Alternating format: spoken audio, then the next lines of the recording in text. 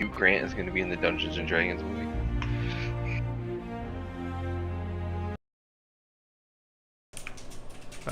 Nice. I didn't know there was going to be a new Dungeons and Dragons movie.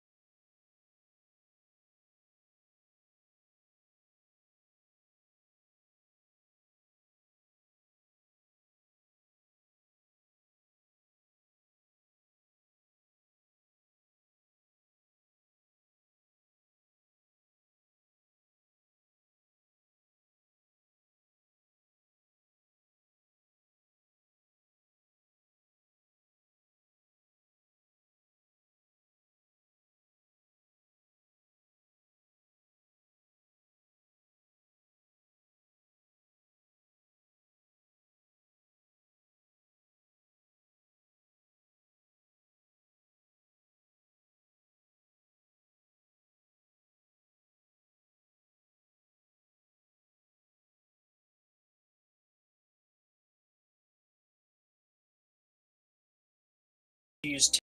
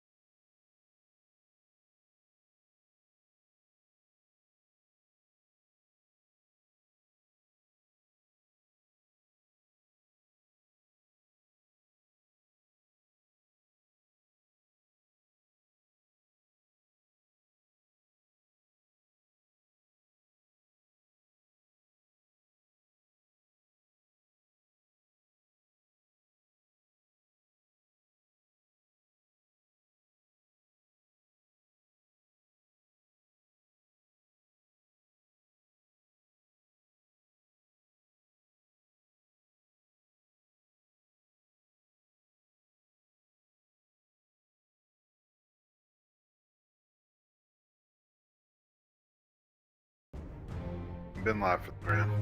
This is the best I could get you. Wow, okay. So Thanks. look, this is well. Fuck you. They don't have Goliath. What do you want from me? I don't even know what the fuck that guy is. It's a frost giant. What the fuck are you talking about? He's got a big ass axe in his hand. Oh. Didn't realize if you wore a big ass axe, you were a Goliath. He's large. What are you talking about? Wish you could insert your Hero Forge miniatures. They're working. I was looking it up earlier. They're working on it. You'll be able to do. You'll be able to import from Hero Forge and Dwarven Forge and shit like that. What the fuck? Yeah. That is tight. Dwarven Forge is working on their digital codes to import into Tailspire, so you can like purchase them and shit. Okay. We've got that. Let's see. All right, so this is just for fucking. This is just a setup. This is yeah, I'll do it right now. All right.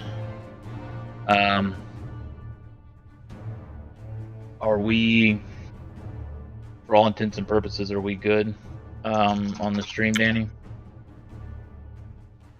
Yes, we are live. We're good. Okay. Minimize that.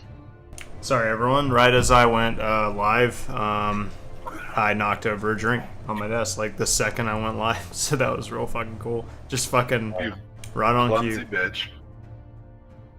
Critical Eric, fail. why haven't you responded? I was busy copying over some notes. I showed you my character. Please respond. He's ugly and dumb. What do you want? Whoa. He's not ugly. Might be a little dumb, though. Did you multi-class for level But 4? no. I just figured some people might have. It's a good clip now. No, I took a feat. I took a feat as well. Who took the ability score like a lame-o? I think I should. I think I should, but I took a feat too. I actually did, and Andy talked me out of it. I fucking. Why didn't I write down his name? Who? What was the name of the orc that gave y'all the jobs? How did I not write this down? Gogurt. That's It was Gogurt. Hell yeah. Oh my god, what a fucking awful DM. That's a little much. Whoa, that's a little much. Multi-class at level 4, like you can choose another class or something. Yeah, if you want to read about it, you'll pull up the collections or sources for the player's handbook, and then on D&D Beyond, obviously, and then go to under customization options. Customization options. You can put multi-classing. Sorry. Yeah, I didn't realize that was even an option. I just thought it was feats or ability score, and ability scores like Multi-classing is something you can do like at every level. Like we're level 4 right now. At level 5, you could do it. You just anytime you level up, you can choose some multi-class. It's also very complicated too, so. It is. You wanna weigh the pros and the cons, obviously, because the further you get into your class, like the better the perks get. And significant things are at like level. What is it, like level 3, level 9, and level 16 or some shit like that? It depends on the class, I think. Some stuff happens at different levels of the classes. Yeah. Basically, you would only multi-class if you wanted, like, something from that class, or whatever the case is. Or if it fit your character's story. I mean, it just really all depends. Alright. I am playing my own Spotify, by the way. But, I mean, it's fine. Sounds Okay. good. If I play... What kind of If I Spotify play the you got? music- Send me that playlist. It's a D&D playlist. Send it to me. Copy paste that bitch. I can after this. After what? I should be listening in Discord. You should be able to listen. You know, I don't have premium. Send me the playlist. I can listen with you. A plebeian. Spotify plebeian. I have 4,000 subscription services out. I have 4,000 Evan. Dogecoins. Evan, if you... you should be able to hear Tailspire's music now, right?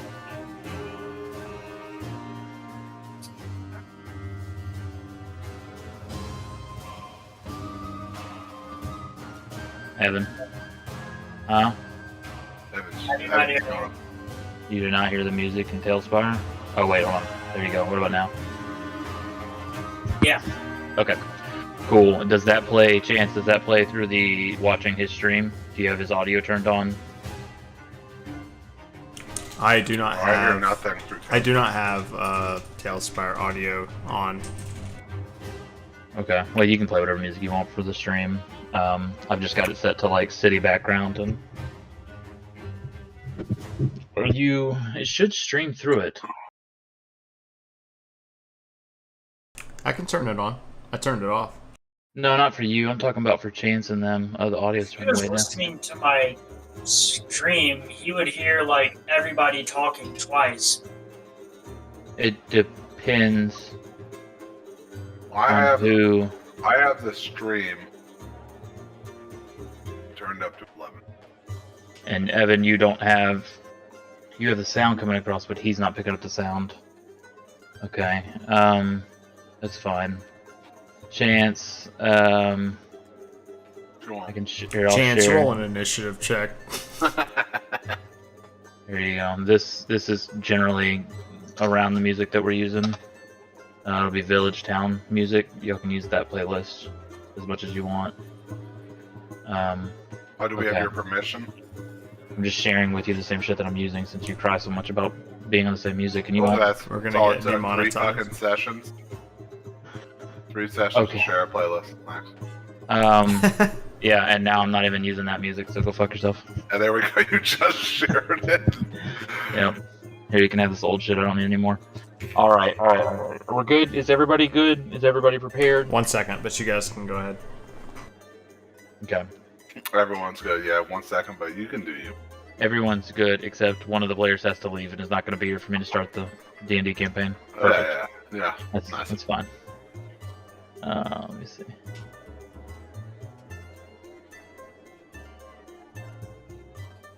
Are your boys good? All right. The boys deployed. All right.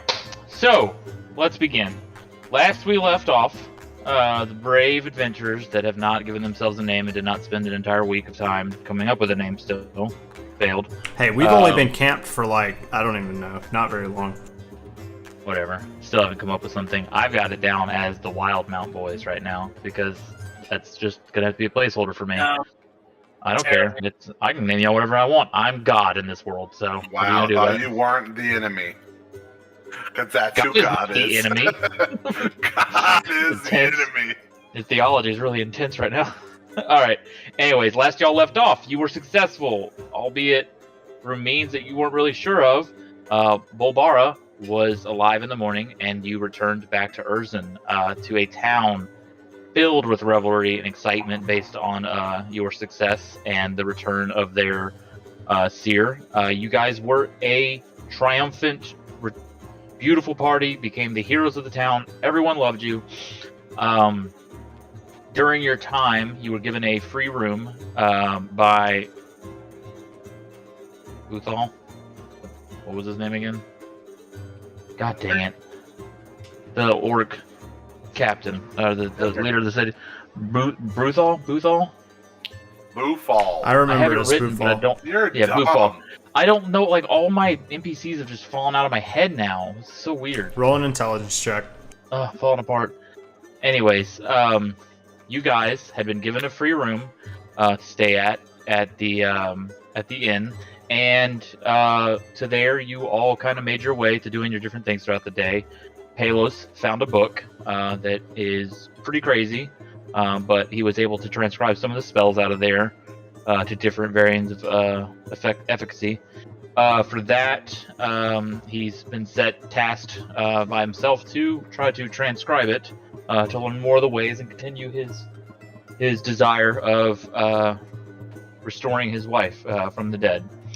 Hansanor both cast his name in the lot to be to challenge the leader of Urzen in trial of combat when he is deemed ready.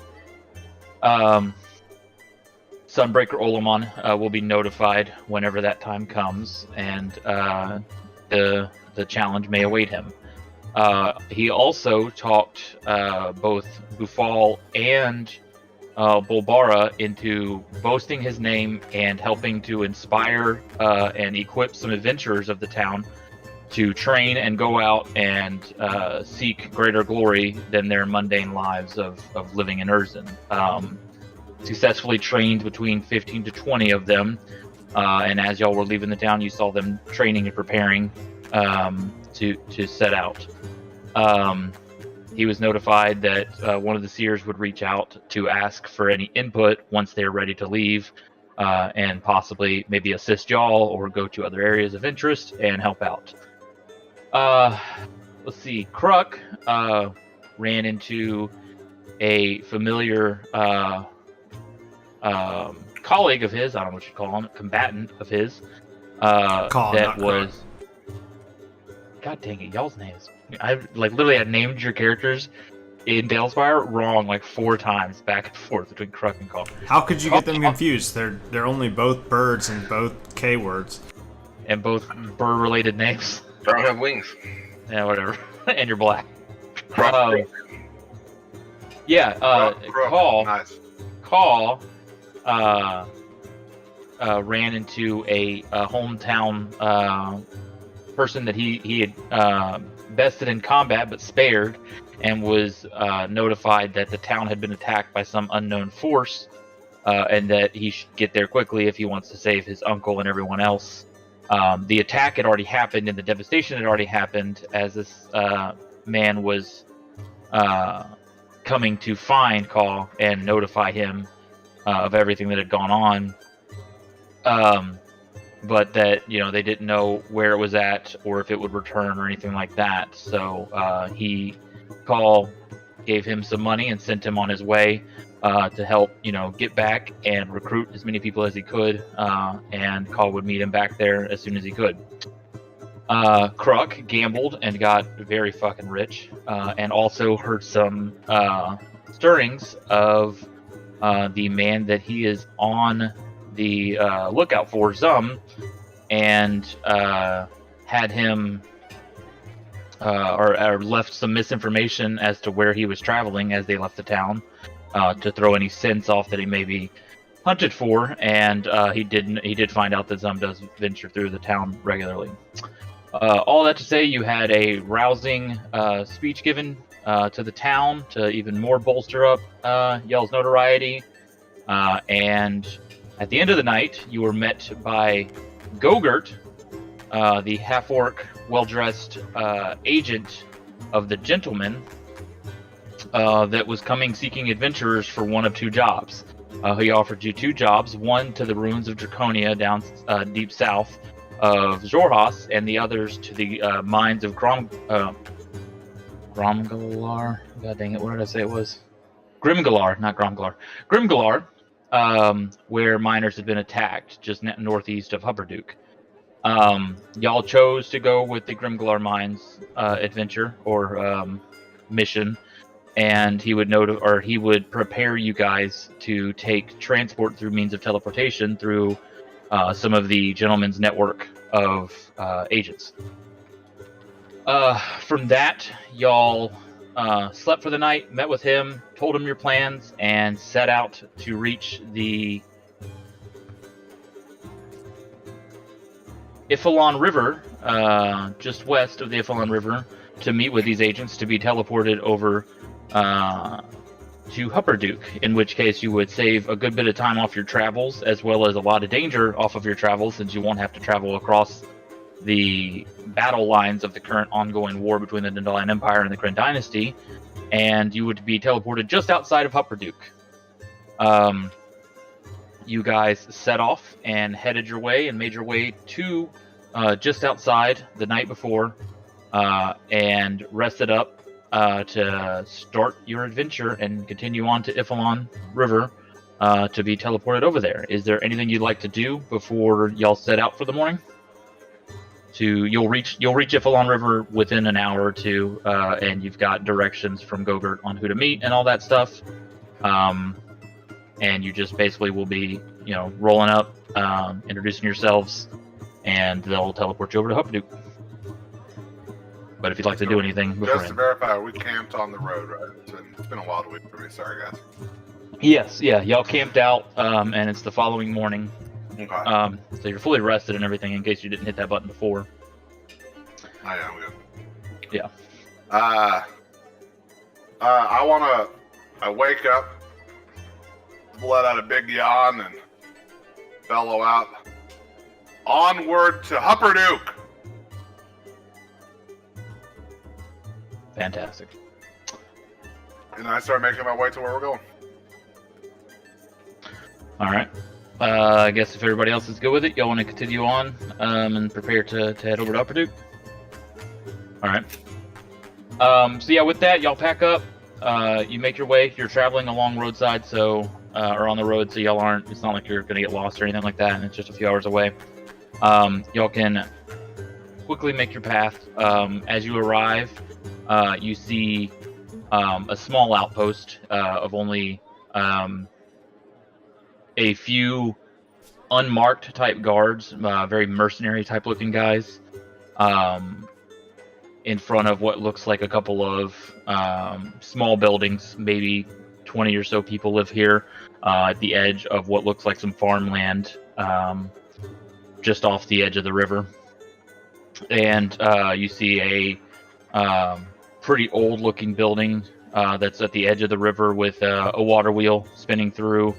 And you see, something coming out of the back. It looks like this is a, kind of a small little area where they farm and harvest wheat and other types of plants and make lumber by cutting down the nearby forest.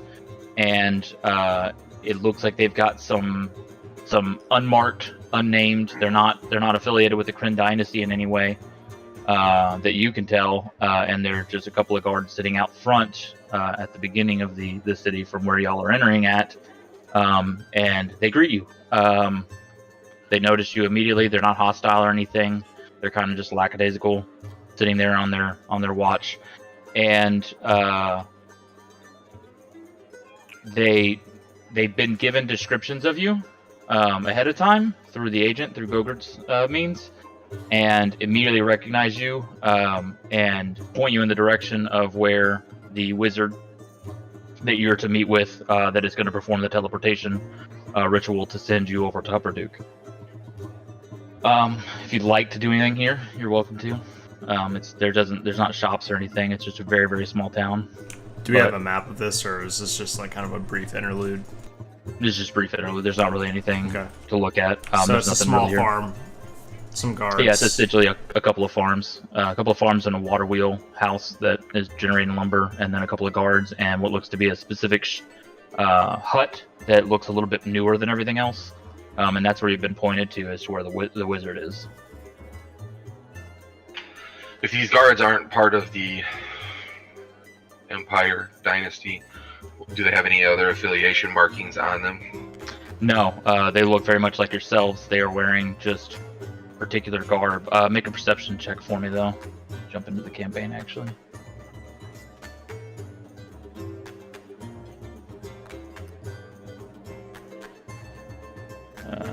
Let's see. Cool.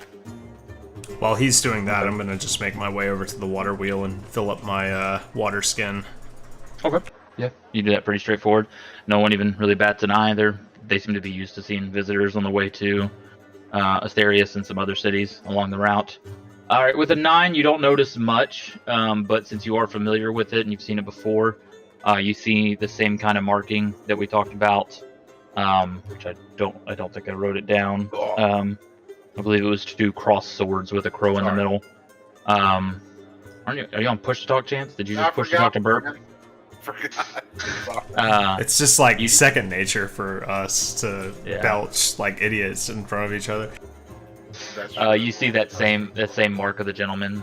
They clearly seem to be his agents guarding this town, mostly probably just guarding the wizard, not really caring too much about the town, but laying low, not trying to cause much of a fuss or a stir of any kind, just there. Any kind of warehouse or anything? Yeah, there's a storehouse. It's pretty open, kind of like a barn. It's not huge, but you can see inside of it. It's just stored to the top to bottom with wheat and lumber. They basically, that's where it ships out. You see a couple of wagons sitting outside of it that aren't loaded yet. One with a broken wheel, one that looks like it's getting ready to be packed up to leave. It's got the horses hooked up to it and everything. How about any houses with possibly a nonchalant guard hanging out in front of or whatnot? No, there's the only 2 guards in town. Were waiting at the road at the beginning of the road where y'all entered. There's 2 or 3 farmhouses, chilling. These are just farmers' houses. There's no guards or anything. They barely seem to even have the doors on them. They're just open, and they all look very simple, very what you imagine in the middle of the fucking nowhere next to a river farm. There's not much. They back up right to the farmland that they work on, and they look real small, real poverty level kind of people. Poverty level people. I don't know, poor people. They look like poor people. Alright, well, I guess I will make my way towards whatever house you had, the newer house. Yeah. I position myself in front of my friends and take a swig of my freshly filled water skin. Nice, very nice, very nice. All right. I say we should head to our destination, friends. Hansenor died. He's gone forever. He had a good job in this campaign. Thank God. He's stealth. He's gonna get knocked sooner or later. Yeah. All right. I'll assume that everybody else is good with it. So you guys make your way. You knock on the door to the small hut, and an elderly elven gentleman answers. Very, very matter of fact. Looks you up and down. Immediately has a look of recognition and gestures you in. Steps to the side, opens it up, and you can see he's already got the majority of a diagram, a geometrical shape drawn in chalk on the floor, and there is only a small bench to the side with a couple of his belongings and a cot on the ground. There's nothing else in this place. It looks like it is strictly designed to just kind of jump transport. So much so that it doesn't even look like he lives here. He might sleep here for a night. It looks kind of like a way station type situation where nobody inhabits this place until they're told to. And then they come in, they port in, they sleep, and then they port whoever they're supposed to port, and then they're out. Very, very low, no maintenance, no fuss, no nothing, and the guards seem to be only there to keep an eye on it to make sure they're safe in the time that they're there. But he looks at y'all expectantly, waiting for you to step into the circle. He gestures for y'all to step into the circle. I will go first, and I just walk into the circle. Roll an intelligence check for me. This should be good. Croc can't wait to see him go boom. That was actually pretty good. No, nothing like I'm that. gonna do an Arcana check, but You can do an Arcana check as well, so I can share. This is information I want y'all all to know, but I'm Whoa, just kind 16 of getting. gets it. Come on. You do, but I want it to be able to tell it to everybody instead of just you. oh my god. That's a portal. You nat one. Did you nat one? I didn't nat 1, but I nat 5. That should be fine. Plus 6, though, so 11. Yeah, 11, that's good. All right, so y'all don't have a lot of experience. I would say none of y'all probably, unless you've got some specific history that we don't know about, have come into contact with these things. These things are, portals are of a higher caliber mage or wizard, or any magic user that would have access to it. These things don't just pop off, but what you do know is that it's going to be open for about 5 seconds, and you're all to rush through. So he's asking you to step in front of the circle to prepare to run through, because as soon as he finishes the final line and says the incantation, it's going to pop off and you'll have to rush through. With that being said, he looks like y'all are ready, so he finishes the drawing. He mutters a few words. His hands kind of shimmer on the other side of the circle, and he slams his palms onto the floor, and the portal comes to life with a hum. It's just a light buzzing sound, and you see a blue ether, and you can peer through it to see faintly off in the distance a mountain with a kind of carved out side, but it's pretty far off in the distance, hard to make out through here. You see it's grassland and somewhat of a road, and you're not really sure what else, but that's the portal. Up to you guys to walk through. I've already walked through. All right, I Hans walked and through Horse as well. You see both of them. They appear on the other side. You see them in the portal's frame. Everybody else? I'll go through last and slip into stealth when I go through if I can. Okay. Roll a stealth check. Kalos, you good as well? Yeah, I'm good. I follow after Hans and Norton. Okay. The interaction is jarring, to say the least. As soon as you step through, it's kind of as if your body like solidly slams into a wall, but then immediately is stretched out like taffy. And you feel your like ethereal being and physical self just extend dramatically in this split instance, and it's not painful in any way, but as fast as it comes on, it's immediately gone, and your next step is onto a grassy dirt road, and you can see a little bit more clearly what you saw through the portal. In the distance looks to be what Hans and Orc could describe to you guys as Hupperdook. You look to be maybe 45 minutes from the entrance to Hupperdook.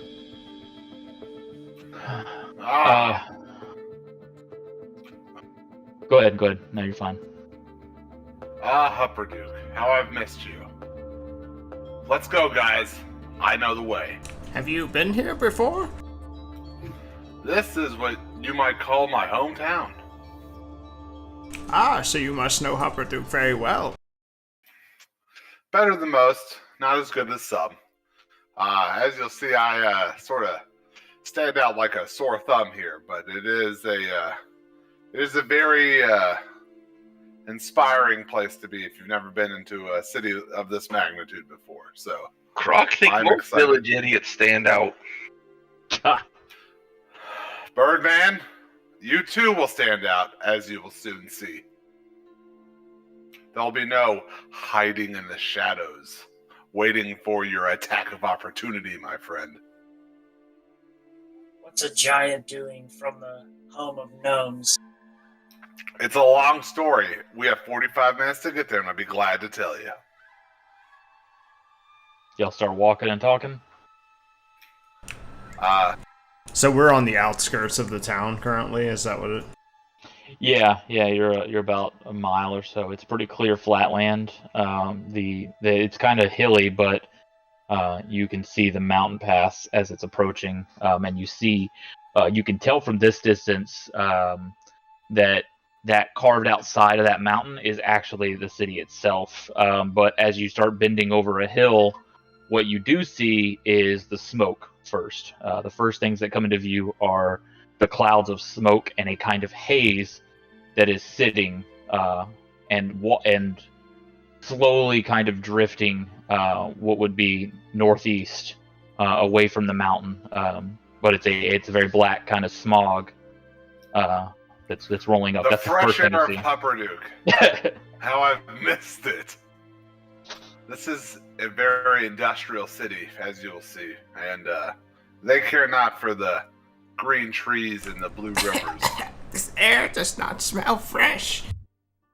That's those weak bird lungs.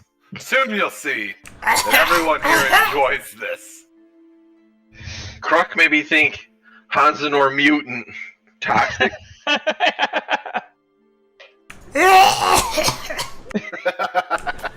Krug, take 2d6 damage. Poison damage. You mean caw. Get Yeah, it right, caw. DM. I just said it. I just corrected myself. Caw. No, I said it, and then you took Fuck it. you. I said caw. Anyways. Alright, so Shut up. Okay, it's my I was turn. gonna say, do you You've been want to talking get so do much. you want to get into your story with them? Yeah, sure. Okay. As we walk, I share with you the story of how I came to Hupperdook. Nope. Say it. Tell it like you would tell it as a I'm character. just gonna send it to you via text. No, You fucking It's like walls of text. I mean it is quite a bit. I remember the day. I had just been sold at a slave market of a town I don't even know. We were on our way in a caravan, me and my parents. We were attacked. I can't recall specifics, but all I heard was screaming and death, chaos. As I get older, obviously, some of those I've sort of tuned into some of the things I witnessed that day. Somehow I was unharmed, and I was rescued by a very brave and courageous gnome named Kane, who hopefully is in town today. He is a paladin, and he is where I learned the ways of who I've become. He taught me everything I know. He raised me since I was just a young Goliath, and he was an old gnome. A lot of differences, a lot of fond memories, a lot of coming of age stories. Not maybe that you would see from a normal life, but we fought lots of enemies and took on lots of missions and quests for all kinds of folks. And I became accepted in this town, even though I obviously stand out. It takes about 7 gnomes to be as tall as me. It's a game we played as I was growing up. How many gnomes tall am I?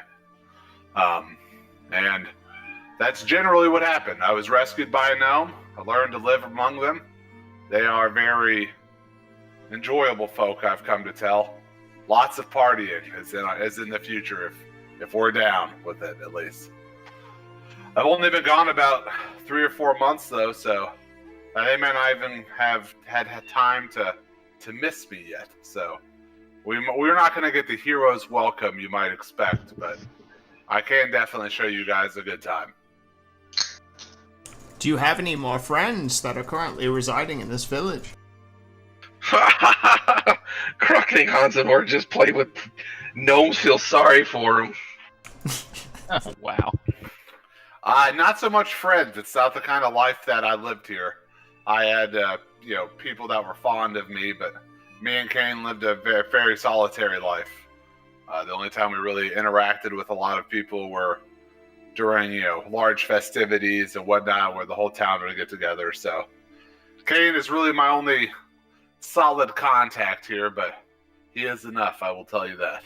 Where's Kane now? Does he still live here? Yeah, I've only been gone 3 or 4 months. As his temple's, we could stop at his temple on the way up, and I'm sure he may be able to give us some information about the town, if there's any new happenings or whatnot. Hopefully he's in. I mean, he may be out on a quest himself. He runs a temple here, so. I think Kane could have valuable information for our journey. Help us Quite succeed on our possibly. quest. Croc liked the sightsee temples. Sightsee temples, huh? This isn't a temple that you should use your little bird claws on, Croc. Croc likes souvenirs. Wow. No souvenirs from this temple, Croc. I ask you, please. Tell me again, were your Goliath parents attacked by gnomes? I don't know what caused the attack. It was never revealed. Kane said he didn't see the foe, but I from what he's told me as I've become older, I was the only survivor. Everyone was slaughtered. It's also pretty far away from Hupperdook. Yeah, it was didn't happen, not right in down the town. street. Andy, do we have Hupperdook? Or are we still in transit What do you mean? for our maps in Tailspire? Oh no, you're not. There's nothing. There's nothing like I didn't build Hupperdook. Hupperdook is Okay. me to build Hupperdook would take a month. It's a massive, and I've got a full description. Would have taken You'll him like understand. 2 days, and I'm just playing. Anyways, all right. So as y'all continue on, and y'all continue to talk if you want, but I'm just gonna give you a bit of a description of what's coming up as you see it. To give you a general idea of what you can expect, Hupperdook, the town, is a population of about 12,000. Is a relatively large city in the Dwendalian Empire. you can see, as y'all are approaching, you can see some Crown's Guard, which you know are the police type militia that exist to protect civilians and other things. But the vast majority of guards and policing happens by civilian volunteer soldiers. Hansanor, as well as anybody else, if you want to roll intelligence checks, but Hansanor can give you a bit of this information, that Hupperdook was an independent city for the majority of its time. When the Dwendalian Empire was forming, Hupperdook maintained its independence for a while, until Starosta Emma Zezbach, which has been the long since ruling leader of Hupperdook, helped negotiate an absorption of the city into the Dwendalian Empire. And the Dwendalian Empire was made much better for the entirety of its existence inside of the Empire. This being because Hupperdook, as you're starting to see, is filled with smokestack towers and factories at the base level. When you start to approach, you can see the side of the mountain face is carved out into two major sectors. The first being the lower pillar. Sorry. The caterpillar. He's hungry. Dang it. Let me pull this up real quick. I gotta pull up the right description instead of this one. I'm sorry, the lower tier.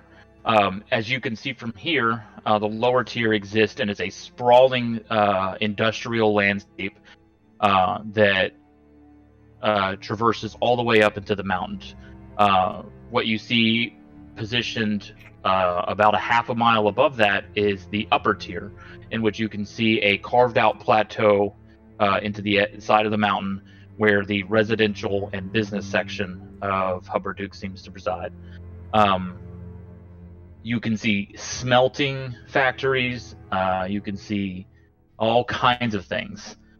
It's built along the eastern base of the Ciberquell Ridge, marked by ever-rising columns of dark smoke and steam.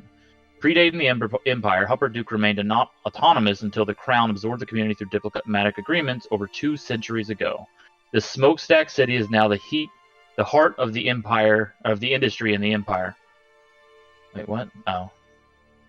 You have to do that right now, Chance? Can you not? Yeah, nobody can hear you because you're not hitting push talk. Keep going. What are you doing? You're literally sending prompts to me right now. I'm getting notifications. I don't Anyways. need this in my life. Go. The Nomus culture within Hupperdook... I'm sorry, wait, I gotta back up. The smokestack city is now the heart of the industry in the Empire, manufacturing technological marvels and large-scale weapons of war for the Dwendalian Empire. The Gnomish culture within Hupperdook prizes hard work and hard play. Family trades vary from coal mining and clockwork development to practical enchantment and the brewing of zesty libations. Within the bounds of the city, a general air of upbeat anticipation frames the day-to-day activities of residents as they bound their way toward dusk. Carpe Noctis, seize the night, is the general theme of the city itself.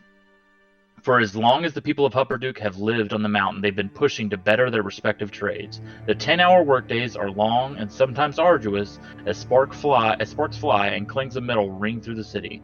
But when dusk comes, the whistles blow and the carousing begins. Nearly every evening is a wild party celebrating the end of a productive day. Music, fireworks, dancing, and lots of alcohol have given Hupperdook a reputation as one of the rowdiest locales within the Empire. Such a lifestyle can be taxing on folks not used to such grueling labor and formidable merriment. But as the saying goes, you come here for an early grave, worth earning. The traditional nighttime drink is called Fuse, a mixture of strong liquid and an energy-boosting herbal concoction that is considered by the hardest workers as a necessity to properly embrace an evening of revelry. Though some visitors complain of the rather unpleasant aftermath of imbibing the powerful substance, a jet black coffee with the consistency, and some say the taste, of lantern oil is customary the following morning. So, as described, you guys see a sprawl of just smokestacks and factories, full-on industrial. You see where the cloud is coming from in the smog, but you can see that the mostly empty right now residential section of the upper tier is where everybody retires to at the end of the night. And at the very back, against the mountain edge, you see 4 large pillars, or 4 large columns that contain mechanical shafts of elevators that transport everyone up to the top tier. You can presume that people, as they finish their shifts, line up and make their way to the top. But you guys are arriving pretty early in the morning, so they're in the middle of the workday right now.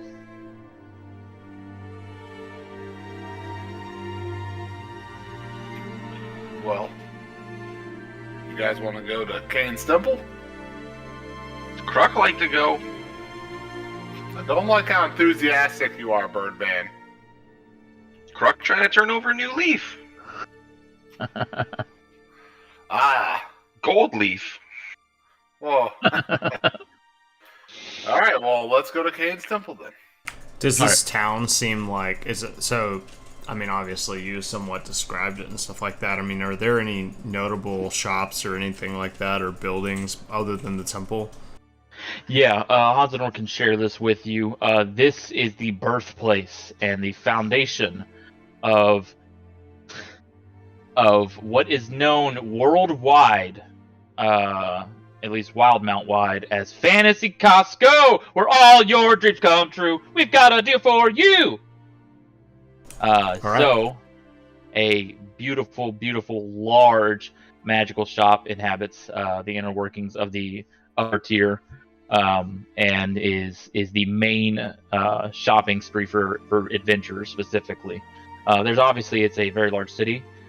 There are tons of mechanical shops that are filled with, mostly the majority of the shops and things like that are for trade in the professions that these people undertake. The majority of the workforce of Hupperdook is engaged in building war machines for the Dwendalian Empire's war efforts. They don't keep a lot on hand. Almost as soon as they're built, they're shipped out because of the necessity that they serve on the front lines.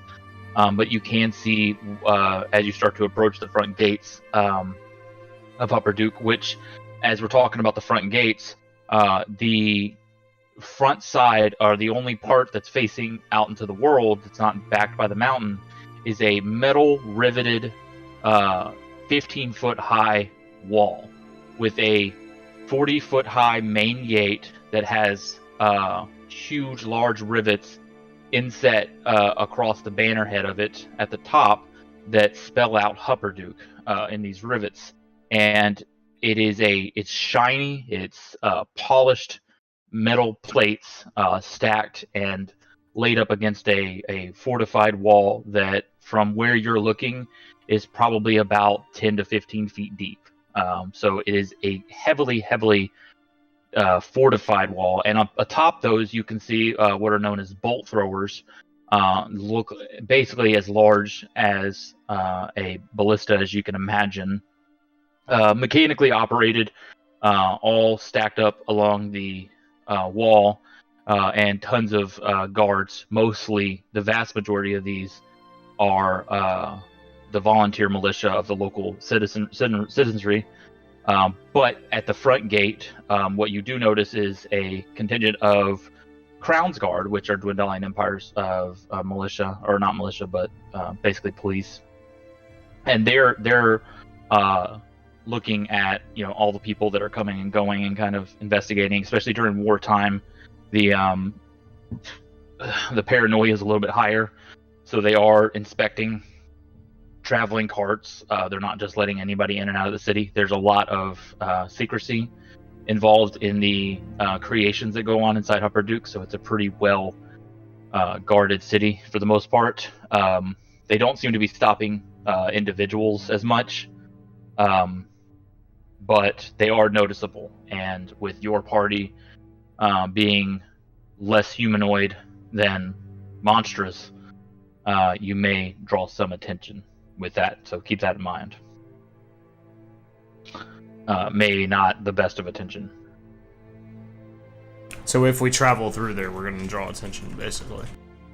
Yeah, I mean, you're going to stand out a little bit. Hansenor obviously is from here, so he could probably prove himself to be a citizen pretty easily, be familiar with it, especially since he's attached to a temple of one of the approved deities. He's going to have decent standing with the Crown's Guard.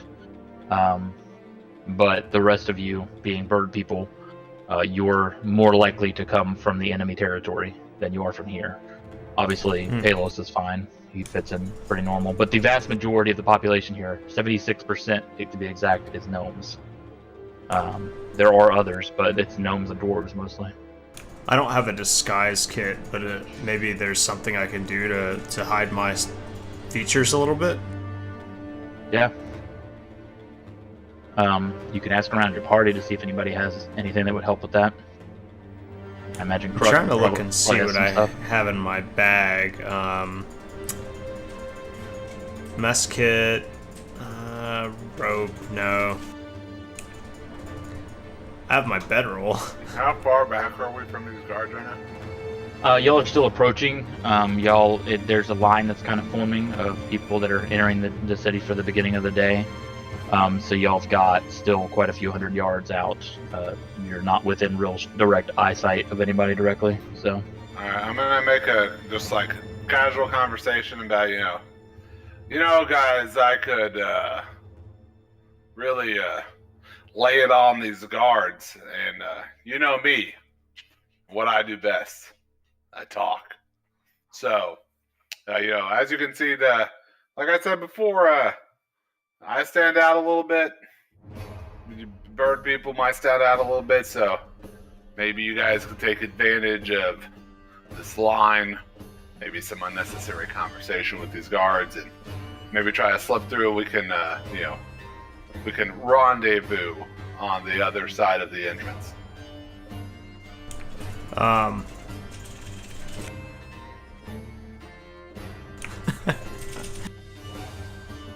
I'm okay with this, but first I would like to try and make a disguise using pieces of my bedroll to help hide some of my features if necessary, if we are approached by guards. So as Kruk to has not... better kit than that. Kruk help you out. If we need disguise, Kruk got us covered. What disguises do you have, Kruk? I have a whole kit. Can you use the kit for a disguise for us? Well, we can try. Everyone but the big ugly guy. Well, he's gonna stick out, but I mean, he's from here. Well, what do they think about Goliath, Sandy? I mean, Goliaths don't. So, it's pretty well known that Goliaths don't tend to associate with any kind of faction. Goliaths are tribal. They tend to roam mountainous areas on their own. So they wouldn't assume a Goliath is Kryn Dynasty any more than Dwendalian Empire for any reason. They're definitely going to notice them because they don't usually go into the population very often. But if he's looking civil, they're going to assume that he could be as much from Hupperdook as he could be from anywhere else, since it's a rarity to have them there. So if Kruk makes a disguise for us, are we using his deception, or are we using mine, or each of ours, I guess? Yeah, we can use, if he's got proficiency in it, he can disguise all of you if you want him to. If you want to use the disguise to just try to kind of make up, like cover your face or make you look a little bit more humanoid, make some kind of makeshift mask type thing, any of that kind of stuff. You can do all that and have him roll to disguise y'all. I don't know how he's going to disguise Chance, but he can definitely disguise me and him Chance to look like gnomes. Yeah, Chance should not be worried about being disguised. Chance has got a long-standing relationship and has come in and out of these gates plenty of times and has only been gone for a couple of months. All right. Yeah. And here's an idea, like Kruk, you and Hansenor are gonna have to get along. Well, I love the Birdman. Hear me out. Kruk could pretend to be his pet. Hang out. Kruk thinks you can get fucked. I've always wanted a bird. Come perch on my shoulder, Croc. Croc thinks you lay a hand on Croc and he's gonna cut it off. Beautiful. Just a thought. Croc thinks it bad thought. You might be as dumb as Goliath. Nonsense. Birds are animals. Birds can be pets. I have 2 shoulders. I could have 2 birds. What are I y'all have doing? that much like you. So about that disguise kit. Yeah, what are y'all doing? Are you disguising yourselves? Yeah, Carl, let's do that. All right, you can roll. You can roll with advantage. Whoever's proficient in it can roll with advantage. I'm not proficient in deception. What is it? Is it dexterity? What is it? Fucking Charisma.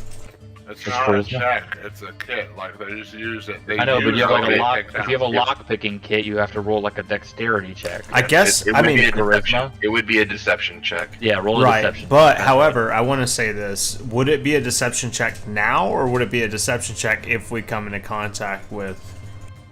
I guess this all depends on. This We're is gonna how come into good you contact. feel. This is how good you feel about the disguise you have. You have no idea whether or not you're going to be successful with the guards. You're just trying to build it, and I'm going to give you an idea of how good you did, so that you can take that. If you do a shitty job, you're like, okay, it kind of looks like shit, but it's what you got. So that's a lot. Rolling Story in. of my life. Oh wait, no, you got an 18 and a 6. I didn't see that first one. Sorry. Okay, Right. 18. As far as him pulling it off, you could always do like a performance check or persuasion. Well, I thought you were going to help him. That's why I gave you advantage, because y'all were working together to come up with these disguises. Yeah, we for each both other. work together, Yeah, and we're I'll- checking each other over. And Croc put Yeah. the disguise on you, but you got to carry the disguise. Croc can't help Yeah. you carry the disguise. I'm taking the 18 for both of y'all. See, so y'all feel pretty good. You feel pretty confident, Kruk, with some experience in this field. You feel pretty good about the effort that you put in and what you were able to get out of it. If he was upon harder, closer inspection, they would probably see something, but he does a pretty good job, as well as you, of looking like ordinary citizens. Your short stature for you, Kruk, definitely helps you to blend into the masses. You shouldn't have much of an issue fitting along unless something draws attention to y'all. So with that, you continue to make your way forward. You're sitting in the line, you go through it. The people in front of you pass through. There's no carts before or after you, so the guards are just kind of brushing it through. Fucking make... Hello, guards. It's good to be back in Hupperdook. I am just a little gnome. Nothing to see here. All right. Yeah. As y'all continue on, make a. I don't know if I want to make a check for this. I think we'll just leave. We'll leave with their perception. Okay. Yeah. You continue on. They notice Hansanor, but apparently one of the guards seems to recognize them immediately. And as you're coming up to the gate, you immediately see a gnomish, a red hair gnomish woman on the other side. Who looks kind of busy sorting out some of a shipment that she's just gotten in, turns and looks and notices the fucking Goliath standing above everybody else, and immediately goes, "Oi! Is that Hansi?" Ah, you asked about friends. Here is one of my good pals. This is Rissa Tinkertop. "Oi, Hansi! I ain't seen you in a bit. Where you been, big boy?" Oh, you know, here and there. And the last time I left here, some divine destiny took place, and I've been on quite a stir. These are my new companions. They're tied to this crazy destiny thing I got going on. And this is my friend Palos. And as you can see, he's an odd-looking half-elf kind of guy. "Oi, good to meet you there, Peg." And these two guys, they I don't know. We can. These two guys are my friends. Paul, Let's wait my till name we is get Paul. somewhere else. Y'all move through Hello, the gate. fellow gnome. I'm a little girl. Y'all move through the gate, and you get to the other side. No problems, no issues. And you step to the side of the main thoroughfare, where Rissa's sitting, and what you see is a gnomish, kind of a darker skinned mix of darker, like a kind of amber color skin with a lot of ash and soot, on staining her as well, so it makes her appearance look even darker than it actually is. She's got a mop of just red curly hair, tied up in a tight bun with some engineer's goggles sitting around her neck. She's got two big brown leather or metal worker's gloves, and you can see she has a tool belt on, and she's in some blue coveralls with a white shirt underneath. Oi, Hansi! So you said you got some more divine fate? That sounds pretty cool. I mean, nothing can beat what you did for the neighborhood back in the day, but I'm sure everybody will be excited to see you. Yeah, no, I gotta get to work, but I'd love to see you guys at the Blushing Tanker tonight. You think you guys will stop by? If that's what gnomes would do, then that's where I'll be. Yes, we'll definitely be at the Blushing Tanker today. I'm gonna go catch up with Kane. I'm gonna show him around town a little bit. You got? I've been gone. I've been gone for about 4 months. Anything change? Anything we should know off the top of your head? Not really. Horanamus is got a pit going nowadays. Kind of a fighter's pit. So y'all can check that out as well. But I mean, I haven't been yet, but I hear it's pretty awesome. I can come with y'all there as well tonight if you'd want. But other than that, things been normal. Just work hard, play hard, leave a pretty corpse.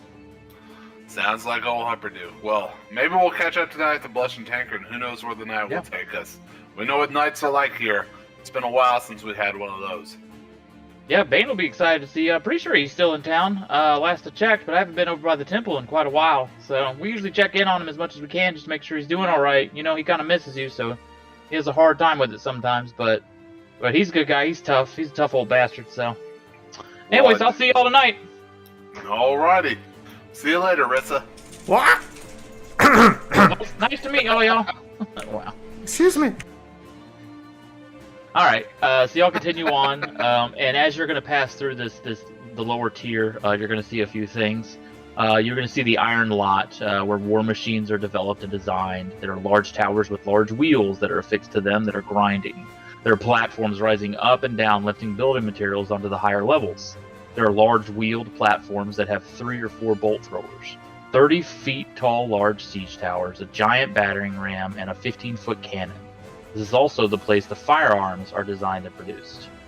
Continuing on, you'll see what you can see a huge bolstered sign riveted into the side of a large factory known as the Omni Smelter. It's a spiderweb-like formation of a dozen or so foundry warehouses that are connected by a series of hallways, allowing extraction of metals from ore on a massive scale. Imported ingots are also melted down so they can be utilized by the assembly yard. You see Risa head into one of the warehouses, and you see her hollering around at some of the area, or some of the people around there. She seems to be in kind of a foreman type position. As you're passing by, you can see her working and hollering orders at some of the people around. She's that seems to be where she works. Built into the far northern side of the mountain's base is the Arma Vault. You see a 30-foot tall, 60 feet wide, solid iron door jammed into the mountain. It is well protected by at least 24 Crowns guards stationed at the base of the door. What you know, or what Hansenor knows and can share with y'all, is that most of the city's funds are stored inside the vaults, as well as war machines specifically set aside to defend the city in case of attack. Some of Hupperdook's factories use the natural volcanic activity of the underbellows as the consistent heat source, maintaining some of their forges and furnaces beneath the city. It's what leads the burning of this volcanic energy in these industrious factories is what leads to creating all this smog. The second last place you see is a plain-looking building made out of cheap metals where the city's engineers and the Dwendalian military continue to develop experimental gunpowder technologies and weapons. And you see a small wooden sign hanging from a post just outside of it, marking it as the Firemark facility. As you approach the final area, you see 2 different places in front of it before you get to the the elevators that are going to take you up to the upper tier. The first is what looks to be the gear hold prison. It is similar to the armor vault in that it's a large iron door and is guarded by quite a few guards. It's not nearly as big, and it has the sign marking it as such. And the last place you see is the assembly yard, where you can see a large sprawling open area where you can see different war machines at different stages of being built.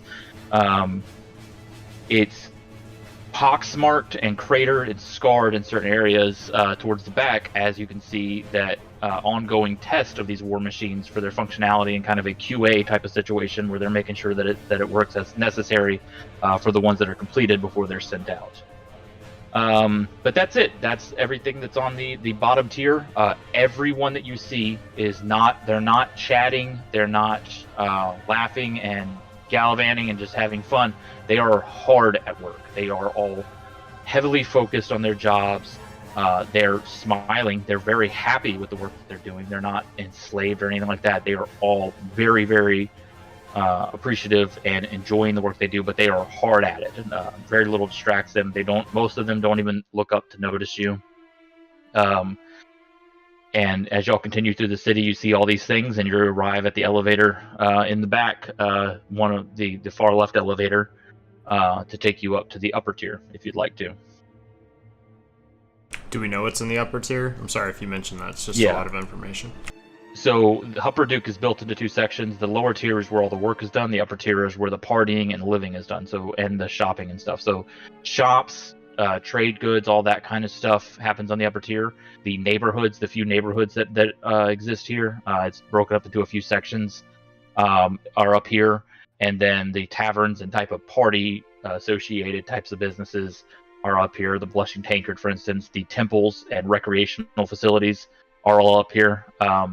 And basically everything that you want to do, that's unless you just wanted to take up a job and start smelting iron, everything that you'd want to do would be upstairs at the upper tier. But you haven't seen it yet. You've just seen it from afar.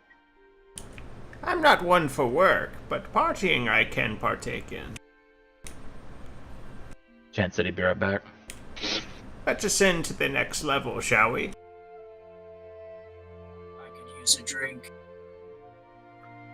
Were we supposed to meet with a contact here? No, y'all were teleported out of Hupperdook, as that was the only place that his agents could send you there, but it was also very close to Grimgalar's mines where the issue was happening. Okay. I thought maybe there was mines here. I just got confused. It was the second place.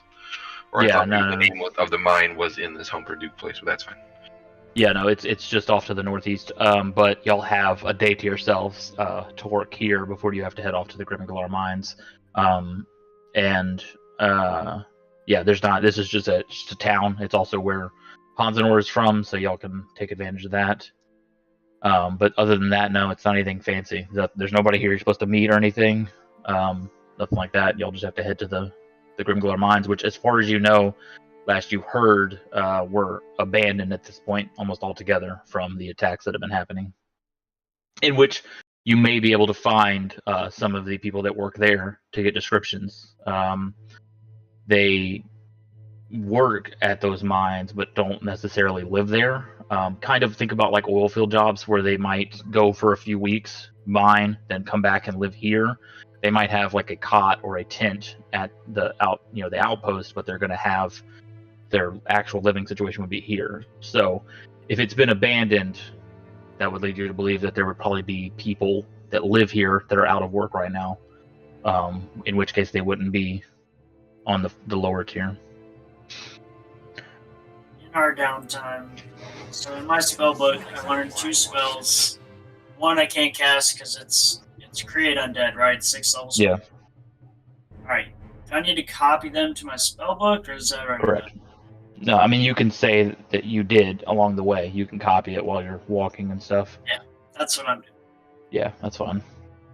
You can do that without issue. All right. Well, yeah, if y'all are fine with it. Kruk think we should see Temple Think Party. Sound good. All right. Y'all continue on to the elevator. You step in. It's very large. This is not like a people elevator. This is like, it's clearly meant to load dozens and dozens of people at once. It's about 20 feet in circumference, 20 to 30 feet in circumference, and it as soon as you step on, a couple other people step on as well, and a attendant outside of it turns a huge metal latch on gears, and it slams onto the ground, and it starts to slowly climb. After a few minutes, you make your way to the top. The gates kind of part, and you look out, and you can see a couple of roads ahead of you. You can see at this point the upper tier is split up into a few different sections. Going in one direction looks to be where all the residential section is, where all the houses are, and then going directly ahead is where shopping and all that would be, and then going to the right is where you can see one of the first temples, one of the largest temples, and you can see other recreational things. There seems to be a park over there, as well as benches and just nicer, greener areas that are more well maintained, that look like they're just for people to enjoy. And you can see already a group of gnomes with a lot of soot covering them. One of them missing his eyebrows, and one of them with their hair blown back, seem to be setting up a few what look like small miniature rockets on the ground and assembling them and twisting fuses together and stuff like that. You can assume they are building fireworks for the celebration. But yeah, so to summarize, to the left is houses, to the middle is shops and trade, to the right is recreational and religious and all that kind of stuff. Are there any monk temples here? Hupperdook does not contain a Cobalt Soul Temple. The only monk-related... excuse me. I shouldn't have done that. I'm sorry. My bad. Apologies. Well, this will make the 10th time you've done it, so it's fine.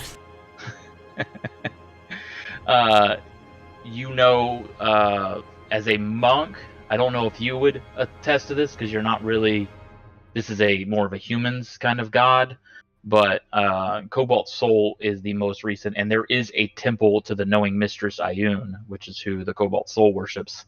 And you can see a Cobalt Soul, a blue and white robed monk, working at one of the first temples there. The Mistress Ioun is a well-known and well-revered, one of the approved gods of the Dwendalian Empire. But no, there's no actual archive or anything like that. There's just the Ioun temple, and it's mostly staffed by clerics and such. That's the second one that you see. Let me pull up. My monastery is the Open Palm, so I'm not really interested in the Cobalt Soul. Yeah, that's fine. Where's the temple that you'll see at first is to Erithus, the Lawbearer. That is one of the most popular gods in Hupperdook in terms of worship and things like that. You see a large metal axe engraved into a stone, like a white marble-ish kind of stone building, and it's a large double-sided battle axe, kind of shortened staff, as if it's just, it would be about this tall in its representation. It's more of a decorative type thing, but it's two bladed axes on both sides with a scale carved into the middle of the axe, and the hilt of the axe kind of goes into a base in which it stands on. But that depiction is carved into the front of the building in color, and you can see a couple of groundskeepers and the type of attendants that you would expect, and clerics and such, working at that one, as well as a few patrons coming to do their daily worship and such. That seems to be the busiest one, but that's all you see at where you're standing right now. You can see a sign saying Fantasy Costco, with somehow having neon blinking lights and an arrow pointing in the direction down the middle, as well as a couple other wooden shop signs of other things, just like trade goods and such. And then you see the houses off to the left. I'm just gonna walk into Fantasy Costco and look around for monk stuff. Alright. Since I don't seem to have a direction or anything. Yeah, I'd trail in behind him. You want to go to Fantasy Costco, where all your dreams come true. We got it for you. All right. As you enter, here is your Google Doc. Did they play that song as we enter? Yes, 100%. So as you guys enter Fantasy Costco, it is massive. It is easily 5 to 10 times the size of any other shop or building in this area. It's very. Do what? If they require a membership, I'll show my membership card. No, they do not require a membership here. They welcome. Create Illusion to create a membership card so I can get into Fantasy Costco. You're welcomed with open arms. They somehow detect that you have a familiarity with the Costco business line through some other plane of existence. So you're highly welcomed to Fantasy Costco. They greet you with a knowing smile. But no, yeah. So you guys enter. I have put into the general chat both the link for the Fantasy Costco, as well as the link for a more mundane type of items that they carry. The link to the Google Doc is all of the more creative and crazy type of items that you can go through. If you notice any that you like, I ask that you read them out loud for people, for everybody to kind of engage in, maybe see if there's anything you like there. As well as talk about how much money y'all might have, or that you're willing to talk about how much you have. As I peruse the menu of items and as I see a few of the price tags, I let out softly, a little too rich for my blood. I open my coin purse and let my friends know, I have 195 gold, I can get a jar of bees! Can you read what the jar of bees is? It is literally a jar of bees that you can throw at somebody and fucking explodes bees onto them, I assume. Fucking great. Which is, actually, I'm 5 gold short. Yeah, you are. That is an expensive... Did you start with gold, though? You started with gold, right? I don't know. You could say, everybody could say that they started with 10 gold, except for fucking Kruk. Kruk has way too much money. Well, he doesn't have way too much money, but he has plenty of money. Pisses You don't gotta worry about Kruk's money. How much money does Kruk actually have outside of game? Counting a couple of items and some silver ingots, I'm pushing $1,000. Sweet. I like it. So Kruk's gonna Kruk's eyes light up. He doesn't say anything, but Kruk's eyes light up as he walks into Fantasy Costco. Kruk seems very excited. There are items in here that are worth over $1,000, which is insane. The Flaming Poisoning Raging Sword of Doom is one. I could all save up for that bad boy. Yeah. I think it deals an extra 20 melee damage.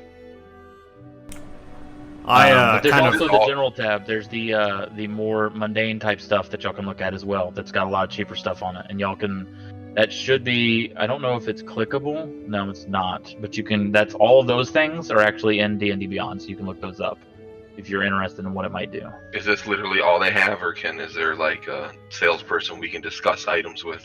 The only salesperson has a name badge, and he approaches you. He is hovering. He's not walking. He is a thin man in a robe with Costco branding across it, and he has a very, very long, thinly drawn smile across his face. No facial hair, very slant eyes, a kind of a lighter green skin. You're not really sure what race he is, but you look at his name badge, and it's Garfield. And he greets you all as, "Hello! I'm Garfield the Deals Warlock! Is there anything I can interest you in?" Kruk want to know how you hover. Kruk would love to fly. Warlock never tells! Kruk has item he can't use, would like to maybe trade. Well, you've come to the right place. I'm the Deals Warlock. Kruk has a black-bladed scimitar and would like to trade for a rapier of equal quality. Kruk, Hey, look at that. Maybe straight trade. He holds out his hands. Do you present it to him to look at? Yeah. Okay. What was this again? This was like a +1 scimitar, wasn't it? Yeah, that's all it really is. Okay. Let me go look at the value of a +1 scimitar real fast. I'd like to trade for a +1 rapier or short sword if he hasn't. Preferably a rapier. Can I just see? Where's that damn thing? Dungeon Master's Guide. Let me look. Isn't it like just a +1 weapon, basically? Yeah, that's all it was. You actually, if you look at direct messages to me that you had it, does it have the gold value, though? That's what I need to find. No gold value. Okay, let me look.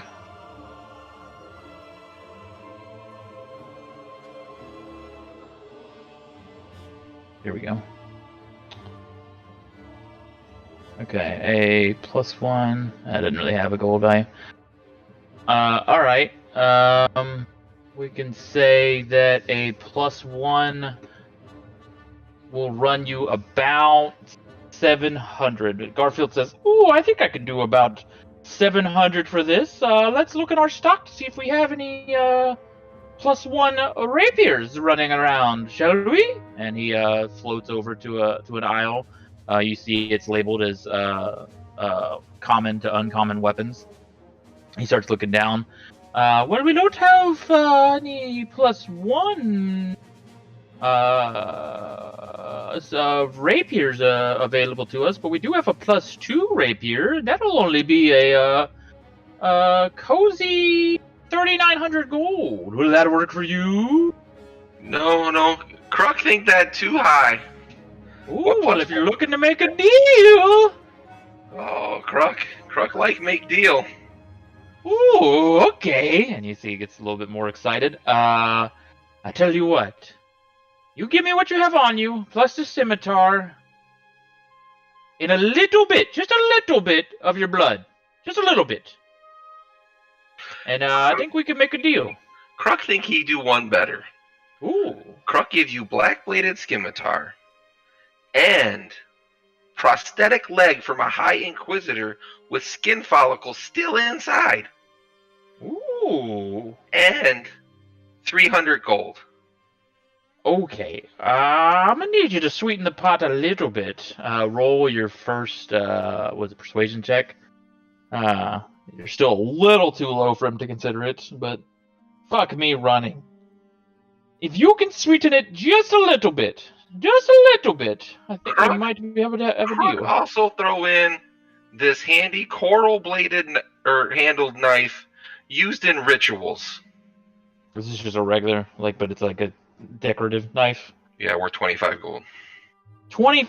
That's how you sweeten the pot for a multi-$1,000. Kruk think you really like it because it's been used to sacrifice people.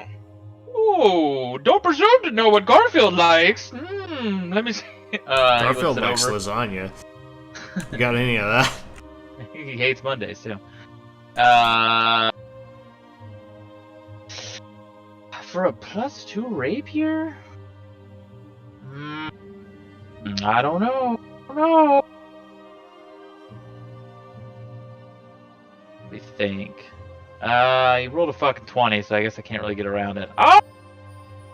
You made a deal! Garfield is here! Here you go! And he exchanges, and as soon as the deal is agreed upon, the items disappear from your person instantly, and immediately into your backpack you see the +2 rapier appear.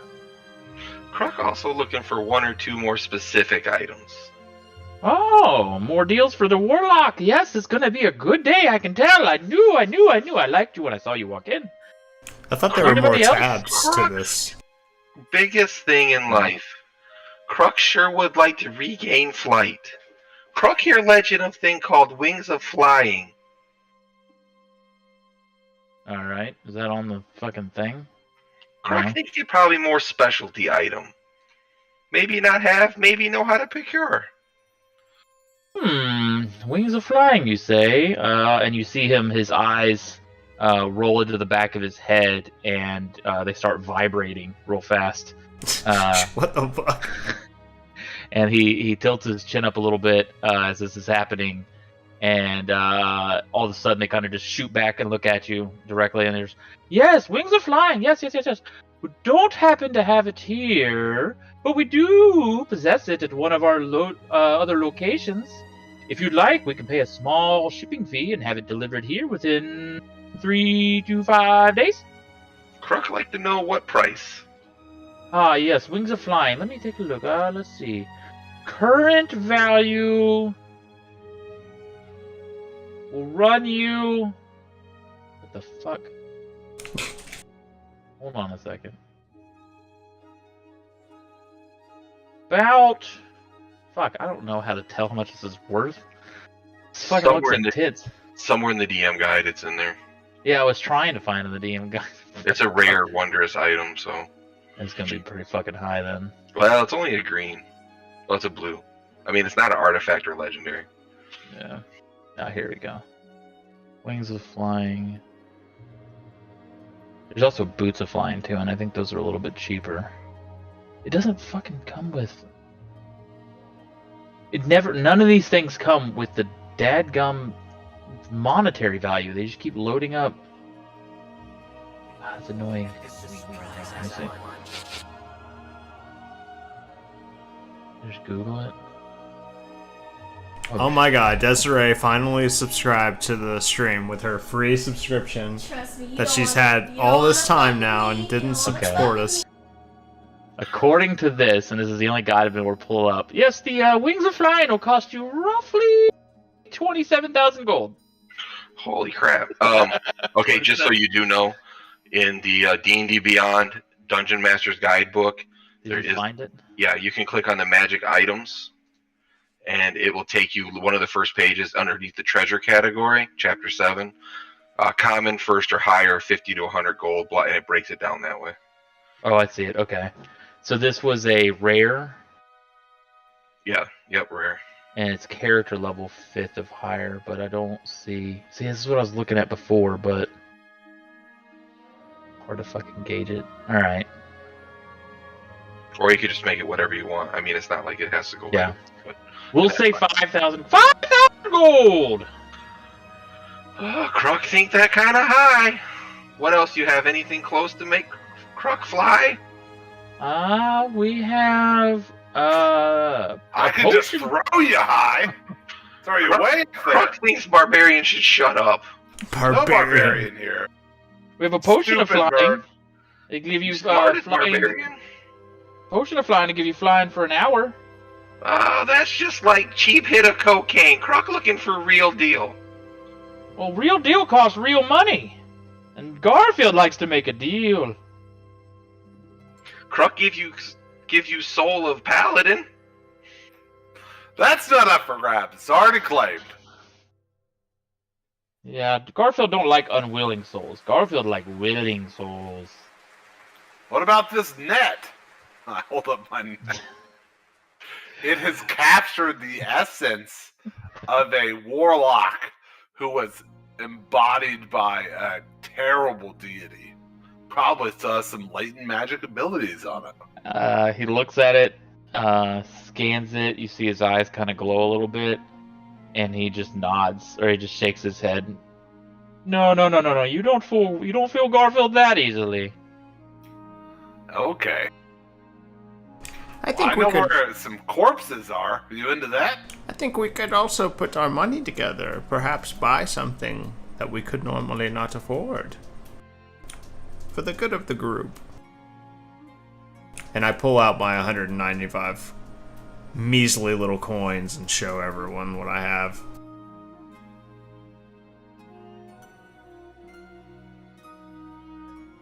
Kruk only got about 70 gold left. That seems weird, Kruk. I remember you hitting it big. Or hearing something about it. You know, rumblings of a small town. Heard you, Kruk figured you follow rumors. Well, in a place where I've become of note, of course, I want to know what's happening. I see here in this book, Deals Wizard, you have this anti-gravity sphere. I said, you do best not to make that mistake again. Sure, your mic cut out there, Andy, because you were so loud. I hate this. I want to be loud with this. Deals Warlock, I said. Deals Warlock. You spellcasters are all the same. But I see you have this anti-gravity spear. I said condenser! I'm sorry. Krunk wants to fly. How about all of us fly? We have no gravity if we use these beads. What'd you say? An I have no anti-gravity need for spear? flying. Yeah. I didn't even look at this list. I just wanted the chaos. He said anti-gravity spear. A small fist size. Oh, I thought you said an anti-gravity spear, and I was about to say that sounds that's what I badass. thought. I was like, well, you just slam it into the ground, you all fly, and then you stab people with it? Like, it's a spear. Okay, it's cheap. It's 500 gold. Spear is destroyed. It disables the effect of gravity on everything in a 30-foot radius. Like forever? Yeah, Huh? that doesn't seem Like forever? Fuck it. Sure. In that area of 30 feet? Yep. that could be very useful, but unfortunately, it's a one-time use type thing. They do have walkie-talkies, though. Yep. You guys can which get separated. Could be cool. Croc curious about the Extreme Teen Bible. What in holy shit is this? A +1 holy symbol. The cover features a red skateboard. Allows user to move more easily. Spread the good word of your deity to teens. What brainwashing shit is this? How does a +1 holy symbol work? Does it make my spells? If you're a cleric, I think it's only clerics that can use the. Well, no, I think paladins can use a holy symbol for their spells too, don't they? Yeah, we have to have a holy symbol to use Yeah. spells. So, like, wizards have their components, but clerics and paladins use a holy symbol, and this is the equivalent of a +1 of that. So what does that do for your It spells? spreads. It's the spellcasting modifier. So it's a +1 to +1. saves, +1 to your spell attack modifier. Oh, I like that. It's like having a +1 weapon for a melee That's fighter. Extreme Teen Bible. Sort of speaks to me, since I'm only 19. This is It's for whoever it is, it changes to the deity that it's acquired by. So, whoever your deity is, this will help you spread the good word of whoever that might be. And I could influence the youngins like myself. I can Yep. help bring the good word back for... And I just pause, look around, and just say, yes, I could use this. I'm pretty sure I still have that talisman that I found, right? I don't know. Yeah, I'm pretty You sure. can always own inventory. I know. I'm fairly certain I still have it. I thought I added it or whatever, but What is it? It's that holy talisman that I found off of the Inquisitor in Fort Venture. I mean, you said it was a mundane. Yeah, the talisman. Oh, yeah, it was just a regular talisman. But we can say it's worth money. Anything you have is worth money. And don't forget, it says 350 there. That's not a hard price. You can bargain with anything. Right. I just Y'all want to can pull trade out anything the. you have as well. Just want to pull out the holy symbol and hold it up to Garfield and ask, Garfield, how much do you think this would be worth? I found it at Fort Venture, held by a High Inquisitor. He looks at it. He doesn't recoil from it, so apparently the effect of it doesn't seem to throw him off. Apparently it wasn't so holy, or at least it wasn't divine, or radiant. Looks it over. I can give you about 25 gold towards Costco credit. I could give you 30 gold. I think 50 gold sounds better, and if you give me 50 for it, then I will guarantee that we will purchase another item from your store. 50 gold in Costco credit, you say? Roll your persuasion check. I'll be right back again. Sorry, guys.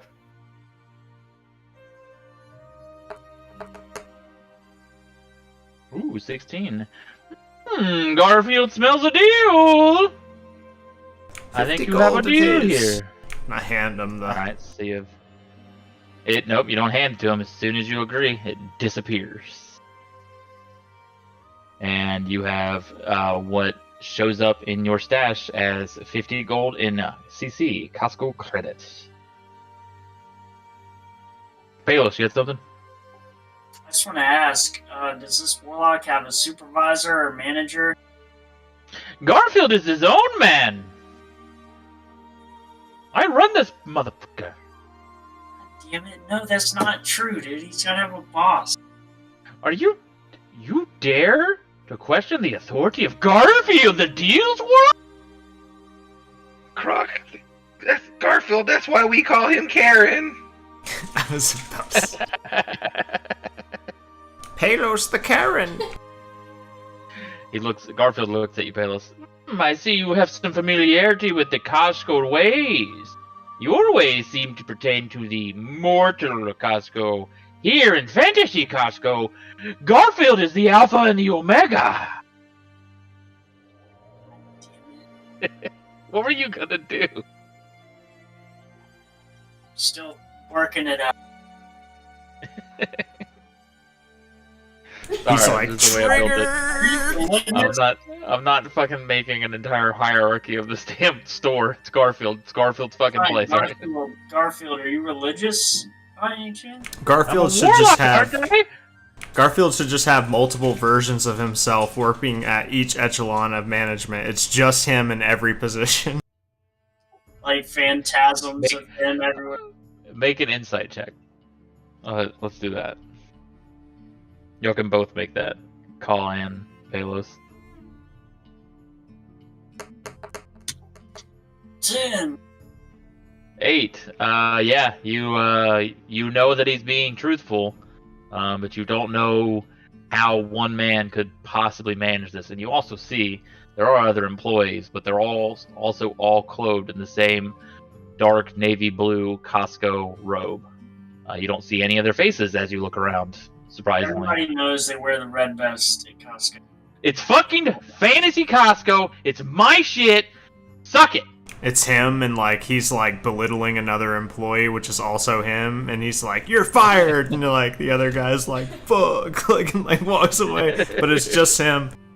As soon as he walks out of the building, he like evaporates. Yeah. You asked though. You asked if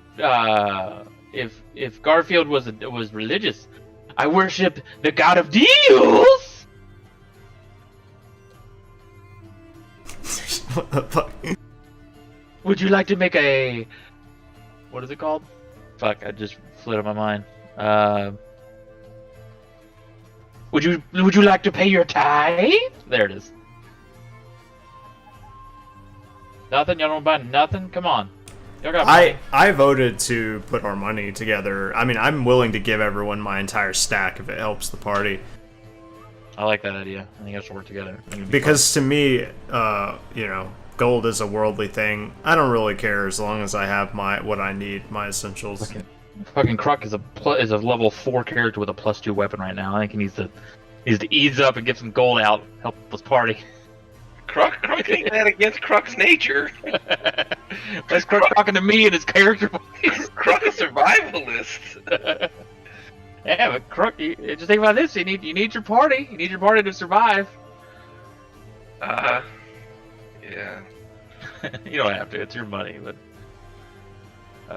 what do y'all have? Let's see. You've got 50 extra, so you're at like 245 right now. 245, yeah. And you've got 200.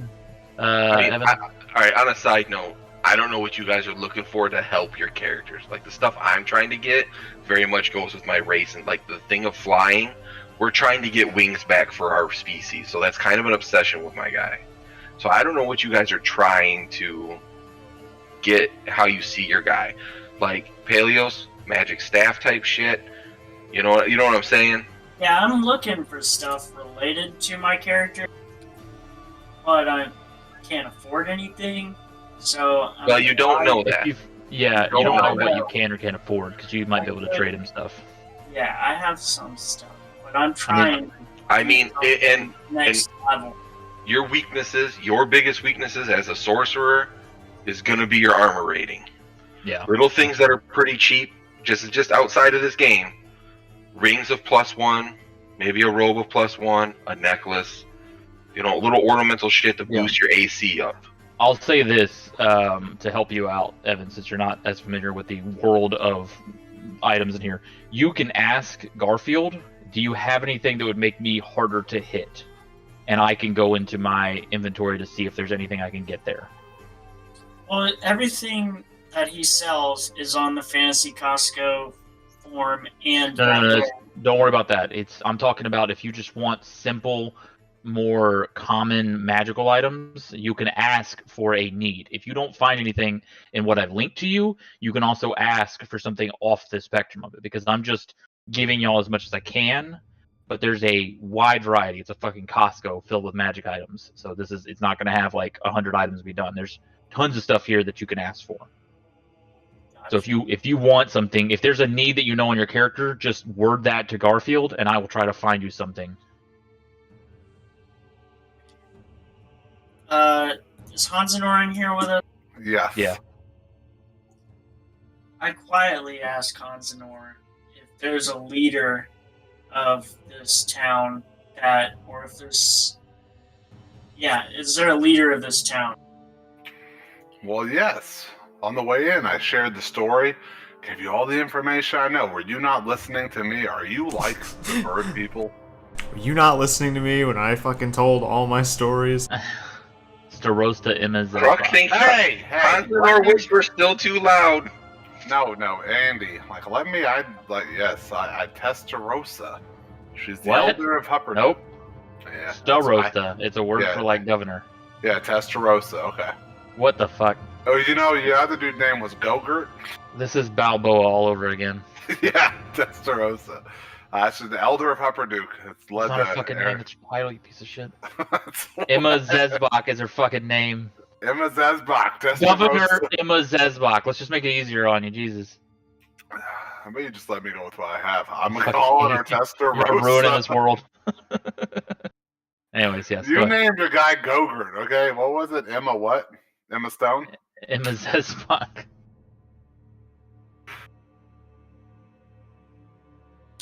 Alright. So I give you the information about her. She's ruled for a long time. Yeah, she's not like someone you see a lot though. I perused the wares a little bit more, and I noticed the Phantom Fist that's sitting on top of a shelf. Yes, that's And a it catches Garfield my favorite. eye. A little glint in my eye starts to shine like a little greedy bird comes out of me. I say, Phantom Fist.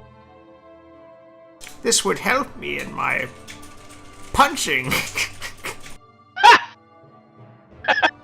Hold on. I'm doing it, alright?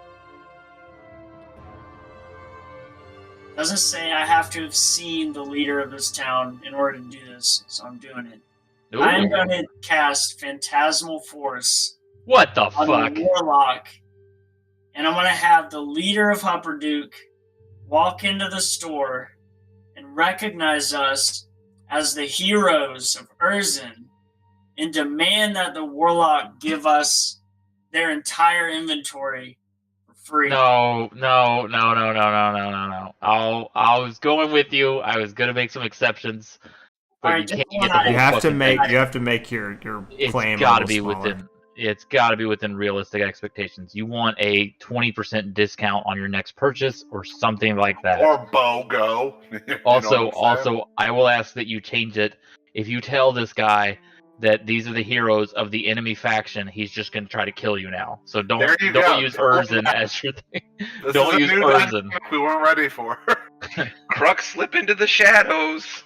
Let me read Phantasmal Force as well. But no, just change a little bit of it, and you can. It's got to be something smaller. You can't be a level 4 guy that's going to take 400,000 gold worth of free items out of this fucking shop with Crux. one level 2 fucking spell. Crux basically like Homer Simpson in the bushes. Yeah, Just backs up until there's nothing visible anymore.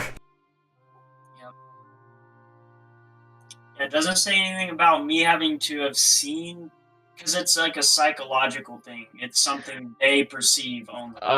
No, yeah. You don't know what it looks like, so as long as you can realistically expect them to know what the person looks like, you're implanting the envision in their head with Right. just the details of it. So yes, you don't have to know the look of the person, but I'm going to. Okay, so it's not attacking, so there's no damage. You are now. we got to back up a step. I don't want to ruin your fun. I'm not trying to yuck your yum here. If you cast a fucking spell that affects a dude's mind, he is going to be upset with you, regardless of its success or not. After the spell fades, Do it. Just he's do gonna it. know. Just do it. Just do it. I'm just letting you know, okay? Do it. I'm not yucking your yum. Find out, and he has to roll in order to find out if it's real or not. Which he has to suspect that it's not real. Which, I mean, I'm gonna cast a spell in secret where I'm not. Just do it. Just do Okay, it. so Lesson first- he learned. Before you do this, can I buy my item, please? You might get a discount on your item. Or I Your might next not purchase. get my item at all. I No, might yeah. get a discount on my life for. You know what? No. He said he's gonna do it. First off, you got to make a sleight of hand because this requires verbal, somatic, and material components. So you've got to both say and fucking move your hand. So I need a sleight of hands check. Roll from me, please. This is more complicated than I thought it would. So what is sleight of hands based in? It's a Dexterity. Dexterity, I think. Dexterity, yeah. You should see on your sheet what it says it is. Yeah, I don't even see that. Sleight of hand is third from the bottom on your skills. Oh, okay. We're already 17. off to a bad. Okay, that's We pretty got a good. 17. Okay, so we will say that he doesn't notice you doing this. You're not noticed by anybody in the store as to doing this, so you successfully do this. Now word it to me again. This is just take your time because this is Okay. important. Word it to me what he sees, please. All right, he is going to see the king of this place, whatever that guy's name is, the ruler of Hupperdook. He's going to walk into the store. He's going to recognize Hansanor. It's a she. Let's start with that. She's going to recognize Hansanor with loving arms and recognize and have a discussion about us being the heroes of a recent of Doesn't- saving. It doesn't have to be true. She can lie the fuck off. You Okay. can say that he saved whatever. We'll just say we saved everybody at Fort Venture, and we rescued a bunch of people, a bunch of Dwendalian soldiers there, and we are now known as the heroes of Fort Venture. All right. So I have to make an intelligence saving throw. What is the number I have to beat?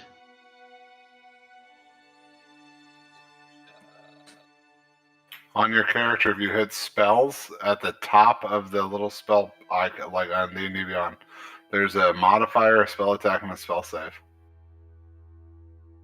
Do you see that, Evan? Yeah, I am looking at it right now. So what's the number above save DC? Intelligence of 14. That's a 14. The save is. Yeah, he's a warlock, and their casting is luckily for you wisdom, but unlucky for you, he rolled a 17. So he is immediately aware of what you've tried to do.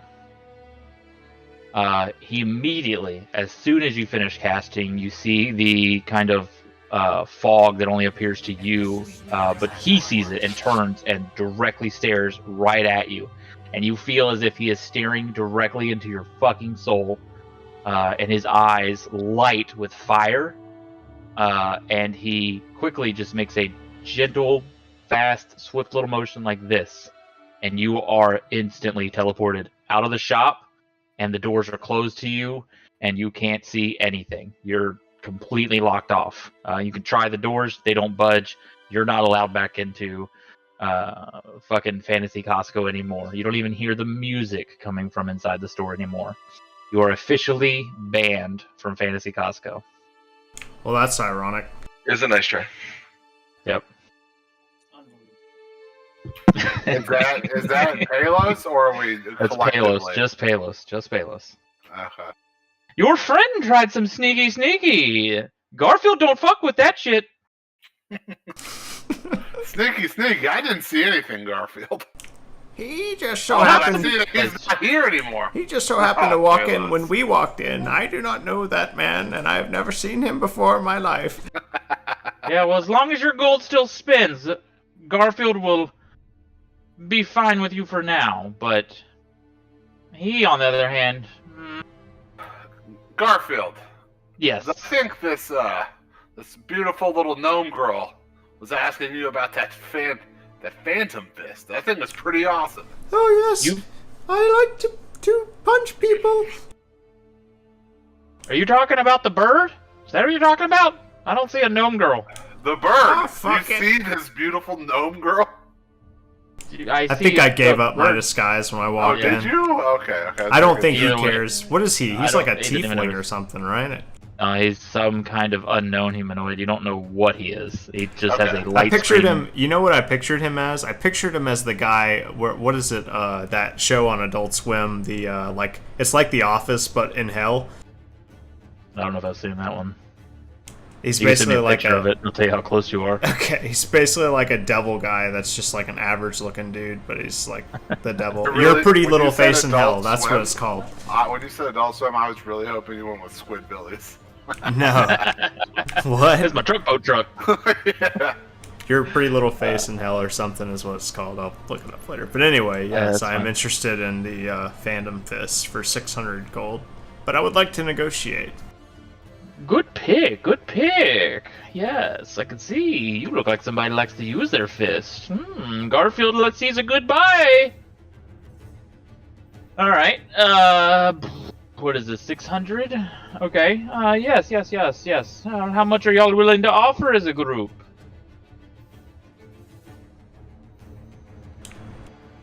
Croc offer you game of chance. Oh god, here Ooh. another person's gonna get dispatched out of this place. And I'd also like to say, Garfield, are you familiar with the area inside Hupperdook that caught fire a few years ago? Do you have any ties to that area? Now that you mention it, Goliath boy, I do recall. Yes, it was a Goliath that saved that part of the town, wasn't it? It was, and I don't like to take credit for my accolades all the time, but I was indeed that Goliath that helped me and my paladin friend Kane. Yes, Kane. He comes in here often. I know a Kane, and I knew you as his boy. Now that you say it, I recognize you. It's good to see you again. Gobble gobble? No, that's not right. Hand cream? No, that's not it. What was your name again? My name is Hansnor Orlin.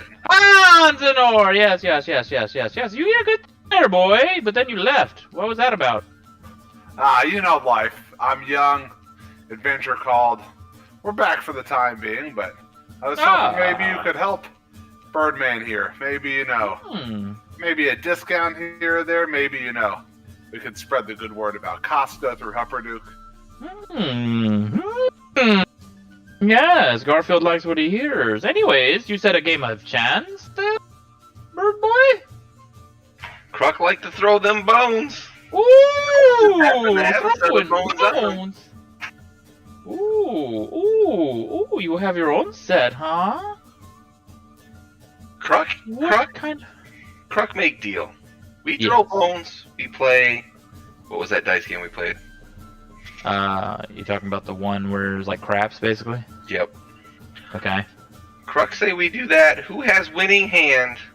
Oh, you're talking about the one that was like poker with dice, but it was really the cards, technically? Yes. Okay. You can say that you have a loaded deck as well as loaded cards. Either one. I'm fine. Croc pay full price for Phantom Fist.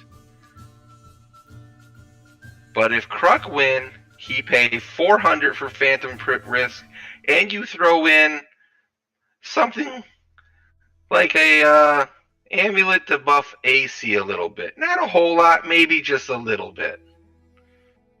Okay, so let Garfield get this straight. If Garfield wins, I make a sale at price. At the listed price that I put it up for sale for. But if you win, I get to give you the item for dirt cheap on top of another item at some other particular value. Croc thinks he give you... If you win, I buy item and pay you 3 silver ingots worth 150 apiece.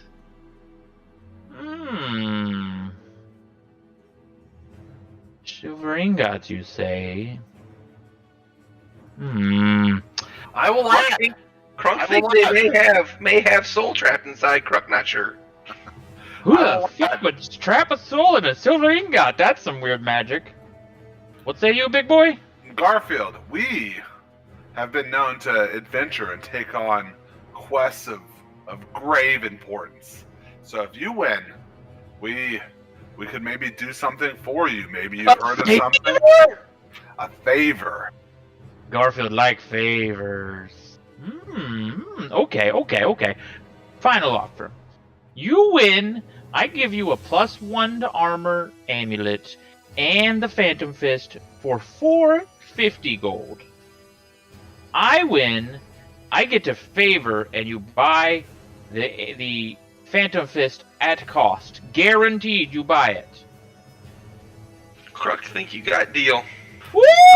Oh, that's the music to my ears! One moment. I actually do not want anything currently, but I would like, if we win possibly, or if we don't win, I just want you to know that I want a weapon to match me. So, maybe you could give us some information. Crunk think you just give him a piece of tree bark. Ignore Bird Boy. He's obsessed with trees because he can't fly to the highest branch. All he's gonna do is whack people with it. I whack real good. Garfield can look in his stock after this game of chance.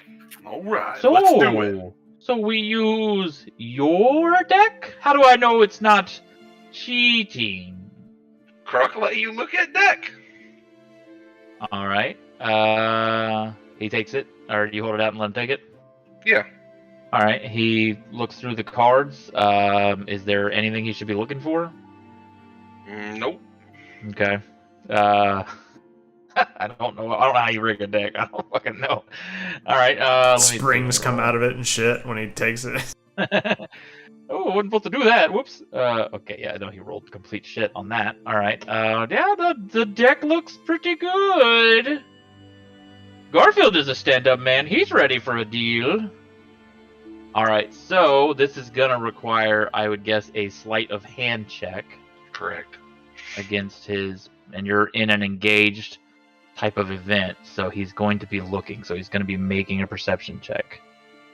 Perception is +2 wisdom, which his is fucking high. Okay. Is that your check? 22, okay. That was a stealth check I did. Here we go. Oh, okay.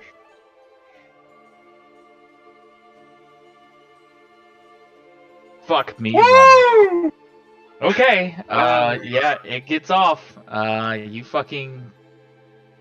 I guess you win, right? That's how this works. We just say that you win the game. Yeah, I guess so. That would have been. Oh, damn it! I feel like I've been cheated, but I can't prove nothing, so I guess a deal's a deal. Why is he rubbing his nipples? Yes, a deal's a deal. Crunk think Carl better come up with money. How much money do I have to pay? So you get the 2 items for 450 gold. And he gets the AC +1. You also get the AC +1 amulet when you buy that item. Yes. The 2 are going to. Well, I mean, deal was with Kruk. But if you pay the money, whoever pays the money gets both items. Yeah. How much?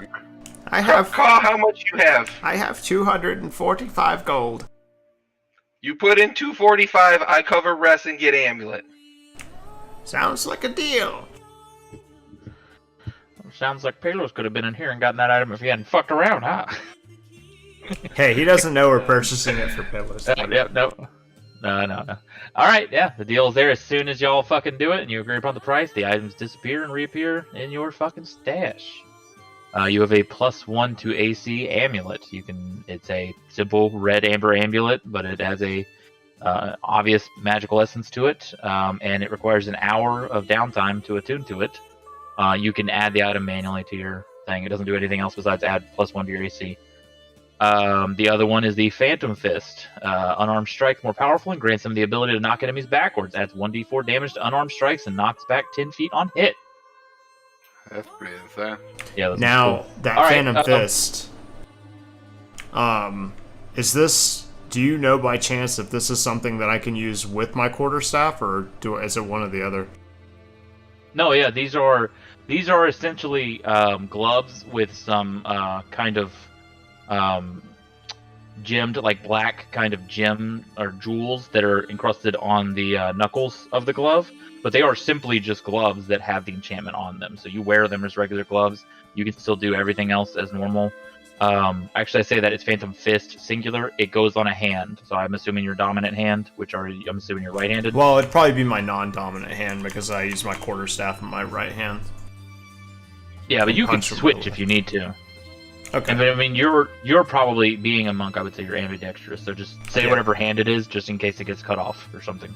Left. What hand do you throw? Left hand. Okay. So you slot that onto your left hand. Same thing. Requires attunement. You'll need an hour of downtime to attune to it before it'll work for you. That's that. To speed things along, Hansanor, there is a +1 greatsword that exists here, and it is 1,200 gold. Yeah. Yep.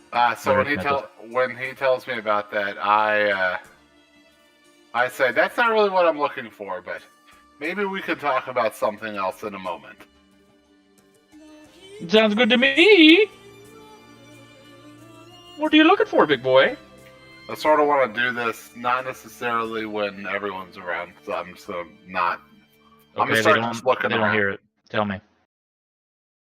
I mentioned that favor. Maybe I could spin a tale into doing this favor for you, but this seems like the most prominent place I've been to. And as you can see, clearly you're a man of discerning taste with these items here. And I too am a man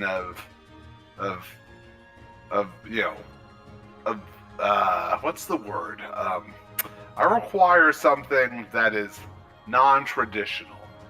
I want a weapon that embodies me and my deity. I feel like you here probably sort of operate outside the realms of what is allowed with all these fanciful items and the deals that clearly are not above board. And I wanted a great sword that is imbued with basically magical components of some essence of storms, lightning, thunder, what have you. And I'd be interested in, if you had any information about it, something like that, or if, maybe if the favor included acquiring that item somehow, maybe I could spin a tale and get this group, to help me fulfill my destiny. It's for a greater purpose than myself, and I feel like I need something to take me to the next level. We have. Let me look here, and he does the same thing you saw earlier. His eyes roll in the back of his head, and they start to vibrate, and his chin tilts up. He looks around, or he seems to be searching in some kind of catalog that you have no idea. Here we go. Yes, we have a Thundercrack sword. That might be more of your interest. Yeah, I think this might be a little bit more closer to what you want. Now, are you saying you want to trade a favor for this sword, or would you look to just buy it outright? Well, I'm not a man of means necessarily. I have a piddly sum currently, so favors come with their own rewards. Even for you, for me, they're multifaceted. So favor for you can be a lot. So yes, I would say a favor. He looks you up and down, trying to eye and gauge what your usefulness would be. I think Garfield could think of a way to use you. I tell you what, I'll give you two options. You can do a favor for me, and upon completion, you can obtain the sword. Or I could get just a little bit of your blood. Just a little bit.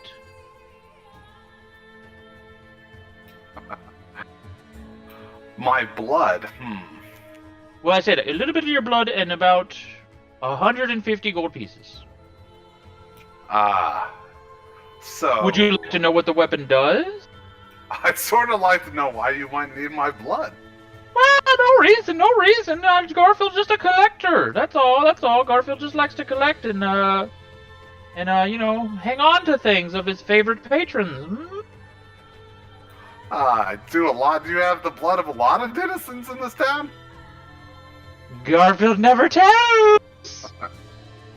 The blood part seems a little off-putting. Maybe if we had a little bit more information. You don't get tons of it. I do, but I know that my blood is greater than most. Oh, all right then. Just the blood. I sort of want to give you my blood, mostly because I do enjoy being tested, just in case this is for something terrible. But yeah, that sounds great. So blood is then, huh? Tell me about this item. So the Thundercrack sword is it's a long sword, or a two-handed sword, if you'd like it to be. And it, in other terms, essentially, when you land a blow, a little bit of the energy stored inside of the sword, sort of like a static kind of energy that builds on the sword while you swing it, is discharged into whatever it lands on, and it deals roughly 2d6 extra damage once a day, upon your choosing. Excuse me, 3d6 damage once a day, upon your choosing. And it's just a greatsword besides that? It's a plus. I'm sorry, it's a +1. He likes your blood. I will think about this, and okay. I'll come back to you in maybe a few days. Croc think Hansenor should buy in. Yes. Croc likes, or Hansenor. Wait, no. Fuck! Garfield likes how Croc thinks. Yeah, I'm sure you do, wizard. Oh, you motherfucker! All right. You guys have fucking cleared out old Garfield for the most part. Are y'all good? Is everybody happy with what they've received so far? Croc ready to go see Temple. All right, we're good. I want to try to cast Phantasmal. Fuck. Wait, is there anything that you do in the meantime while you're waiting outside? It's about another 10-15 minutes. Picking rocks and drinking from my flask, and I'm on. Very dejected. You spend some time with your book. Yeah. Okay. All right. You've got your things. You need an hour to attune.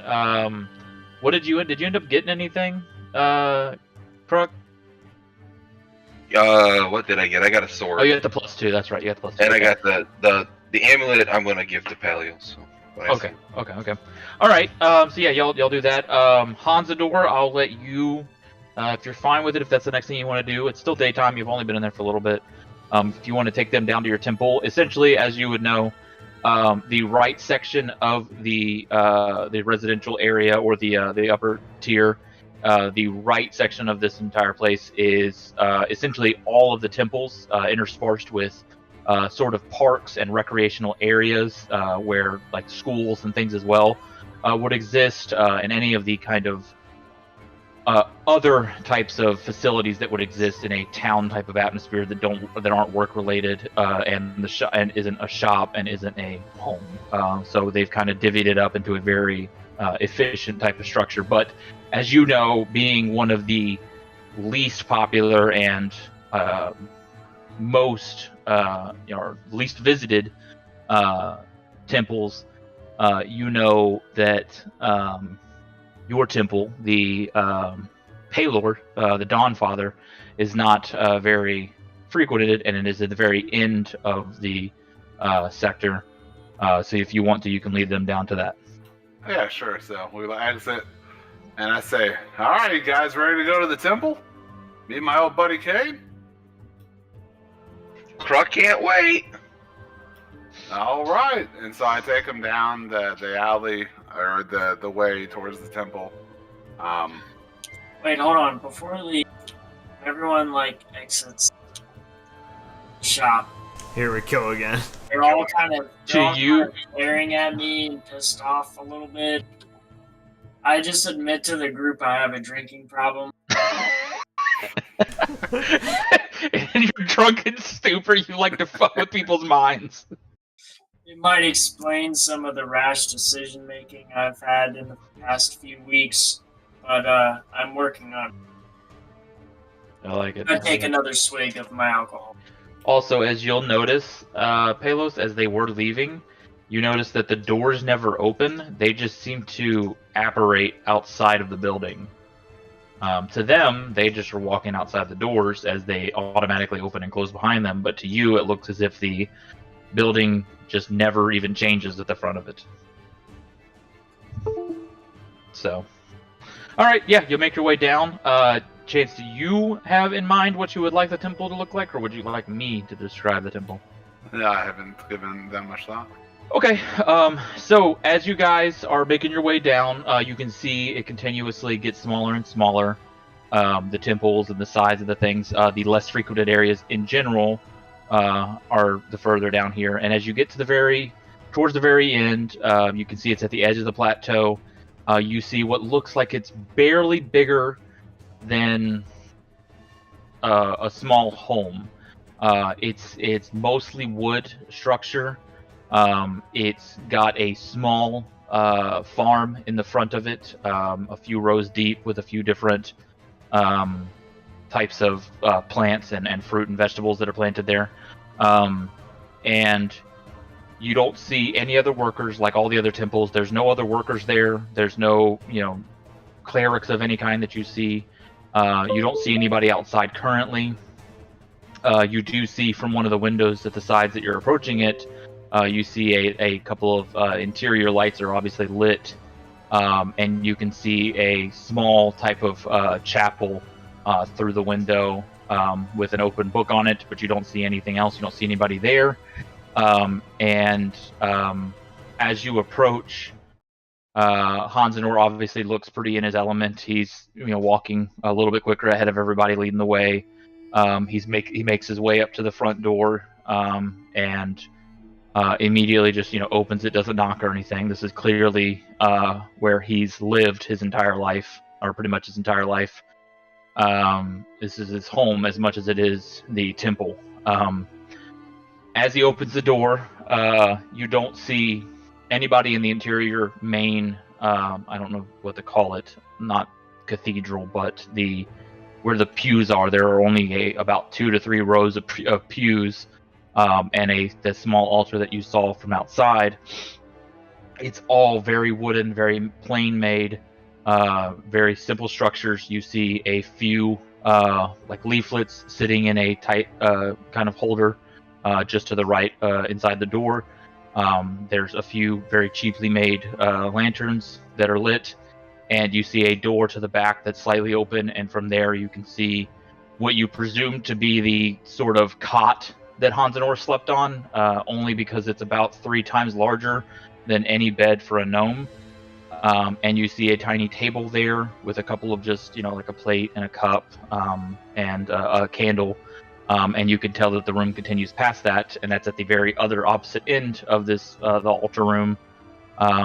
And yeah, you open the door and you don't see Bane, or was it Kane or Bane? Why do I keep fucking them? Kane. You don't see Kane. Yeah, you don't see Kane immediately, but you know that during the day, while people are at work, is usually his downtime, and he might be, late to rise, or he might just be doing his normal reading and his meditation for the day while people aren't usually likely to be around.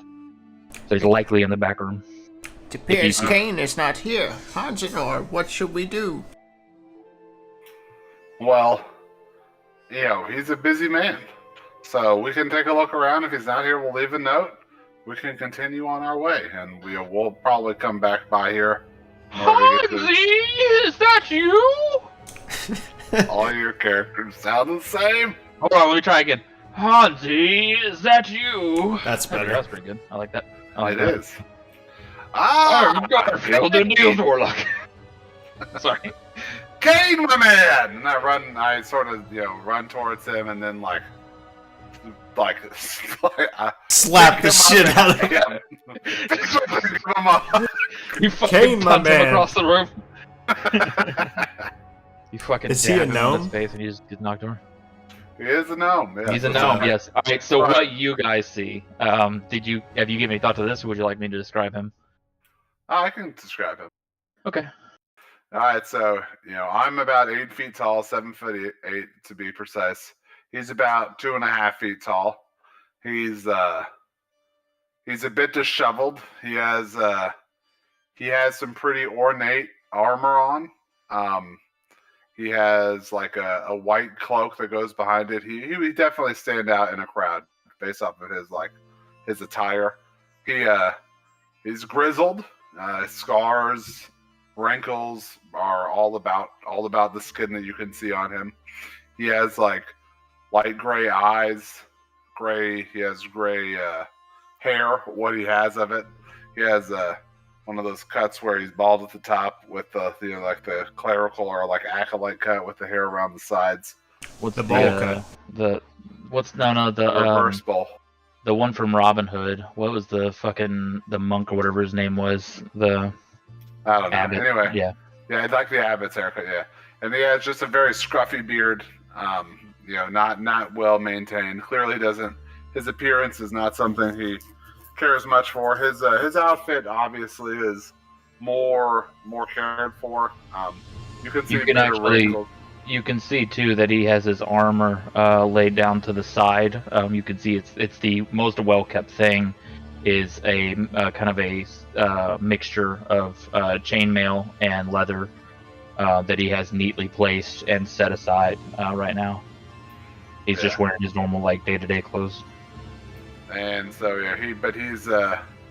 he's got pep in his step. He's not he's definitely, you can tell he's older, but he isn't worn down by his age. So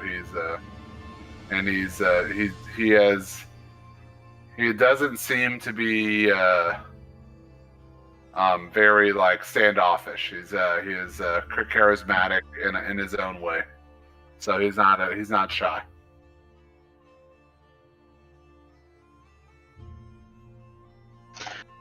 All right. Yeah, you see that. You also see that he had just sat down as you came to the back. He was coming out to greet y'all. Y'all met him kind of at the doorway to that back room. And you see he had just set down his book. It looks to be a kind of Bible to Paylor. You also see that there are 2 windows in the back room and a back door.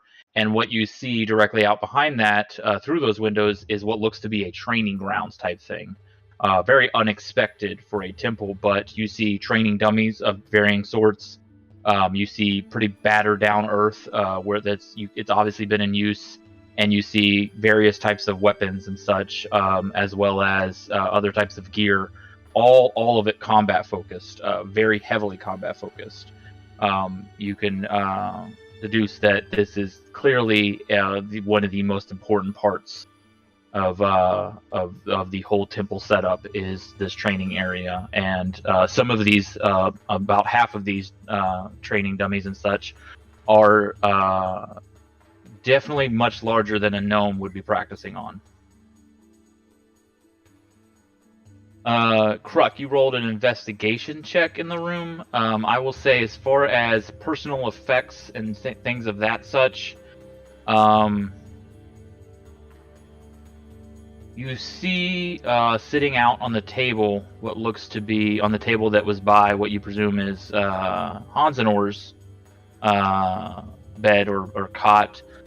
You see what looks to be a book, a handwritten in book, very like leather kind of bendable book that looks pretty well worn in and used, sitting there. Presumably maybe a diary or just some kind of note taking of any kind. You're not really sure, but that's about all you see for personal effects or anything. The majority of which Hansenor keeps on his person. He kind of set off to travel after returning here. He is lived in mostly near squalor in this temple, but he had a few personal effects. That's about it though. All right. Yeah, so that's what y'all see. So as far as Kane, yes, what the fuck is his voice? Oh, I forgot so much already. Hansi, it's good to see you. Well, things have continued. Things have been well here. How have your travels been so far? So far, so good. Destiny seems to have dealt me a pretty good hand. These are my fellow compatriots that I met on that on the mission that I told you about when I sent you that note. You got that note, didn't you? I did. It's interesting stuff. You're carving a path, just like you always wanted, like I always wanted for you too. It's good. It's good to see you making your way, and make friends too. Who are your friends here? Who are these fine gentlemen? So this thin elf man, this is Palos the Merciful. His accolades are many in this short time we've been together. This bird here with the wings, that's Ka. He's a monk of some regard. We don't know a lot about him honestly, but he seems like a stand-up guy. And this blackbird man right here, that's Croc. That's my best friend. I put my arm around him. I shake his arm off. Duck it. He's been the most formidable of my newfound compatriots. He's killed enemies in single blows that thought would have taken many. His skills in combat are, quite profound, and he seems to have quite a lucky streak. Seen him, do some things and make some deals that were, thought might be impossible. Yes. It looks like you've banded together quite a sort of and you see him pull a handkerchief to his mouth, real quick. Just pull it out of his pocket and throw it to his mouth, and you see him kind of scrunch it up and then quickly shove it back into his pocket, as he has sort of a coughing fit. Croc, a guy who trade good items for what's in that. Yes. Exchange this day. Yes. It's just another habit of getting old, I guess. It's you don't fight a life of war and live to tell a healthy end of your life. That's for sure. But it's nothing to worry about. Anyways, it's good to see you back here. What brings you back to Hupperdook so soon in your travels? Well, we're just actually passing through. Hupperdook happened to be a nice what would you call this? A nice rest stop upon the way. We're on our way to the mines north of here to investigate some weird happenings from our last mission or quest, divine right, whatever you want to call it for each of us.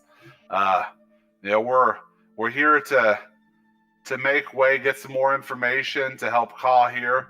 He's got some things going on. And Croc, something about a gentleman. Not really sure. Everyone's here for their own reasons, but we stopped by maybe thinking that you could give us some information. Maybe you've heard rumors or tell of what's going on at the mine. Maybe some more information, but we're trying to head out there today. So, we're just stopping by, but we'll be back. So we're on a little bit of a tight time schedule right now. Yeah, speaking of the mine, that once I heard tale of the miners who would come back to town, I thought to myself that it sounded like the right kind of adventure for you. I don't really know. The strangest thing, the stories that we've heard at night during, over at the Blushing Tankard is, most people say, or most of the miners that have come back have said things like their own weapons have attacked them and tools have attacked them, and it just happens in the dark. They don't really know anything about what it is. It killed quite a few of the miners though, and for a long time they continued operations, even at the behest of many people calling for them to stop operations and stop until it was fixed. But when they closed, they sent them all back here, and there's been quite a few people out of work. And we tried our best to get donations together for their families, but you know how it is. It's hard. This town is mostly about work, and if you're not at work, they kind of forget about you a little bit. It can be kind of rough that way, but it's a good town still, though. I still would never rather live anywhere else. But yes, I think you'll find more at the Blushing Tankard if you're looking for more. They're usually there most nights, looking for any kind of light work they can do and such. Well, I mean, obviously I've grown up here in Hupperdook, but now after seeing the rest of the world, life isn't all about work. So I'm not sure. Maybe one day we'll have to get out and I'll have to show you a mighty town to the southeast of here. It's quite a scene. Quite a scene. I think you might enjoy it. But anyway, well, so the Blushing Tankard, you say? Well, we can check by there, I guess, tonight. How are things here at the temple? It's been good, it's slow paced. I haven't had any mission calls in a while, so I've been able to rest up a good bit and then take care of the garden and such. But it's been good. No complaints from me for the most part. I will say, I don't know if you'd heard this, but there's also and honestly, if there was anybody that'd be more qualified, I think it'd be your bunch. The fighting pit. I'm not quite sure what the name is, but I'd heard that Horanamus, if you recall, he was the old half-elf that used to run the armor vaults. He seems to have come into a decent amount of money and has created a fighting pit, which, if I'm being honest, Hupperdook has been thriving for something like that for a while. So he seems to be doing pretty well. And I believe the next fights are scheduled for tonight. They're still looking for applicants too. If y'all are interested in that kind of thing, a good bit of coin can be won from those things. But yeah, I think you'll find anything you want from Blushing Tavern, at least right now, or Blushing Tankard, at least for right now. Did you? Rissa was by the other day, and she was mentioning, was asking after you, but I think she's already probably back at work today. Oh yeah, we passed by her on the way in. Oh, okay. You know how she is. Brisk hello, brisk goodbye. Yeah. Not like the old days when we were younger, but Yeah. We ran into her, but well, well, we can. We have some other things to get by, but I would love to catch up soon. So when we come back, we can spend some time. I can tell you the tales of our adventure, and we can reminisce about the old times and maybe discuss the future. I'd love to hear it. You're keeping up with your training, right? Oh, yes. Good. I defeated some crazy enemies already. Ooh, juicy. It's been very exciting. I'll tell you about it soon. He punched a goblin. Oh, it sounds good. 2 goblins. So y'all can take this time, since you need to wait for the night before the inn will even open. If y'all want to just chill and rest, take this time to attune to the items that you have. You can make a small place for yourselves here. You can you can catch him up on everything that you've done. Y'all can ask any questions you have about who Hansenor is or anything like that if you want to just wait and pass until nighttime. I actually need to do one more thing. I doesn't really need to make a big event out of it. I just like to find a little shop and buy a poisoner's dagger out of it, which would just be like a dagger. Yeah, it'd be like a dagger with like a hollow cavity in the tip. Okay. Any idea how much that costs, real quick? I don't. It would just have to be something you'd have to kind of free will. A regular dagger probably only 1 or 2 gold, so I can't imagine it'd be too much more than that. We'll say three gold or 5 gold. We'll say 5 gold. All right, deal. All right, and you have to buy it from what seems like a pretty seedy type shop. They don't sell that normally, but being your reputation and your skill set, you don't have any problem doing that. And you don't even do anything else? I'm assuming, Hanzador, you're catching him up on everything, right? Catching him up and just doing some chores. He mentioned like they need taken care of around the temple. Yeah. So you can tend to the garden, cleaning up, fixing some repairs. Doing some favors for him. Obviously, if he needs me to deliver some messages around town, stuff like that. So okay, yeah, we'll say that you actually travel back to the residential section that you helped save that day.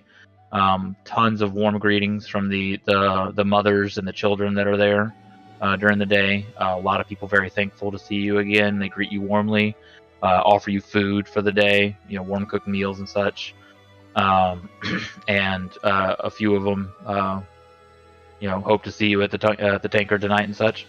But yeah, no, you can assist with those kinds of things, no problem. And he's enthralled the entire time that you're telling him the story. He's very, very happy. Do you tell him as much about Cord and your interaction with him? Yeah, I tell him, like, I don't spare any details. I tell him every moment of this adventure he is now experienced. Okay, yeah, that piques his interest for sure. He seems to be pondering those things and thinking on them intensely when you mention that you're having more direct interactions with your deity. Just tries to. It doesn't really say anything, doesn't weigh in, or doesn't ask any questions. Just kind of thinks about it for right now. Maybe has some more to go on later on. Anybody else want to do anything else before nighttime? I think I'm good. What do we do in the fighting pit? We're gonna watch Chance get beat. I just assumed we would go to the fighting pit after the tavern. Yeah. That's completely fine. All right. I'm all for testing my might. Is the fighting pit like open 24 hours, or like these hands? Are they open 24 hours a day? Nice. You don't really know, but we'll say, all right, so time passes. As dusk starts to arrive and the sun starts to set, you actually start to hear the rumblings of the town as the workers start to make their way up in shifts to the upper tier. And you actually hear the sounds of merriment start almost immediately after hearing more and more people get up there. It sounds like partying is already getting kicking. You can look out and see tons of people walking by in both directions, all mostly gnomes, all with drinks in their hands, laughing and gallivanting. You see some of the younger ones playing grab ass and stuff like that, being rambunctious as hell. It's already, even at this edge of the sector of the plateau in the mountaintop, you can see it's already starting to get pretty crowded and pretty rambunctious. So y'all can make your way to the tankard first and try to collect some information. Yeah, that's fine. Yeah. All right. Yeah. So with Hans and Or's help, you know the way. Y'all make your way down there. The crowd builds. It looks like as you go back towards the middle section, you pass by Costco, Fancy Costco again, and you see just a short bit down is what looks to be a rather large tavern from the outside, at least. What you see is a large archway with various spiraling ivy vines against it. And it has a hitching post in the front for whatever manner of creature they would hitch at this level. As you get closer to the space, you can see that the inside's already starting to get filled pretty good. There are a lot of people that are outside as well. And as you get right up to it, you hear the first sound of fireworks off in the distance as the night starts to come. And just the sounds of merriment continue to build to a low roar. And as you enter, the floor space has about 20 all round tables scattered around the floor. There is a stage in the far back where musicians could set up, and a piano in the back that's quite often looks like it's been played by a half-elfin gentleman that looks like he's sitting down in a very nice doublet. Around the room are barmaids tending to customers at a pretty frantic pace. And a few chandeliers hang from a pretty high 12, 15-foot ceiling that light the place pretty well. And you've already got somewhere in the range of about 30 to 50 people that are already sitting in here drinking, which puts it at about half capacity, with more slowly streaming in throughout the night. You look across and you see a very long bar in this tavern. It wraps around it wraps around the right side of the entire chamber. It has two hatches that can be opened up and is tended by two different individuals. Hans Nor recognizes these two as Irina Clawmop and Sid, a middle-aged male gnome with a massive mane of red hair and clean shaven. You can see posted behind them in very bold, beautiful lettering, as if it's like an advertisement. You see in big letters, the Hour of Honor, and below it you can see a description as to what this is. It is a weekly contest held where the previous winners of the Hour of Honor can take challenges. Whoever provides the most monetary amount to the challenge gets to go one-on-one with their team. drink to drink until only one's left unpuking or unpassed out. The remainder gets the coin, a percentage goes to the house, and gets to take the title and token. That token is worth a free drink to each member of that team in this bar every night. And as you enter, you see a table in the back where a few people are gathered around, and a couple of stout, heavy-set dwarfs and a gnome, or two gnomes, both all very portly looking, are sitting there as others come up to whisper in their ear or say something to them across the table, and you can see that they're taking wagers right now. They appear to be the team that is currently doing it. You can see the token setting in front of them is a very big kind of coin with a tankard that looks flushing on the front of it. It's kind of a red with a bubbling foam over the top of it, and it's engraved into a very large token that they seem to have sitting on the table with multiple drinks laid out in front of them. You do see as well. You see a couple of kind of disheveled-looking people that appear to be miners. They kind of have the look and outfits of mining clothes and such. They don't look like they've been working today either. So you can kind of deduce that they are probably what Kane had mentioned before that comes into the bar looking for other types of work as well. Well, I'm going to sort of just join the festivities and have a few drinks and walk around and talk to people, catch up with people that I recognize. I'm not going to really engage in any of the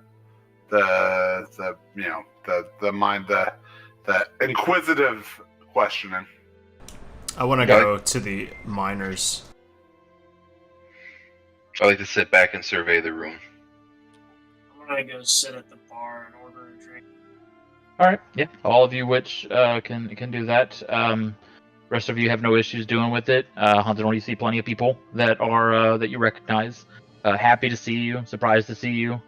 A couple of them are willing to buy your drinks for you to hear tales of what you've done. I'm sure you happily share everything that you've done.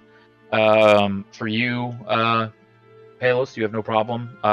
You want to buy a drink? It's you could take 5 silver from your money, and you're delivered one of these beverages that was mentioned previously, which is a concoction of both alcohol and essentially energy drink combined together to make what is a very, very potent type of concoction that hits pretty hard, and you feel both effects pretty soon on. I also ask, by the way, about the fighting ring and stuff like that, just to gather information while I'm chatting, catching up. Did you order a Four Loko? Basically, this is essentially what this is. It's like a gnomish Four Loko, or what's the Red Bull one? Oh, Jaeger Bomb. Jaeger Bomb, yeah, that's what I was thinking because it's pretty thick. It's kind of like a Jaeger Bomb. Kruk, you don't. You can chill in the back, and you can just see it's just a pretty fun happening place. Everything's above board. You don't see any cutthroats or cut pouches or whatever the hell they're called. Cut thieves, I don't know what the hell they're called. Cut purses. Yeah, cut purses. Thank you, cut pouches. Yeah, you don't see any of that going on. It seems like crime-wise, this place is pretty safe for the most part. It's in a pretty decent part of town too.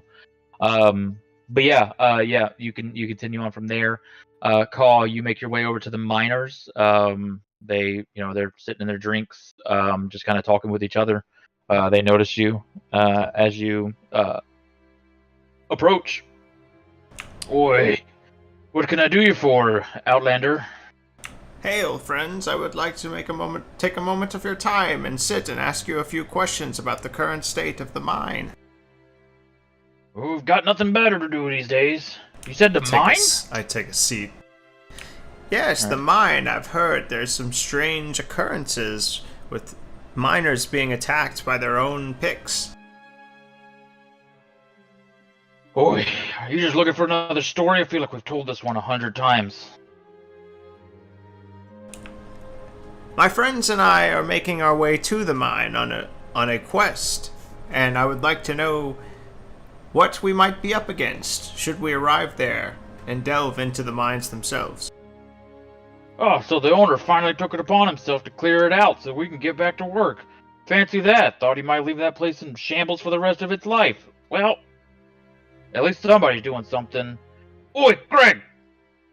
This lot wants to know about the mine! And he calls over to another portly, kind of smut-looking, or not smut, like smeared and gross-looking kind of miner type that was, working and drinking with some others. He comes over and he goes, "Oi, another one? What's this one want?" And he explains that you're there in the venture, and he kind of perks up at the prospect of you possibly, saving his place of employment. Oi, right. So you're looking for details on what happened, I assume. So, well, there's not a lot I can tell you, but I can tell you this. We're working day to day, normal as could be. We dug and dug and dug, as miners do. We made our way. We dig out quite a few resources, quite a few valuable resources for the Dwendalian Empire's war efforts. With the war going on, we've been asked to dig further and faster and harder to try to make up for the demand of what they call for their war machines. One of the things we dig up is Ethereum crystals. Now these are ones where we've gotten more deeper and deeper. With that, we seem to have tapped into something that doesn't seem to like us very much. One day, as we're digging, most of us are in the mine at full capacity, going about our business, and we hear screams from the deepest section. As we ran down to investigate, all we see is a few dead a few dead colleagues and a couple of weapons, or a couple of our tools strewn about the place that had no business being there. I'm talking pickaxes in places where we have, the larger scale autonomous mining. We've got shovels in places where it's just straight rock and there's no need for shovel. We've got, mine carts in places where they're not even, they're just digging through and we're trying to pull out dirt. There's just all kinds of weird things. Items that are supposed to be there or aren't supposed to be there that are just everywhere. People talking about their pickaxes missing. People talking about carts moving on their own, and just a general just haunting about the place. With that though, we continued on, even though we didn't want to, and we asked that they halt it until they could be cleared out. And day after day, the deeper we went, the more we died. And we lost way too many brethren in there. And it pains me to think that because of money, we were asked to continue to sacrifice our lives. And I'm not saying anything, but I would go back there no matter how much they paid me. Not until that place is cleaned out, at least. Well, we may be able to help you with that. I slide him a piece of paper out of my cartographer's tools that I'm not proficient with. And I ask him if he can draw a rough map of, I guess the outline of the mine or whatever. So that way we kind of know what we're getting into. Yeah. He can do that for you. He takes some charcoal and stuff, and he kind of makes a pretty rough sketch of the essential layout. It's pretty bad. He's not able to, sketch in 3D or anything, so right. You don't really have any scale of elevation or anything like that. But you get an idea of how it's built and how its spider webs kind of out into certain areas. And he marks a few points as well of some notable areas that have more interesting kinds of, or where they were, where they had run into some of the stuff that they've been mining, some of those Ethereum crystals and such, and does all that for you. And I'll send that to you. I've got to make a more 2D version of the map. That's long. I assume it would just look like how someone's directions at the gas station would look, basically, if you gave them a napkin. Very much. Okay. Yeah, it'll be me drawing it in paint with my mouse. That's fine. It'll be appropriate. All right. I thank them and take it and tell them, bid them good night, and tell them that I'll take care of it, basically. And I go over to where Hans and Aura is congregating, and I basically just share that information with them and show them the shitty map that I got. Okay. Yeah, they're appreciative of it. They nod you off. Hans and Aura, as far as the fighting pit and stuff that y'all want to hear about, it does happen to be that tonight is one of the battles, as you had heard before. So you can partake in that. If you want to ask around, they can give you directions. on how to get there. It's on the upper tier, so it's not much of a travel from here. It looks like they've cleared out some of the more less used taverns and built an in place there. And it's a pretty large constructed middle site. From the outside, you can see. But yeah, if there's nothing else y'all want to do here, we can continue on. So we can try to get the last section done without making everybody stay up super late. I've got what I need, so I'm good.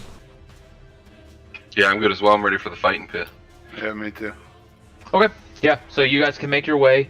You do find out that the fighting pit is actually called Horanamus's Murder Town. Apparently, Horanamus is not big on creative names or anything. So yeah, you guys can make your way down there.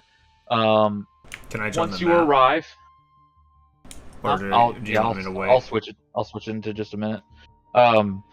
As you make your way down, you can see a large metal structure, which kind of stands out on this side of town.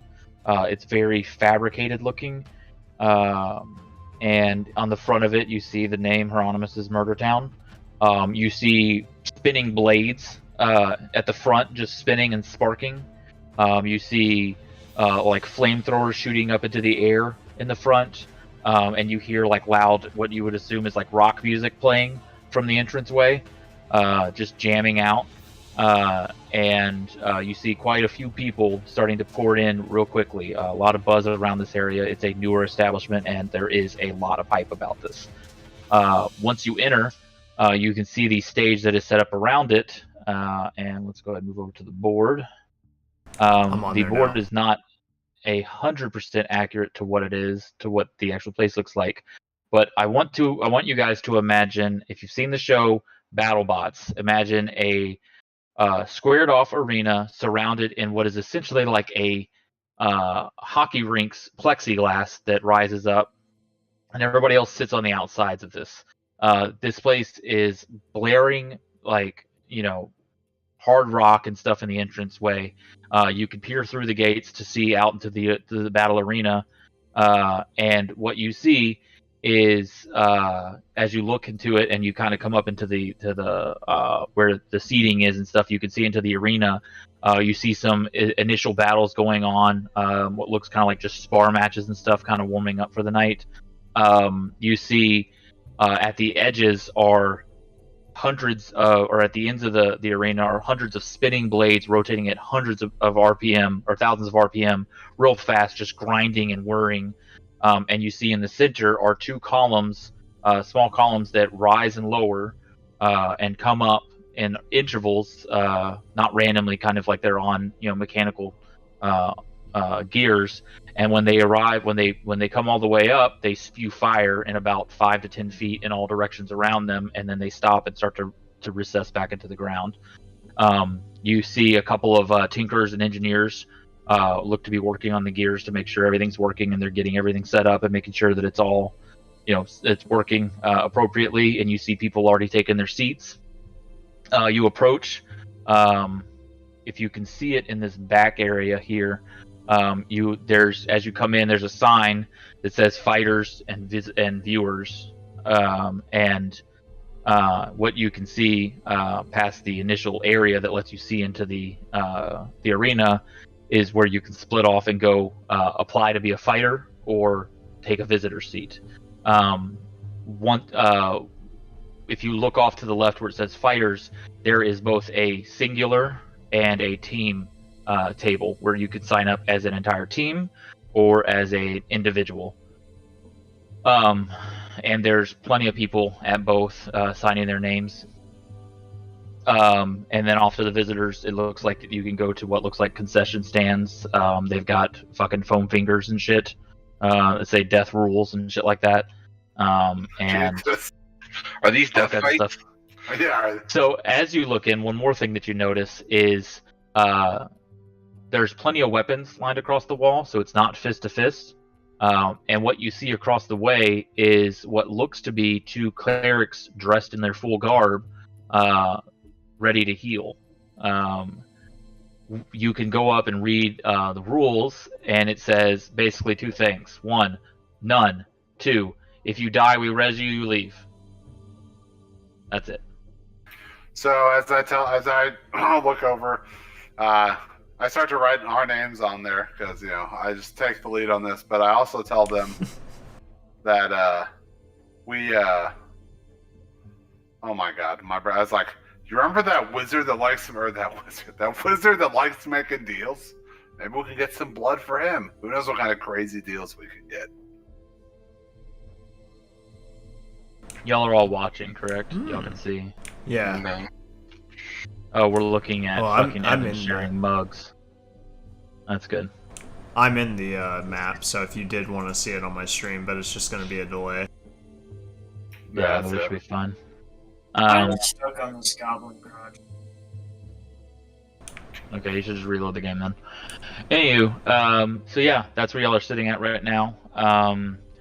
If y'all are signing up, it sounds like Hansanor is volunteering you. If you're good with that. Is there a thing that says the prize? Yeah, so in the team one, there is a prize, choice of your treasure, and in the singular one, there is a prize of 250 gold. If you win on one-on-one combat. And the treasures are unknown. Do what? Are the treasures known? Yeah, it doesn't say what it is. Okay. It doesn't say what they're known. You can. The team fight also has. It also has an option of 1,000 gold as well. If you don't want one of the treasures. Each or as to the team? No, 1,000 as a team. And it's Can I have any 4v4. And the wager is nothing, right? Huh?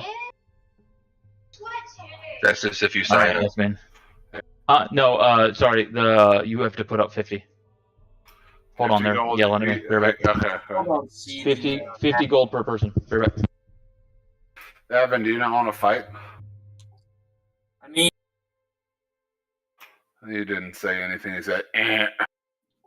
well, I mean, I'm a weak motherfucker. This is a physical combat kind of thing. No, it's most definitely not. It's just straight combat. That's a fight. That's just a fight, bro. You can do all. You can arcane missile, magic missile someone's brain again.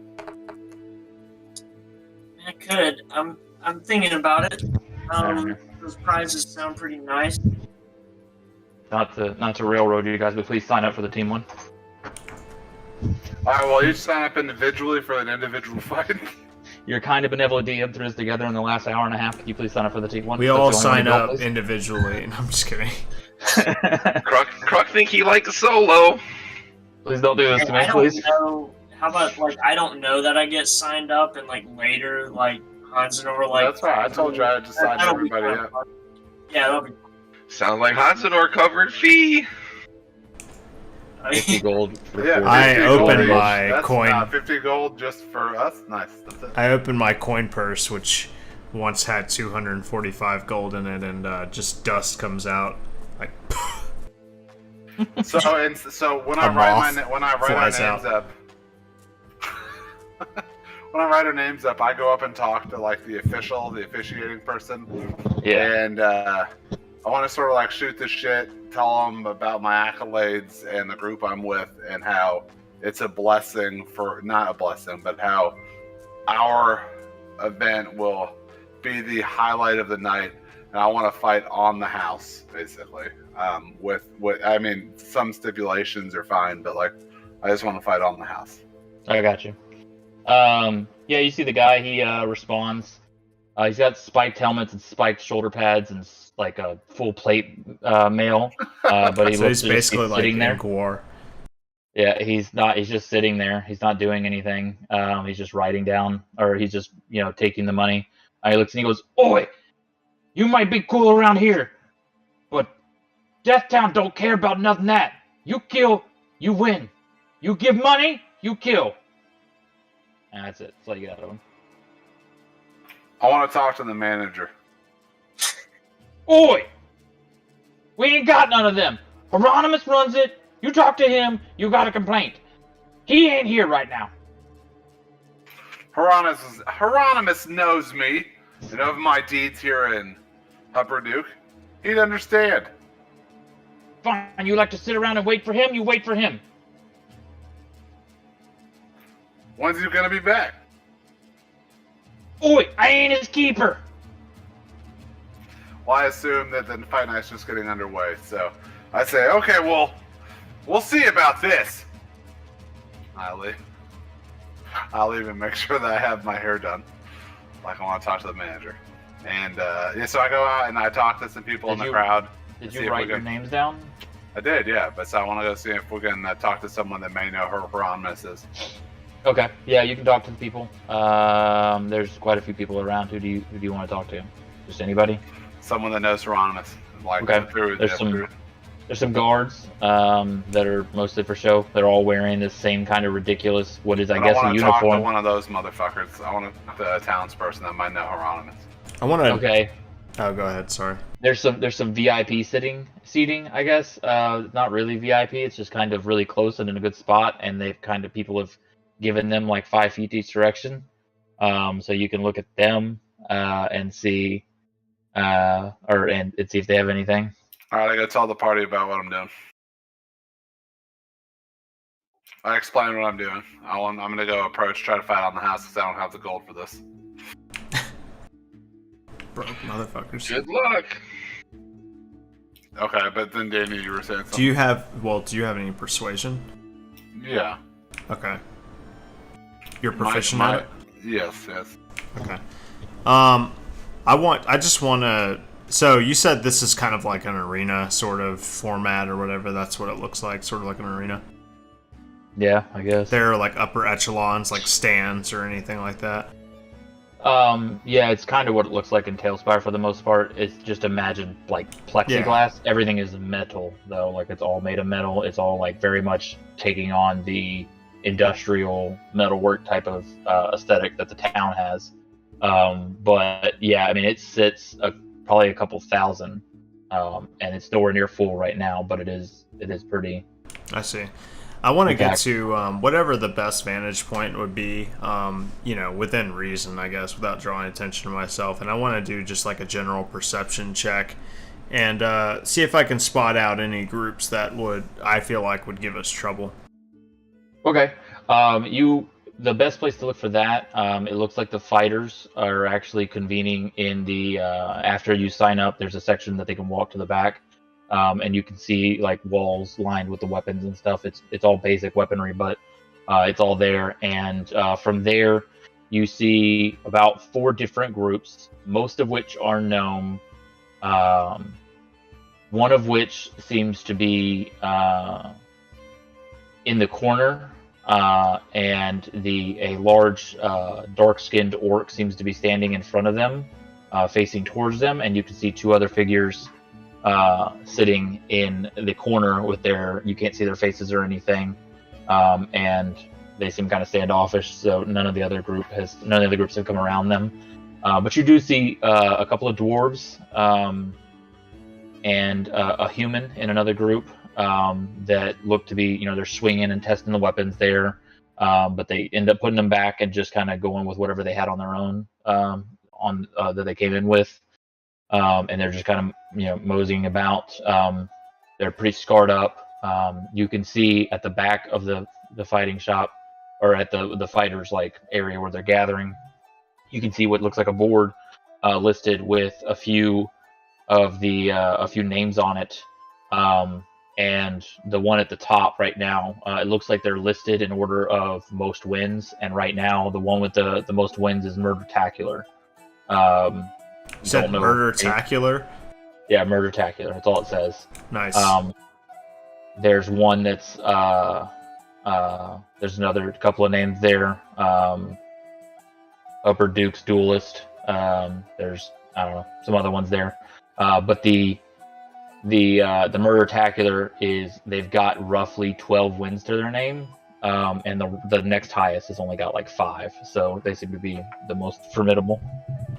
Does anyone look like discernible? Like, I don't know. Is there any way I could spot Murdertacular? Make a perception check.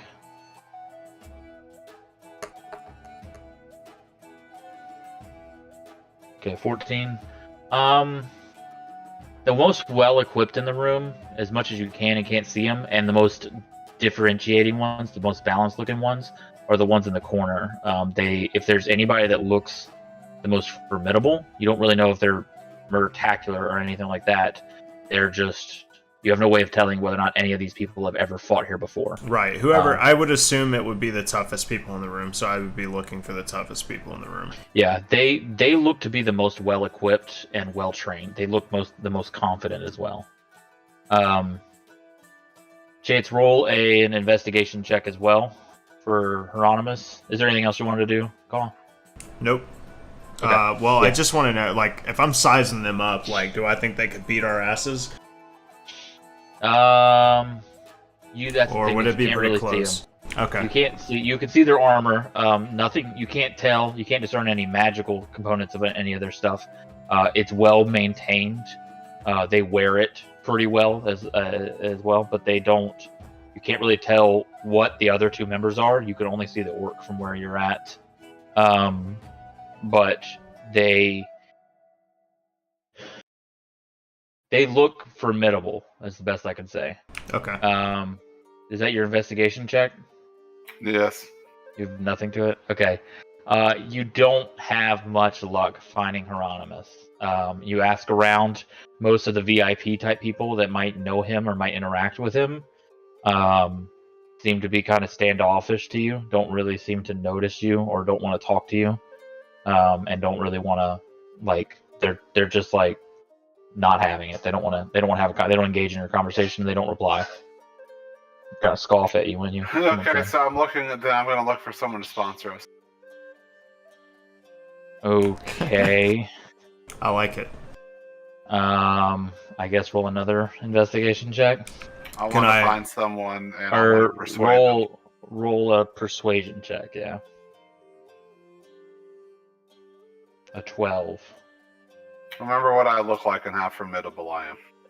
Can we like flex in the background and like try to look like? All right, so I'll say you come across one guy that looks to be taking bets, and he looks pretty wealthy. He's got pretty good embroidered robes on right now, and has quite a few rings on his hand. And he looks to be, talking out of the side of his mouth to his compatriots. And weighing in. He's standing just outside the fighters' hall, looking at the different groups. And you approach him. What's your persuasion?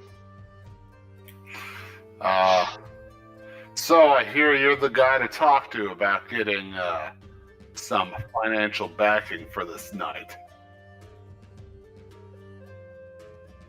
I've been known to bet on a few. Are you looking for sponsorship? That's what I'm after, my friend. As you can see, this will be fighting tonight. I flex. Along with some other very unconventional characters. Are y'all there with him? Yes. Yeah. All of you? I guess. And Roll with advantage. Roll another one. I sort of point back to them. Yeah, roll one more persuasion check. All right, nice. Well, I wasn't done. Right. They're explaining. Keep going. Go ahead. Say, Doesn't change the number. Yeah, as you can see here, we are definitely not what this place is used to. We're not city folk. We spend our life out earning these scars and earning our way. So, but we're not men of means. We don't really fight for money. But we've been told that I myself look for the mightiest challenge, and I've heard that there might be some people here worth giving a moment of my time. So I was hoping maybe you could sponsor us. We can see what happens. I can guarantee you we're going to win.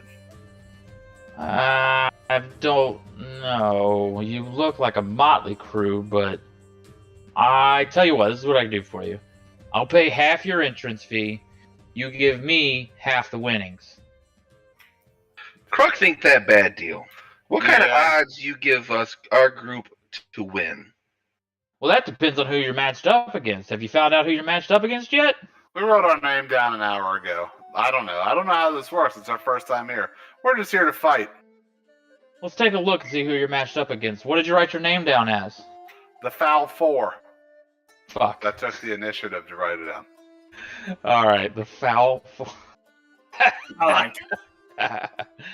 All right, so he goes over to the board, and it looks like there's somebody slotting up little tickets to show the matches.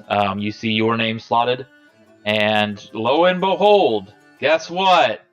You're slotted up against Killtacular. And as soon as he sees this, he laughs. He goes, "Yeah, I tell you what, I'll sponsor you guys." And I'm gonna bet heavily against you. How's that sound? Kruk, take that bet.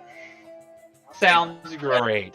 So, if you're betting against us, what do the odds say that our chances of win are? I'll take whatever odds I can get. So, hold on. So, as you say that, I want to sort of pull Kruk aside. I'd be like, I know we have our differences, but fancy Costco, that place had some pretty rad stuff. And what do you say we bet on ourselves? You're confident. I'm confident. We can make some real money tonight. Kruk think the best thing to do is bet against us. Take dive. That's not really in my style, though. Kruk think you could have had something for a small vial of blood, you big oaf. A small vial of blood? This blood is blessed, Kruk. We can't go down that road yet. Taking a dive. Kruk think your blood missing chromosome. Oh, Bird. God. Oh, Birdman. I'm not even sure what your blood is. Don't you have hollow bones? I flick your your arm. Shatters you. Not like aggressively, I just flick you. But I said, come on, Kruk. It's our chance to finally find some common ground. Your love of gambling, my love of fighting. I'll give you everything I have to bet on us. And you're the gambler. You go make this deal. All right, Kruk, do what Kruk can do, but you still got to come up with entry fee. No, he's sponsoring Oh, he said us. he's banished. But yeah, so I give you all of the gold I have, which is How much do you 200 have? gold. Anyone else want to add money to pot? I have no gold.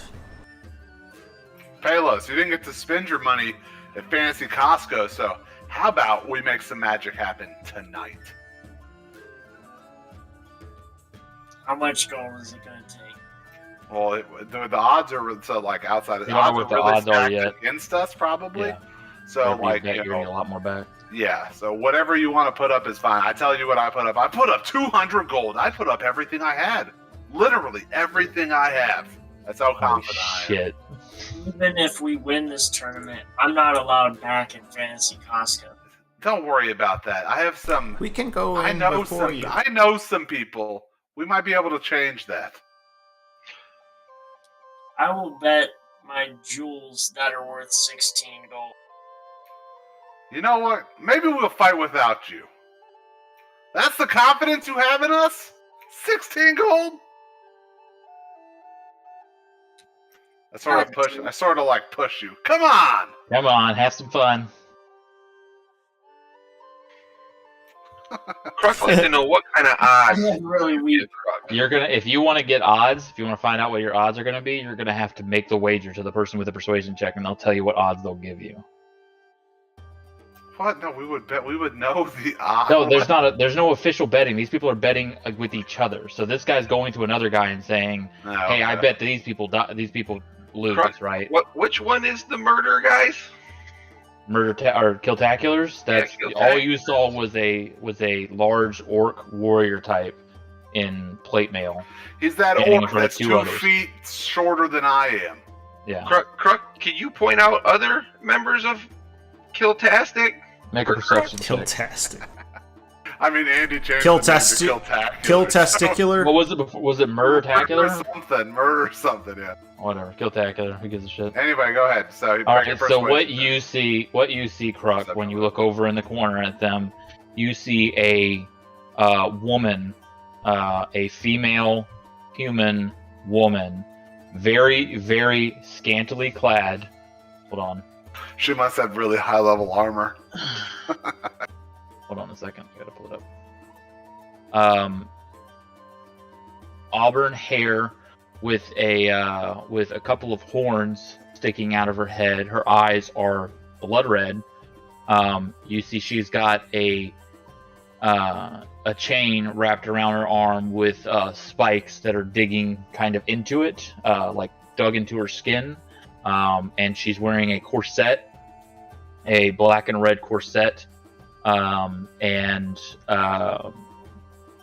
very, very little clothing besides that. A few belts kind of wrapped around, most of it's spiked, and she's got some red face paint on her and a pretty sinister looking grin. You see the black orc, very similar to some of the other people in here. You see some skulls kind of adorned to his armor. He's got some pretty heavy pauldrons on and carries a large morning star. His hair's braided. His skin is black. His eyes are pale white with no pupils. And he is wearing just full armor with like leather underneath. And then the one you can't really make out looks like a knight, but you don't see a face of any kind. You don't see any kind of skin or anything around him. Most of his body is covered.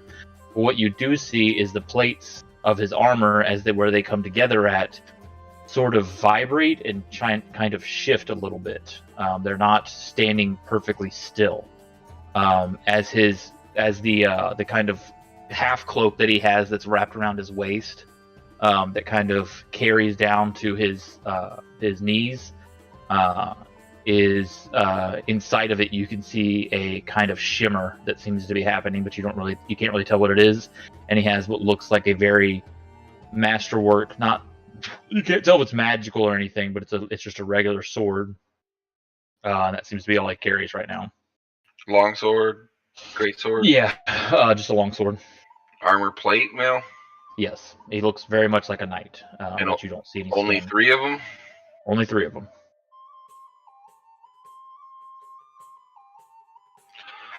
Kruk think he bet $600. Dollars? What the hell's a dollar? Gold. All right. You got 800 in the pot right now. Anybody else? 818 gold or some shit? No, he's betting 600 total, right? 600. Yeah, but your 200 is what I was considering there. No, I think he's using my 200 and 400 to his or something. I don't know. Okay. And Palos, we got you to give more gold than 16. How much we get you to give? 100? 150? You know what? Fuck it. Why not? All right, so my 200, 100. I'll just say 150 from you. Is that good? Sure. All right, so you got 350 from me, so you're putting in 250, Kruk. So, all right, sweet. All right, mark that money out of your fucking purses as you hand it over to Kruk. Oh yeah, mine was already out of my money. Kruk, how much do you have right now to bet? In total, what do you want to bet? 600. All right, roll an investigation and a persuasion check for me. Can you do that with advantage since we're here with him? I'll let him roll investigation with advantage, with y'all helping to find the best looking person to bet with. Okay. For the best odds that you can get. Didn't go so well. Okay, roll your persuasion check. Not bad. All right, to speed this along, I'll say that you find somebody willing to bet with you. You have a hard time with it. Most people don't even know you. They don't know anything about you, so they're not really looking to. And nobody really wants to bet against Kiltacular, or people like to bet against Kiltacular. So that's the reason why you are able to find somebody. But the odds that you get, how much gold are you betting? 600. 600 total? Yes. The odds that you get are 10 to 1. Okay.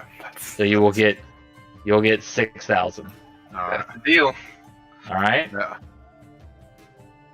All right. So you guys are slated to fight. Fuck it. I'm not going to make up some fights that happen that y'all watch. Actually, make up one real fast. It's a couple of people. It's a couple of gnomes against a couple other dwarves. It's 2-on-2. As soon as they enter the ring, you see Horanamus come from his, not like a throne, just kind of like a raised seating area. He stands up and silences the crowd and immediately tells them, "You've come for blood! You shall have it!" And he fucking nods to the left, and one of the gnomes sits with a big ass fucking hammer and just slams it into a big plate of metal like a gong, and they immediately start in after each other. You see one cast spells, you see another throw a dagger, you see one disappear and reappear behind the others, and they just fucking go at it and murder the shit out of each other. As soon as they're knocked down and the fight is over, the two healers rush out and begin casting what you assume to be extremely high-level divine magic, and the people are restored immediately to health. They immediately pop up, their wounds close instantly, a severed limb that was almost torn off immediately reattaches, and they are back to full. They pop up, they're a little worse for wear, pretty worn out, but they're fine, and they clear out, and yeah. So it's very efficient. They're here to fucking get some killing done. All right. So you guys are called up. Your sponsor paid the money, so you're cleared to go. The gates open before you, and you're welcome to step in. You look out across the way, and you can see the other team is waiting your entry. Y'all ready to do this? You said Yep. there's only 3 of them? Yep. There's only 3 of them. I want to enter in behind Hanzor, so I'm obscured, hidden. Okay. There's nowhere for you to like actively hide in this arena as you're entering, but there is. I'm gonna say that there is to some extent, fucking rocks and shit. If you want to hide them, let me actually give you some stuff because that would be very unfair if you just use your fucking class. I'm smaller than Chance. Technically, I should be able to hide behind him. Yeah, I'm fine with that. I'm just saying, like, when the combat starts, I want you to have something to be able to hide behind. Hold on. I'm just gonna add in.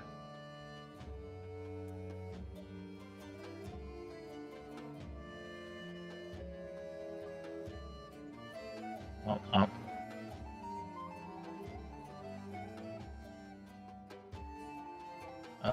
Let's see. That. That's good enough. Yeah, there you go. Okay. All right. We are. I don't know how to do all the initiative and stuff, so we're going to track all that in D&D Beyond. So we are good to go. I'm going to go ahead and auto roll my stuff. All right. So before we start on the combat, as you guys take your place, you're supposed to stand in the middle. I will let you pick where you want to stand. I'm going to pick up and drag both of you. I want to be front and center. Okay, so I will say probably Call, and how's that look? Yeah, I'm fine with that. Croc Like hiding behind. The Twitch stream's about 30 seconds behind, so. Okay, I don't have to hide anything anymore, so I'm gonna do. We're in mine like and a start 4-sided die situation. Us two There you are go. in front, and Palos and Croc are behind us. Okay. I'm gonna stream Tailspire from mine, so y'all can see stuff, and I can. Oh, hold control up! Turn everything that from off! Turn that off! Right. Turn that off! here. It's fucking with the. There you go. It's fucking with the stream. I can Here. stream it if you would just tell me which one, because when I reopen the game, it's nothing. It's fine. I'll do it. Just turn off your stream so I can turn mine on. There's nothing to hide on this map. We'll figure it out for the caves and stuff later. Okay, turn yours Alright. on so it fixes the setup we got here. All right, y'all should be able to see everything. Have y'all not been able to? Oh no, y'all been able to see it from Danny's earlier. Okay. From the Twitch, but then Evan sucks, so here we are. Dude, it wouldn't load. It's fine. It's fine. Okay, so as you guys take your place at the beginning of the arena, or at the middle of the arena, you look out, you see the same black orc in the same description. You see her more directly, and you can see her fingers start to crackle a little bit with some magical energy. And you see what you couldn't see earlier, the knight appears to be ethereal in form. If you look inside of his armor, inside of his face, or his helmet, you can just see a greenish blue type of energy. You look at the middle of his breastplate, there's a cutout in the center, and what you see in there is that same kind of bluish energy swirling, kind of galaxy looking. Underneath that kind of cloak that hangs around his waist, you see a similar kind of galaxy universal type image, to the point that I'll just give you guys this so I can show you how cool he looks. So he looks dope. Here you go. I'll just give you all 3 of these guys.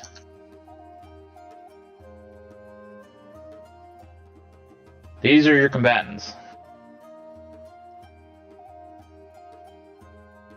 All right. That being said, you hear Horanamus step up and announce that Killtacular is at it again. The crowd roars at their name. He announces the Foul Four. Everybody just kind of sits there, not really knowing who y'all are. And you hear the gong ring. Give me your initiative, boys.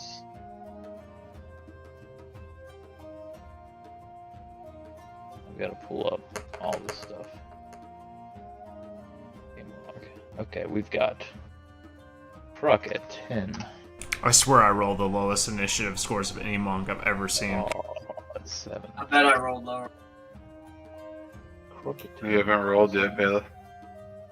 Well, you didn't roll in D&D Beyond. What'd you roll? 4? What'd you roll? Crook, I What want did Palos roll? 4. I saw that. Thank you. Crook, I want to go first if you're okay with that. Negative. Okay. Good talk.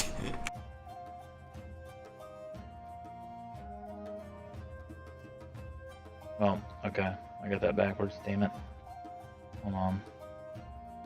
Alright, just remind me. I might fucking forget that. Because it started the auto thing. Hold on 1 second for me. I gotta pull up their sheets.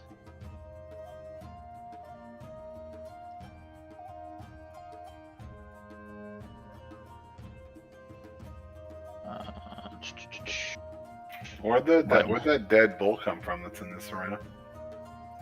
Dead bull? I put him in I there. don't worry about that boy. There's some crazy fights happening in this arena. Yeah, I see that. Shit gets wild. They do a rodeo here too. It's kind of like That's their all. community arena. That's Sunbreaker Olamon. That's what it is. I've already Make defeated sure- it. I'm the winner version. Make sure y'all have the items that you attune to. Make sure that's adjusted. I have my Phantom Fist equipped, but there's no real option to use it, so I was going to use it Just separate add it as before. a... I'll mess with it after the stream. It's just I couldn't figure out how to add it as a weapon, so it's a custom item I have, but I couldn't figure out how to equip it. Rock the Witch. I had these pulled up and then I lost them. So. Guarding the Witch. That's it. Okay. First up in the order, you see the Brothel Witch who was prepping the spell in her hands Brothel immediately. Witch.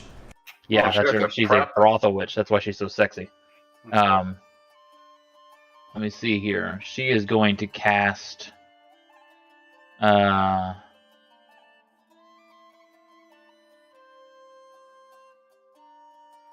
Do this. She's gonna cast Hypnotic Pattern. She's gonna cast that at you, Caw. You create a twisting pattern of colors that weaves through the air inside a 30-foot cube within range. The pattern appears for a moment and vanishes. Each creature in the area who sees the pattern must make a wisdom saving throw. On a failed save, the creature becomes charmed for the duration. While charmed by this spell, the creature is incapacitated and has a speed of 0. The spell ends for an affected creature if it takes any damage or if someone else uses an action to shake the creature out of its stupor. Alright. It's 30-foot cube, so it's all 4 of you. Everybody roll... What did I say it was? Wisdom saving throw. Wisdom saving throw, yes. And her... Fucking... Yeah. Okay, let me look at y'all's game log. Wisdom save.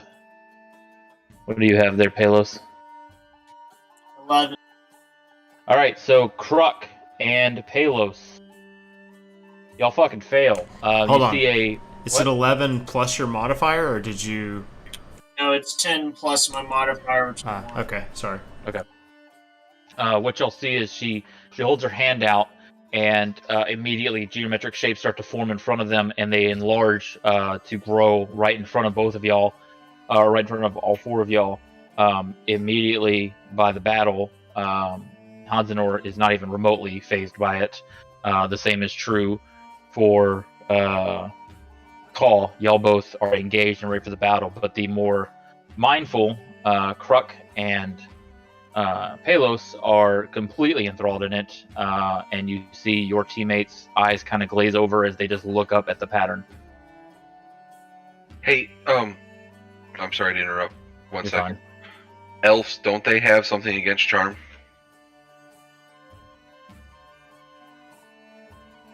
I think so. I think you're right. They cannot be like magically charmed or some shit. Or they get advantage on the roll or something? Advantage against being charmed, which just means I get another roll, right? Or Yes. take the higher one. Whew, thank you for that. I did not. I'm 2. glad somebody knows how to play, Evan. No, I'm just... 19 plus 1, 32. All right.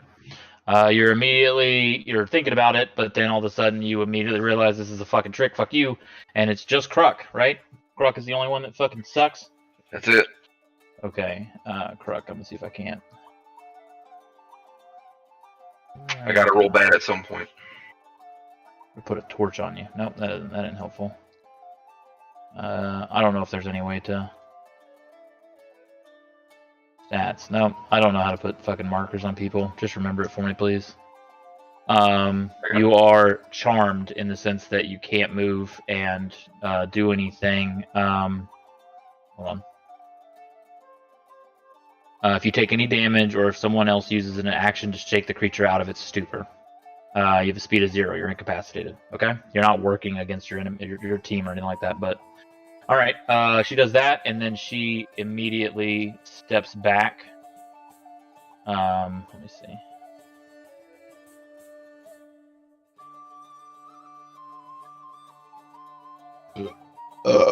Excuse me. Sorry. Keep forgetting. Damn, Andy, you're on a losing streak with that. She steps back over Well, here. he's not pushed to talk either. Yeah. All right. That's all she's gonna do for her turn. Next up is the Black Orc Pit Fighter. He is going to rush to y'all. He's gonna rush right up to Caw, being a little bit less intense than Hanzanor, and he's gonna make. Let's see. 2 attacks. He's dual wielding. No, he's doing a multi-attack with his Morning Star. It's a great axe. I don't know why I said Morning Star. Oh, because the picture is Morning Star. He's got a great axe. Pretend like he has a great axe. All right, cool. My imagination only knows so many limits. He's gonna make 2 attacks at you. Where's my thing? Okay. The first one gonna be +6. 13.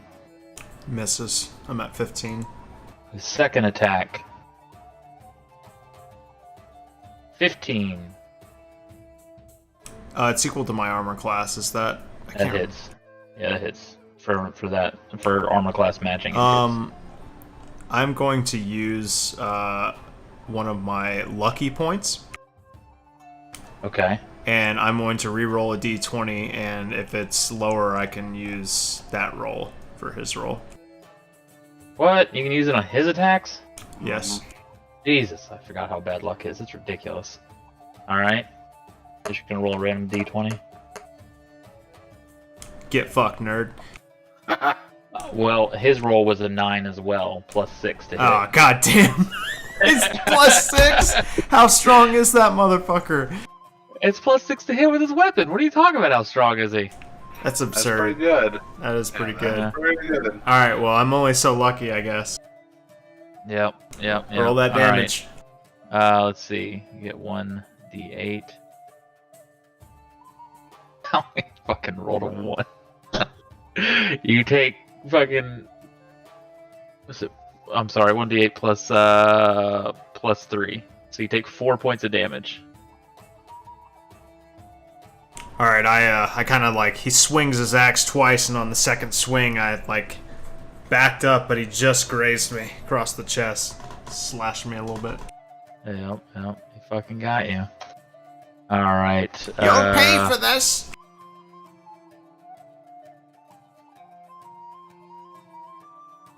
Let's see. Make sure I've got everything right. Okay. Okay. The next thing he's gonna do is for his bonus action.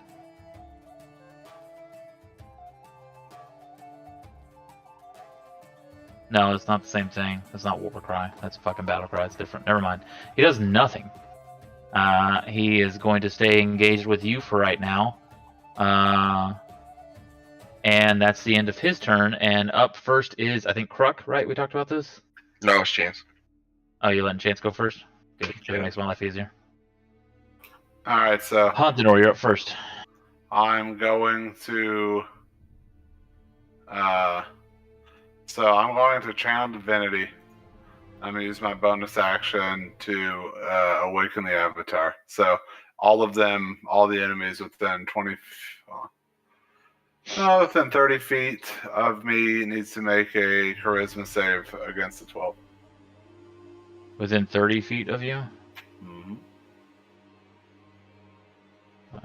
Let's see. Each tile is 10 feet. That's 5. 10, Each tile is 15, 10 feet? 20, Okay. 25. I thought it was 5, but I guess. Yeah. No, you see the grid there? They're the bigger, tiles yeah, I that you're see seeing that. are I 10. see. So within 30 feet of you, it's going to reach those two, but it's not going to reach her. You see that on my screen, right? Y'all can see that? Yeah. That's fine. So I still use it. That's fine. Okay, that reminds me. I can't hide my rolls from y'all, which is fine. Okay, what do they do? Charisma saving throw. Okay, a charisma saving throw against the Black Orc. Let me roll. Has to be a 12. Okay, he rolled 12 plus something, I'm sure, a charisma. Yeah, he's plus 1, so that's 13 for him. For the Black Orc. And then for him... He has a modifier? Nice, for charisma. Yeah, for charisma. He's proficient, huh? So. It's an 8 for the Comet Warrior. He gets plus 0, so that's an 8, so he fails. What happens to him? He's frightened. He's frightened, so he can't move towards you. And what else? He has disadvantage on all attack and saving throws. Okay. Hold on.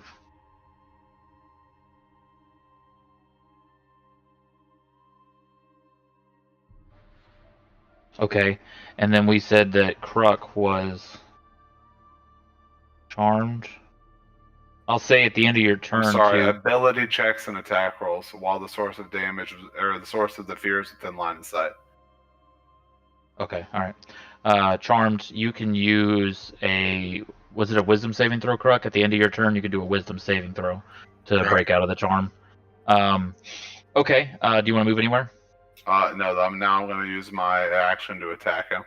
Okay, you attacking the Black Orc? Yes. Okay. Go ahead. Which is your greatsword? God damn. Yeah. That fucking hits. As I hit him, I'm going to expend. Hold on. As I hit, I'm going to use. Let's see. I don't know what. I'm going to use Divine Smite, and then I'm also going to use Thunderous Smite. Okay. Okay, so when I hit, let's see, 2, just make sure, got all these, 2d8, okay. He's not a fiend or anything, right? Okay. No. Oh, he's a fiend. Spell slots are first level. A fiend for battle. Alright, so I hit with my weapon, and so now I have to figure out damage dice. Man, it's been a minute since we attacked something, so I have to figure out how. Hold on. Okay. Here's my damage. So 9 from that, and then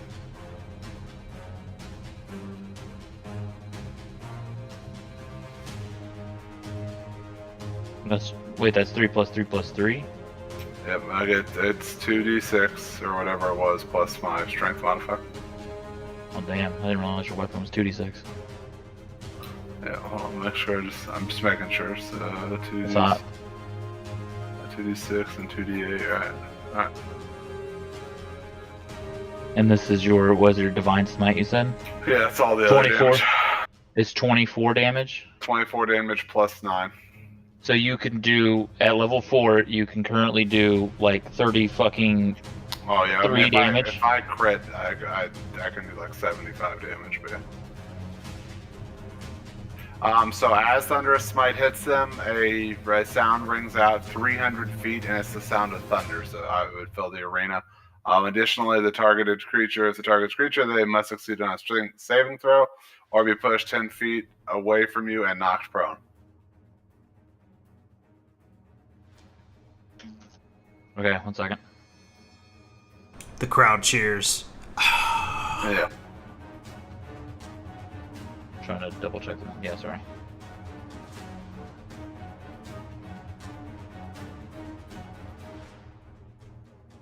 Okay. A strength saving throw, you said? Let me just make sure I have this right. Okay. After he takes 33 points of damage. Yeah, he took his 30 points of damage, and I'll get to that in a second. Can you imagine if that that's happened a to us? We'd be fucking nat pissed. one. He gets he gets thrown away 10 What- feet. What direction do you care? No, I mean whatever direction I would hit him. So yeah, that makes sense. Like that? Yeah. And he's prone. Hit him towards Yeah. the fire, Can son. I fucking like lay him on the ground? Just so I can flip him over. Hit Yeah. him towards the traps. Are there traps? Yeah, there's these- fire and these there's pillars- spikes on the wall.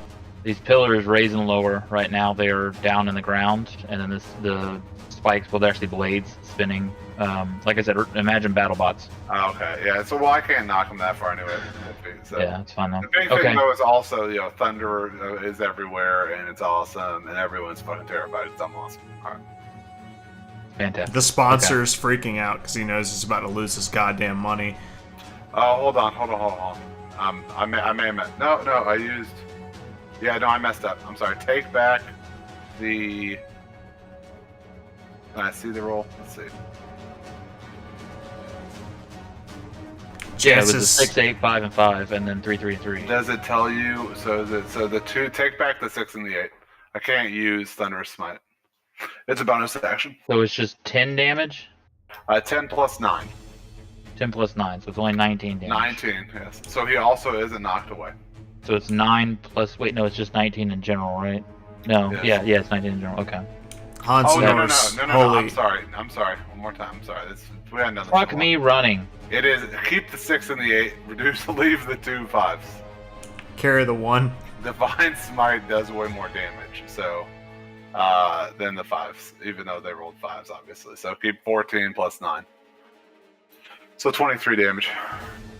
Okay. But no thunder, This is what no I get push. for fucking writing no push. Okay, this is what I get for trying to write this combat out instead of putting it on my OneNote. Because I have to fucking just scratch a shit ton out the first time.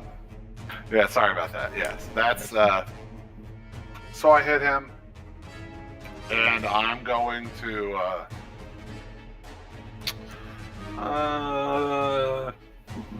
I'm gonna move. I'm gonna provoke. Yeah, opportunity. you're within his range. You would provoke. Yeah, opportunity, for right? sure. But I'm gonna move 30 feet towards the middle of both of those enemies. Like right here. Yeah, as far as 30 feet goes. Well, 30 feet will get you 5, 10, 15, 20, 25. It'll get you up to him if you want it. Up to the dude. Yeah, up to the Comet Knight. Yeah, sure, that's fine. Okay. All right, but let's do the attack real quick.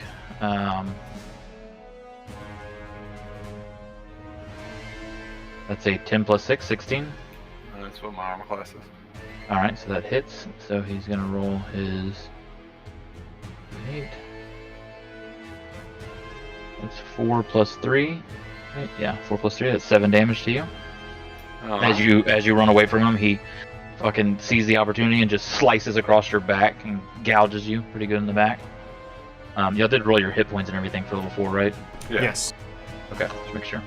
Okay, Hansador, that's your turn. Kruk, you're up next. Your turn passes. You stare up into the fucking geometric shapes and just kind of fucking dazed. But at the end of your turn, roll a wisdom save. Not gonna cut it, homie. Sorry. It's a Yes, 14. 14 is what you gotta beat, by the way. Damn, that's a high ass fucking modifier.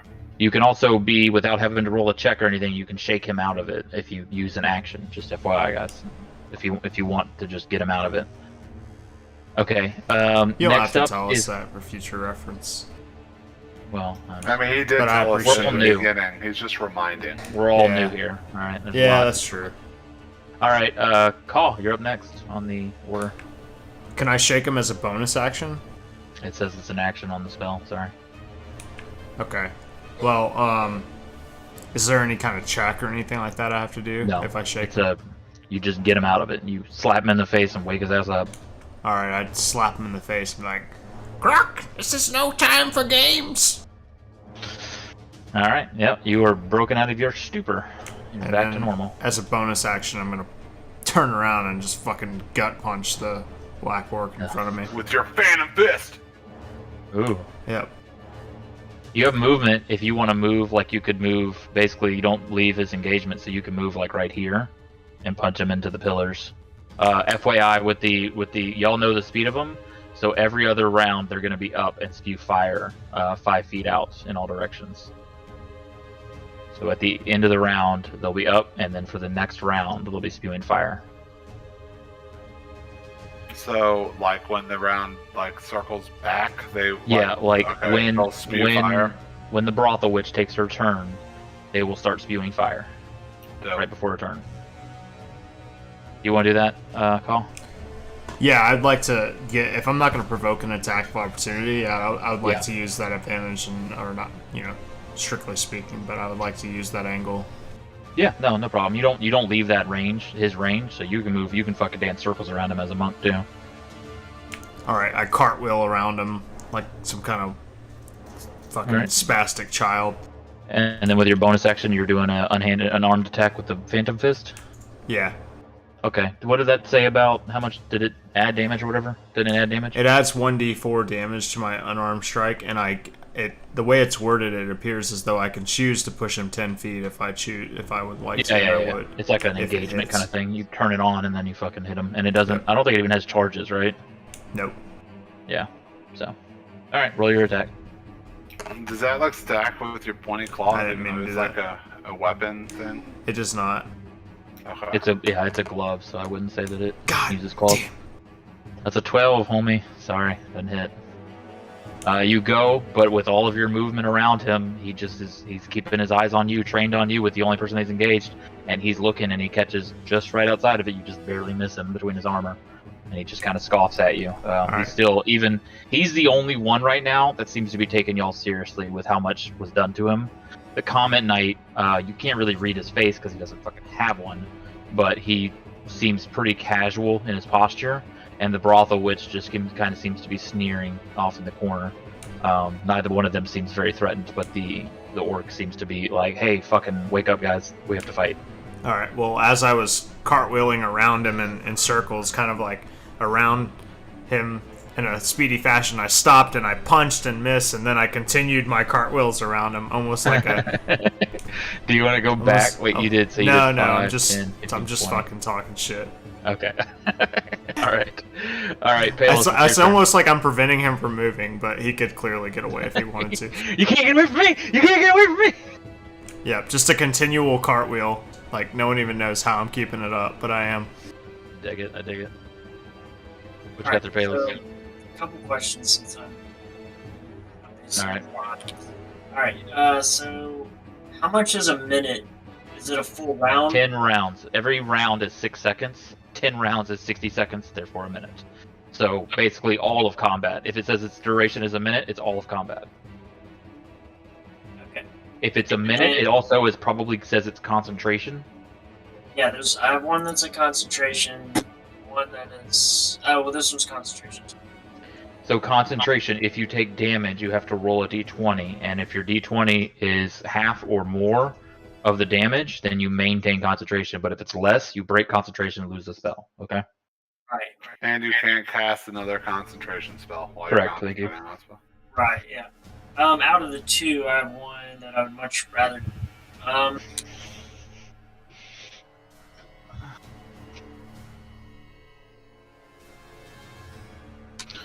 So What do you is got? the black orc looking kind of hurt, or? He's not what is considered bloody, which is usually half HP. But he took a pretty chunky hit from Hansanor. He's fucking staggered from it. It's not like Not good. He's not happy about the situation he's in, but he's not like just bleeding out or anything.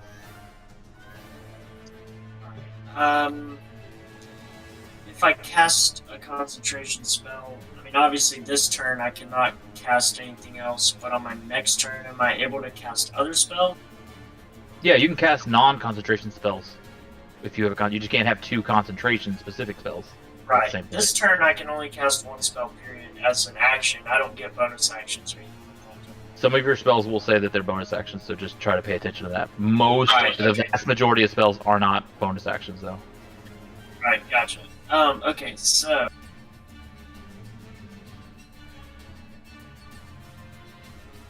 Isn't there a fucking grid button? I thought there was a grid button to this. Am I wrong, Danny? It might be in like builders tools or something like that to create the grid. I'm not quite sure. There it is. Oh wow. I'm going to cast Ray of Enfeeblement. That'll work. Black Orc. Okay, you're casting Ray of Enfeeblement at the Black Orc. What does that require? Basically it's a ranged spell attack. He deals half damage with weapon attacks that use strength until the spell ends. It's concentration up to a minute. Yep, attack save, a Constitution save of 14, I guess. But he has to make that on each of his turns. Okay, so what do I roll initially?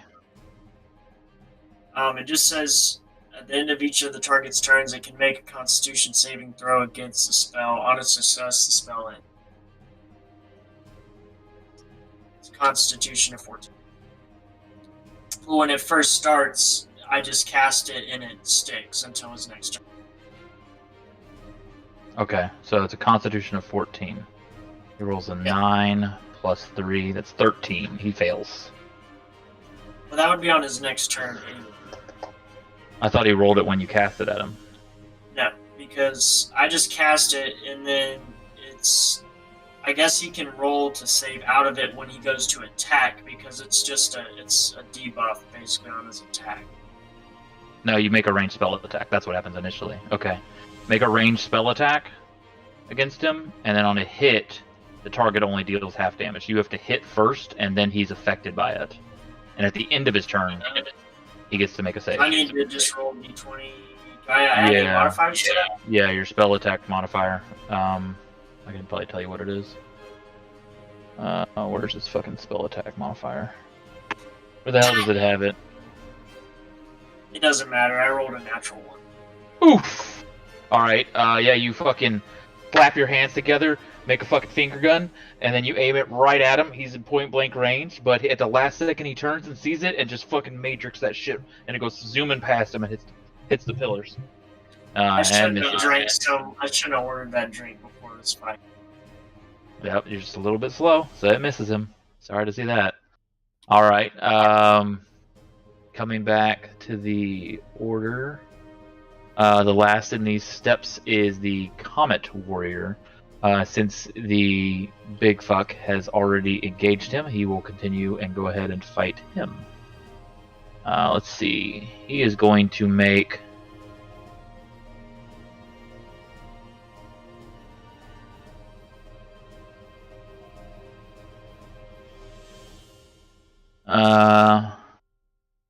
he's going to do a multi-tack as well.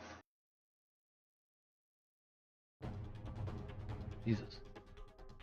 Oh, sorry to say it, Chance. He rolled a nat 20. Well, he has disadvantage, so. Shit! Sorry to say it. What if he just rolled off two There you 20s? Fuck! That's a, what is that? Oh, he has +7 to hit, though. So that's good. What did he roll? are these enemies? What did he roll? They're the fucking... 6. He rolled an 8. He rolled an 8. 8 plus 7 is 15. Ha! No. They're the testaculars. That's his first attack. His next attack is a 3. Oh, that's probably gonna fucking not be good. Yeah. He rolled another 3. Get fucked! Hell yeah! So many D20s. What is the name? What is the name of the thing that gives him? Galaxy Knight. What's the name of the thing that he gets that you gave him? Frightened. He's frightened. Okay. All right. So yeah, he's kind of fucked up by your gigantic presence. You absolutely smacked the shit out of his work friend, and yeah, so he's kind of freaked the fuck out.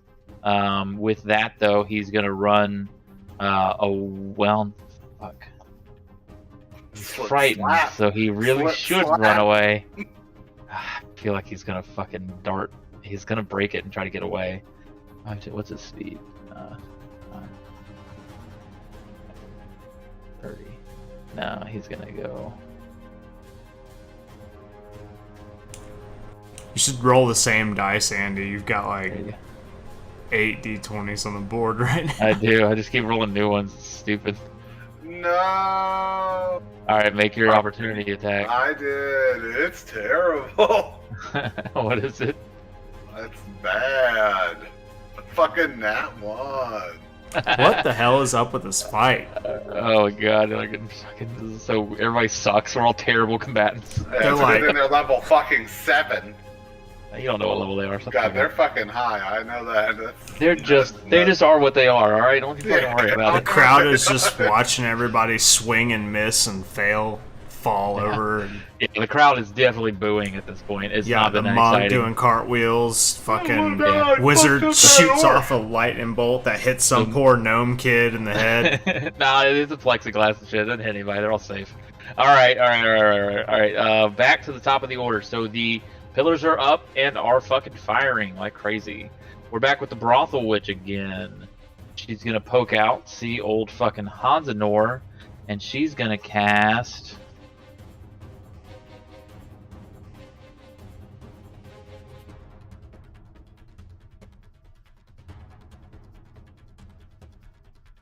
You're supposed to be prepared when it gets to your turn.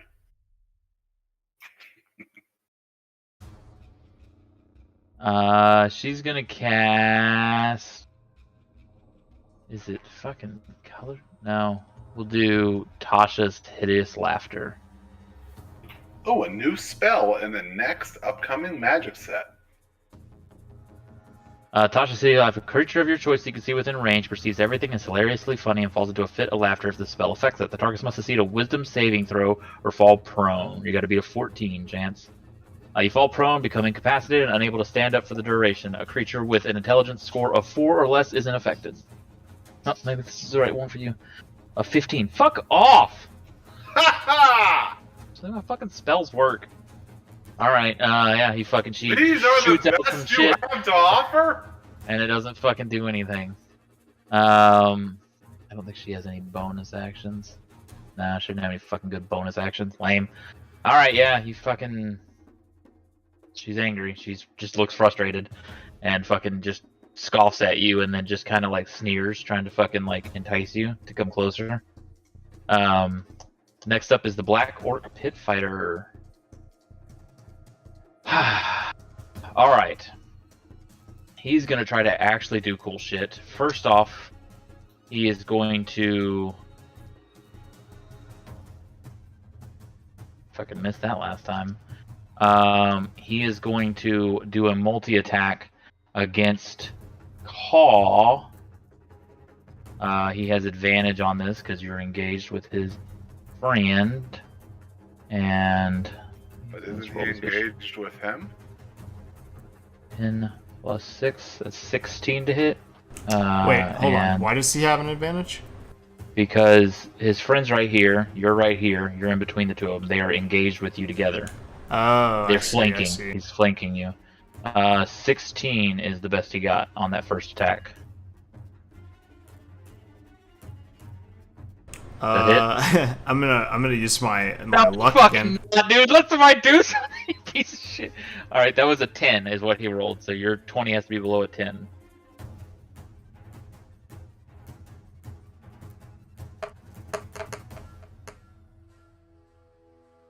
Fuck. Come fuck on. What was it? A 7 It's plus a what? 7. 7 plus 6. That still hits me. It hits you still? Yeah, 15. Hell yes. Hell yes. Alright. He's gonna do his fucking... I'm not very lucky for someone with the lucky You said perk. your AC is 15? Yeah. Well, He's that's gonna- only 13. No. 7 plus is 6? 13. Yeah, it's 13. Oh yeah, never mind. He misses. Damn it, Chance! My bad. Fuck off!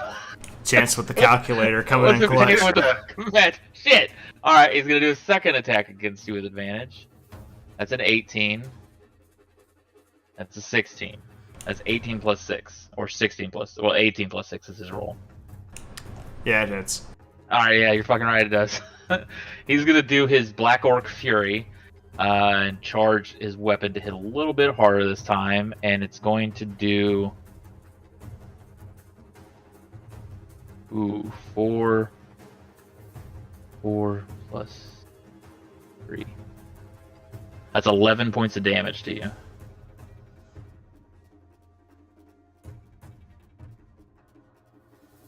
Alright, with that, he's going to do his... oh, well, I fucking read that wrong previously. Let's see, what's his... Yeah, he's got his friend.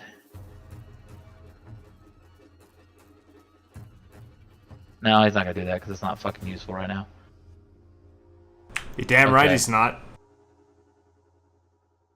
Yeah, that's it. That's all he's got. Man, Alright, so he catches me mid cartwheel. And, Yep, he fucking hacks me slashes up real really, good.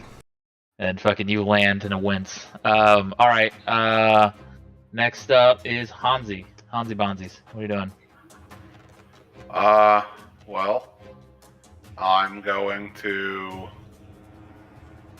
Let's see. Didn't I? No, that was his thing. There's nothing I rolled to save against your fear, is there? Nope, he's frightened till he loses. He's frightened forever till he dies. Except He's he frightened has for the only- rest of his kidding me? life. He only has disadvantage though on ability checks and attack rolls if he's within my line of sight. Okay, so he currently has advantage against Call. So it would be equal if he attacks Call. Alright, I just gotta keep that in mind. He's got Okay. disadvantage as long as you're within line of sight of him. Okay. Okay, What are you I'm gonna go behind the knight. No, like actually, like behind him, like, sort of like a little more diagonal. Yeah, like that, right there. Okay. And I'm going to use my attack. I think. Yeah, give me one sec. Yeah, I'm gonna use my attack again. What is Attacking that? him with my greatsword. Okay. Is so when we look at him, is he equipped with what he has? Like, and like he has a shield and some other stuff. No, he just has a sword. He has no shield. That's what you're He saying. has no shield. Okay. I thought I gave Alright. one of these guys a fucking hairy. All right. I'm just gonna make a normal attack. Okay. Fuck me, that hits. Yeah, it hits. Okay. As it You're hits- flanking. Roll again. You get advantage. Oh yeah, I can crit. Fuck yeah. For Alright, God, cool. if he's fucking. All right. So Yeah. as it hits, I'm gonna use my action to use Thunderous Smite.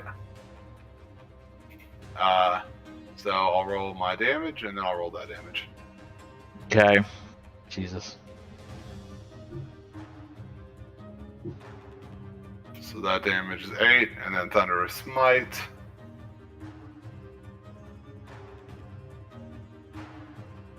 Six more, so 14 total, and then he has to make a strength saving throw Okay. against a. Hold on. He has to make just a strength saving throw. I have what? It's 12. That's to be 12, and he has disadvantage. Oh no, that's saving throw. Sorry, that's just non-ability checks. My bad. 5. His strength, you said? 3 is 8. Yeah, he fails. Okay, yeah. So he's pushed 10 feet. Thunder fills the arena. Okay, where do you want him to? Which direction? I want him to go straight towards Kruk and Palis. And so as he's pushed away, I'm pretty sure he gets an attack of opportunity. Is attack of opportunity when they get forced out of melee? And it's just moved away. Okay, I'll take your fucking Okay, attack of opportunity I there, don't Call. Let me see. Are we double checking that before I do it, or? Go ahead and roll it. Look it up real quick.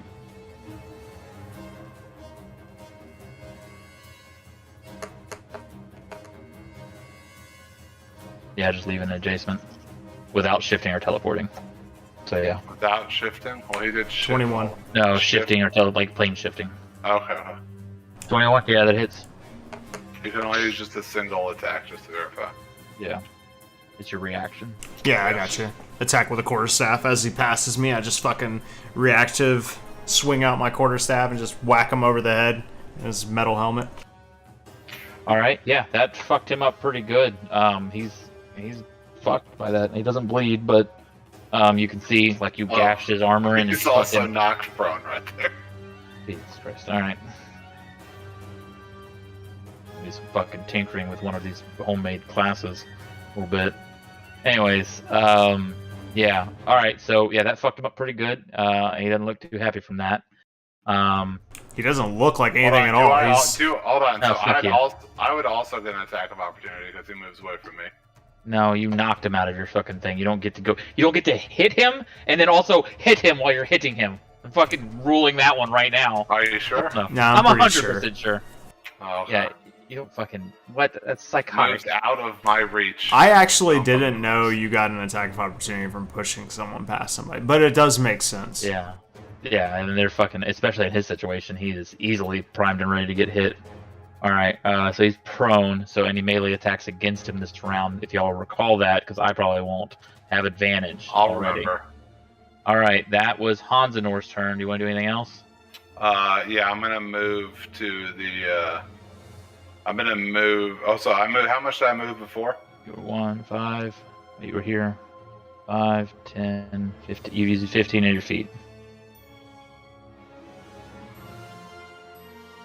You have another 10 if you want to move and engage with him again. I have 30 feet of movement. But, Yeah, do you want to engage with him again? You can do it.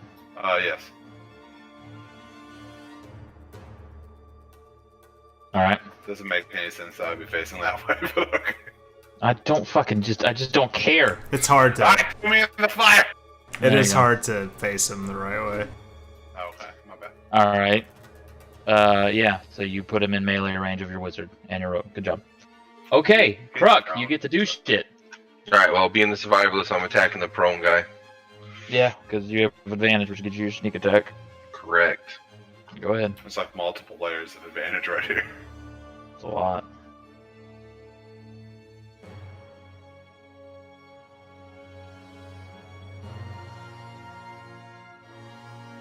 Sorry, boys, those aren't going to cut it. You're attacking well, the I'm knight, using- right? Yep, lucky then. Fuck me, y'all both took luck? Come the fuck. The veteran move. Fucking feat is ridiculous. It is the best feat. In my opinion, the best feat early. Still, fucking. Alright, I also want to move 30 foot towards You're the gonna- witch. You're gonna disengage with him? He's prone, what's he gonna do? Oh yeah, you're right. 5, 10, 20, 25, 30. That's your 30 movement speed. Yeah, put me over, can you come around the other way and put me, so the block is partly obscuring my guy from her. That's about what you can do. So you Try to hide. can move there. through people, so you can go. So you can do this. You can go 5, 10, 15, 20, 25, 30. Because you can move through people. I forgot. Alright, then I'll use my bonus action to hide. Specifically for her. Okay. Yeah, you're fine. Go ahead and roll your. You feel pretty fucking hidden. All right. On to Call the Outlander. All right. So I've got two people around me, right? I've got the Astral Knight or whatever, and I've got the Orc. The Comet Knight is outside of your range. He's 10 feet away from you right now. That's right. I This can is the kinda Comet tell Knight now. Yeah, I distance. can kind of tell. Okay, so the But you Orc, could move around if you want. but the Orc would get. He would not get attack of No, opportunity. you're not leaving his. Yeah, if you go right here, he would not leave. You would not leave his range, so he would not get attack opportunity. Who looks worse for wear? The Comet Knight. Okay, I'm gonna cartwheel around. That's the only way that you move in this. But fucking this arena. time, it looks a little bit more. It looks a little bit more labored because I've been hit a few times, you know. So it's more like clumsy. Yeah. I kind of like Alright. end it at one point and sort of like try to hop to like finish it off. And I go to hit the prone knight. Fantastic. Yeah. Go ahead. You have advantage for 1,000 different reasons. I think. Isn't it auto crit? On what? Prone. No, you Melee just have attacks. advantage. No, yeah, it's just advantage. Okay. Ranged attacks have disadvantage. All right, that was your first. No, that was call. That was correct. 9. No. Yep, that fucking Here hits. we go. You hit him. 24. Yeah, 19. that's it. What are you doing with this one? What attack is this? This is just with my quarterstaff. Okay.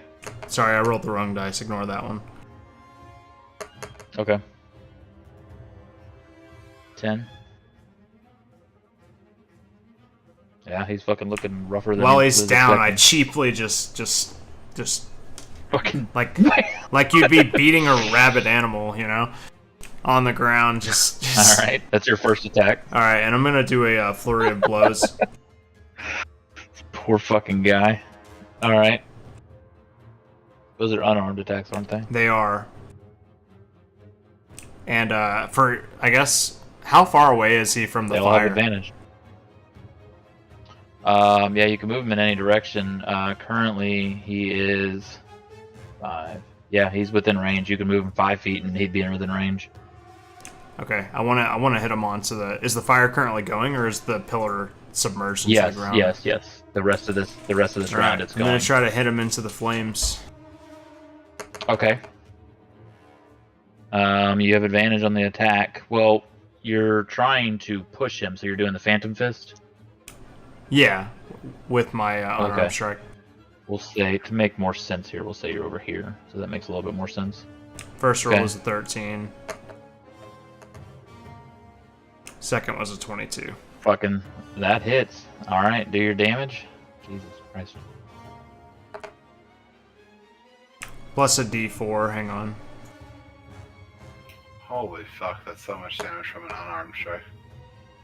So 9 total.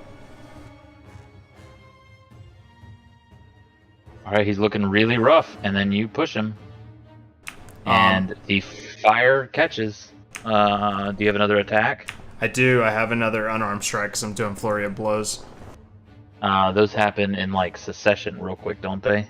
So let's say that your Phantom Fist is on the second attack, because if you pop him and then knock him away, your next fist is not going to Right, connect. yeah, it'd be pretty fast. I mean, it depends on how you want to play it, but...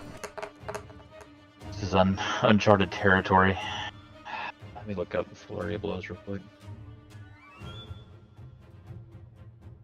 I just want to read it from my understanding, not the fucking whole thing.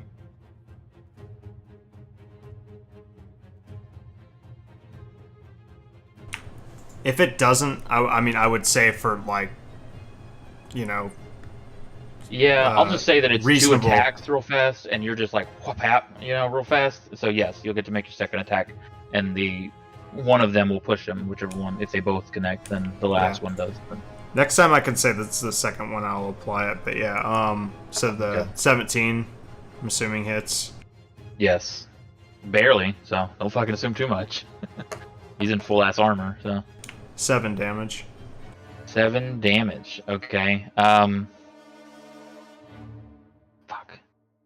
Yep. Alright. Oh shit. Alright, so you knock him into the fire.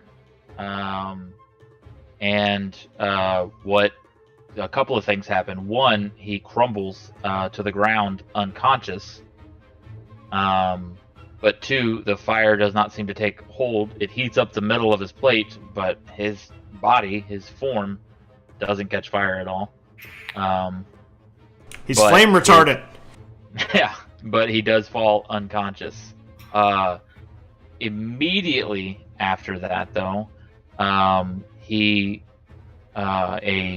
celestial kind of essence comes around him, and you see it kind of just like shift around his body slightly, and injects itself right into his chest, and you see him belabored stand back up. Alright, as he moves away, I get an attack of opportunity. Roll my attack roll. That would have happened before we stood up then. So your attack of opportunity happens. Go ahead. I rolled a 19. Okay, you can do as much damage as you want. Go ahead. All right, so that happens. So all of these things happen. He falls to the ground, and then the things that I just said happen, and he stands back up. He just took a shit ton of damage. Goddamn. Yeah. Yeah, he did. But the way this is worded, it happens after he falls to the ground. So all of these things, one after the other. Then it's the Evan equivalent also of an gets action. attack of opportunity. No, Everyone gets to no, move he to the dirt. didn't leave. He didn't leave Evan's thing. Oh, I He didn't guess. leave his thing. But yeah, he stands up. He is fucked up though. It's not like he stood up and is at full health. He is fucked up, pretty badly. And he's prone. I'll say he's prone too because he got fucking knocked down. He doesn't seem to care about the fire too much though. We hit the one guy that doesn't care about the fire into the fire. Yeah. What happens when you're celestial? Call. That was your turn. Palos, what would you like to do? Ranged spell attacks have disadvantage with somebody in melee range, just FYI. But he's prone, so you can leave his area without taking an attack. Him getting an attack of opportunity. You Correct. probably Yeah. have spells that don't have attack spell casting. Yeah, you have a lot of those. What would you like to do though, Palos? Yeah, I'll move out of range. Further, or just is that good enough? I guess, honestly, I want to move out of range of everybody.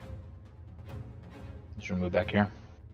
And then he fucking fireballs all of you. Because I wasn't close enough to the melee guys to get... No, yeah, you're fine. You're fine. Alright, yeah. So now...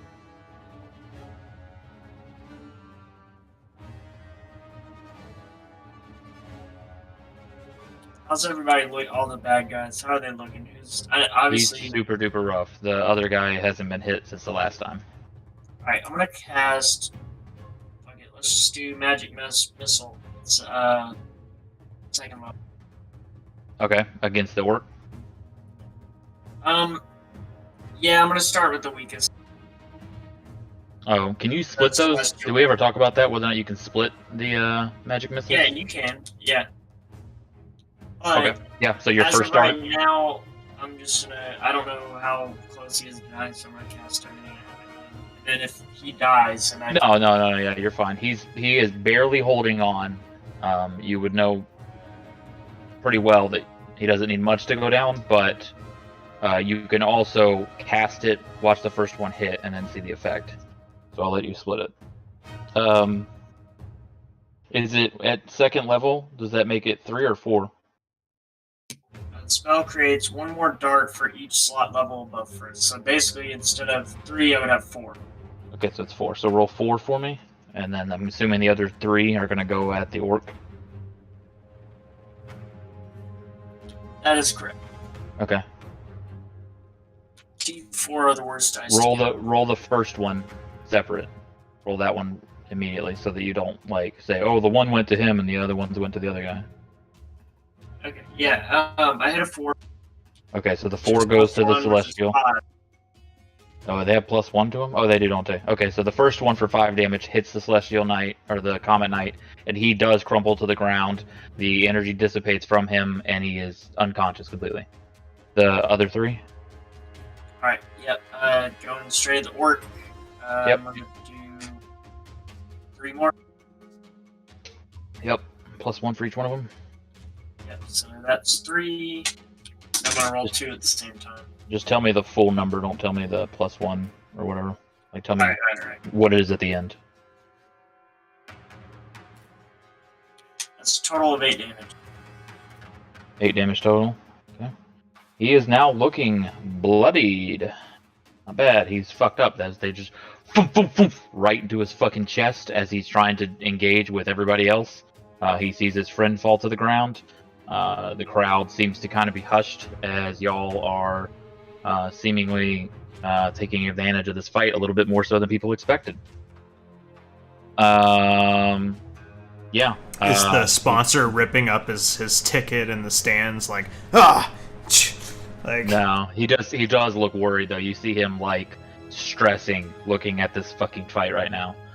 He's not happy, and the guy that y'all took the bet against is glued to his seat staring at y'all, really worried about how this is turning out so far. So they're not looking happy. That's Palos. Up next is the Comet Warrior. He's dead. Good job, Comet Warrior. You fucking sucked. Up next is the Brothel Witch. Brothel! That's my line.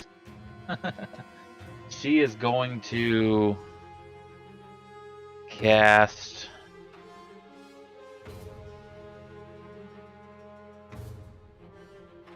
She is going to cast... Fucking guess this. Dang it, I did it again. I just keep doing it. This is range.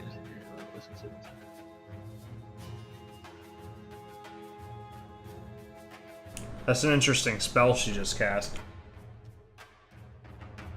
Yeah, I'm sorry, I'm just making sure it's the one I guessed. Alright, she's gonna cast Enthrall.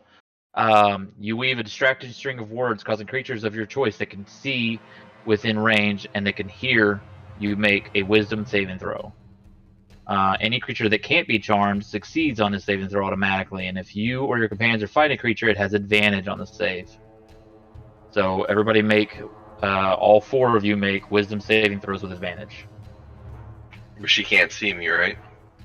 Oh, she can't see you now because you hid. Yeah, correct. And I can't be charmed. Let's say. No, you have advantage against charms. So what saving throw again? I'm sorry. Wisdom saving throw with advantage. Fucking God, natural 1. What the? Did you roll twice? Oh yeah. Jesus. I'm not gonna spam my roll of I 20. just rolled So. a natural 1 again. What was yours?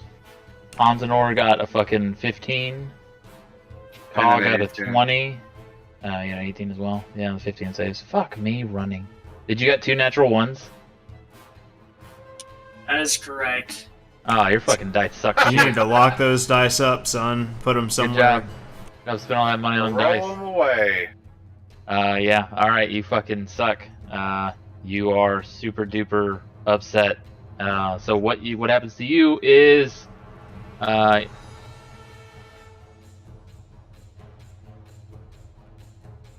fuck me, I didn't read that. It sucks. Damn it. Whatever. You can't perceive her basically. You don't know that she's there anymore. Yeah, so she entrances you and disappears from your mind. You don't even know that she's there anymore. Alright, the rest of you are fine. Fuck, she sucks. She's not as cool as I thought she'd be. Nah, she's fine. Alright, the Black Orc Pit Fighter is here to fuck. I don't like that guy. I'm gonna try to take Kaw down, because fuck him. I got to get 1 kill out of this. Alright, he's gonna make his attack against Kaw. Not with advantage. Actually, no, he's gonna do... Yeah, he's gonna do his battle cry. He only gets 1 of these. It's for this turn. So his bonus action is gonna be a battle cry, and that gives him advantage on the attack, because God knows he needs it. It's a 14 plus 6, so that hits. No. Hang on. That's a 2 plus 6, that's 8, so 14 plus 6 is 20. Is he just doing the normal attack or that multi-attack you talked This about? is his multi-attack. This is the first attack. So 1 roll was 20, right? Yes, 1 roll was 20. Alright. I'm gonna use my last luck point. Fucking, let's just not have any fun. Yeah. Fuck you, Andy. He's hit me every time I've used my luck. It hasn't worked. Whatever, roll your 20. It was a 14. Let's be lower than a 14.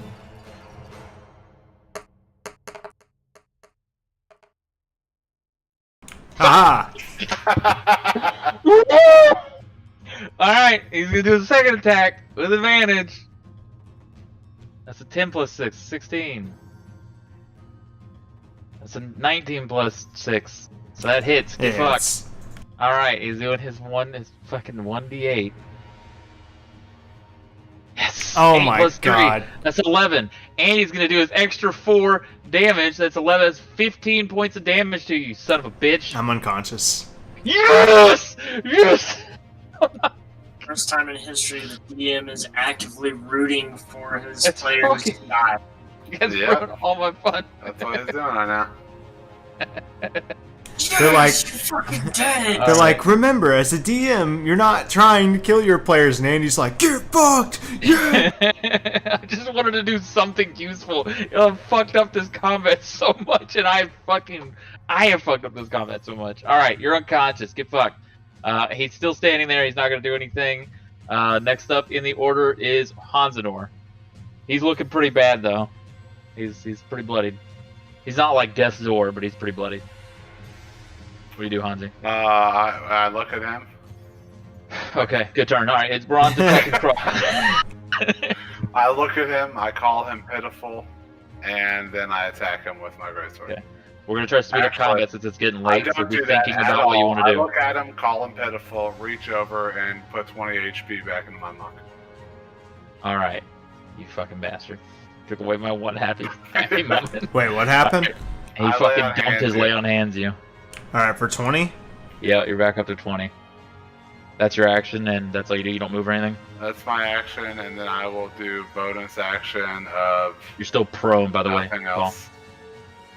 Okay. Kruk, you're up, and Call, you're on deck. So be ready for your attack and your move, so we can speed combat along a little bit because it's getting late. All right, can I get behind her for a sneak attack, or just come out you of the side in a you have sneak attack? 5, 10, 15, 20, 25, 30. Yeah, you have enough. You can go around her, and you're still hidden. Okay, give me my sneak attack. Let's do it. I'm giving you your sneak attack. Calm down. That's your advantage. That's 16. What's her name?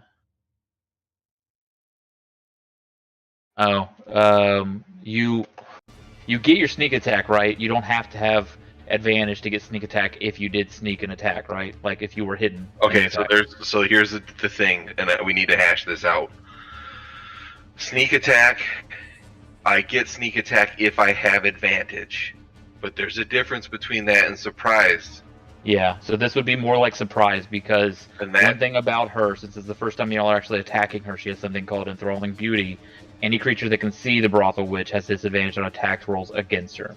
So you are flat. You don't have disadvantage, you don't have advantage. They cancel each other out. So what does that look like for you? I'll say roll again since I didn't roll it beforehand. does a 16 hit? That was my first roll. Yeah, I think it does. Yeah, it hits. So you can just keep that one. It's fine.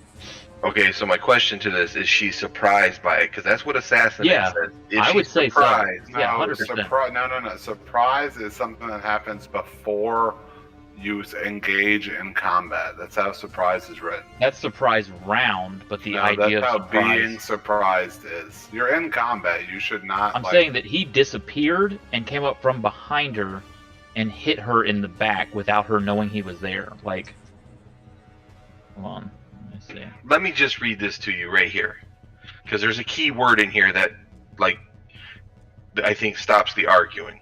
Assassinate. You have advantage on attack rolls against any creature that hasn't taken a turn in combat yet. And any hit you score against a creature that is surprised is a critical hit. Yeah.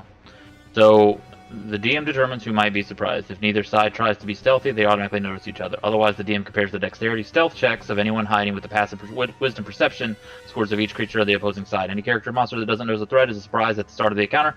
If you are surprised, you can't make an action or anything. So one part of what it's wording is that the second part is when a creature doesn't notice a threat or is unsuspecting of any threat, they are considered surprised by the attack. No, it says any character or monster that doesn't notice a threat is surprised at the start of an encounter. No, that's the first part of the description. The second part of the description goes on to say that when they don't notice a threat specifically. But at the end of all of it, at the very first line, it says the DM determines who might be surprised. In my mind, he used the terrain, snuck around it without her seeing. Okay, She's focused on that's y'all, fine. and he That's fucking stabbed her in the back.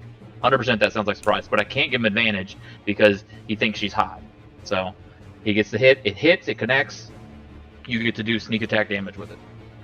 Do I get critical? Because she's surprised. That's my question. Yeah, because it's surprise. Okay. Yeah, a successful hit counts as surprise, and surprise counts as. Am I rolling everything twice, or are we just doubling it?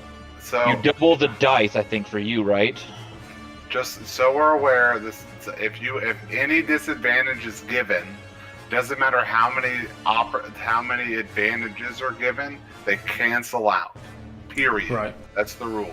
Yeah, that's what's happened. He's Yep. rolling No, normal. you're saying that you gave him advantage. That's what you just said. I gave him advantage, and then he lost it. Which would mean that he doesn't critical because that's a part No, of. he doesn't get sneak attack. We've already been through all this. I'm making my ruling. We're stopping here. We're late. We're just going to continue on right now. So we're just going to stop. I've done what I've done, and thematically Cool. it makes sense We to me. press. Let's So we're press going. on. Go ahead. It is a critical. It counts as a surprise. Okay, so but no sneak attack. I think. Well, no, sneak attack is only. That's the specific one that happens when you have advantage on the attack, which you do not. Okay. Right? Is that correct? So 28. 28 total damage. Yeah, without sneak attack. Okay, that fucking hurt. You jab her straight up in the back, and she was not aware of you in the slightest, and squeals with pain, really badly. That caught her off guard completely. All right. Next up in the order, or do you want to do anything else? You haven't used No, your bonus you're probably action. not. I mean, I could try to hide, but it probably won't do nothing. I already moved. No, I'll just stay in combat with her. Okay. Next up in the order is Palos. Nope. Next up in the order is Call. Palos, you're on deck. Be ready for your turn, please, so we can. The black Yes. orc is in front of me, right? Yes, you are engaged with the Black Orc. All right. I'm gonna try to hit him with my quarterstaff. All right.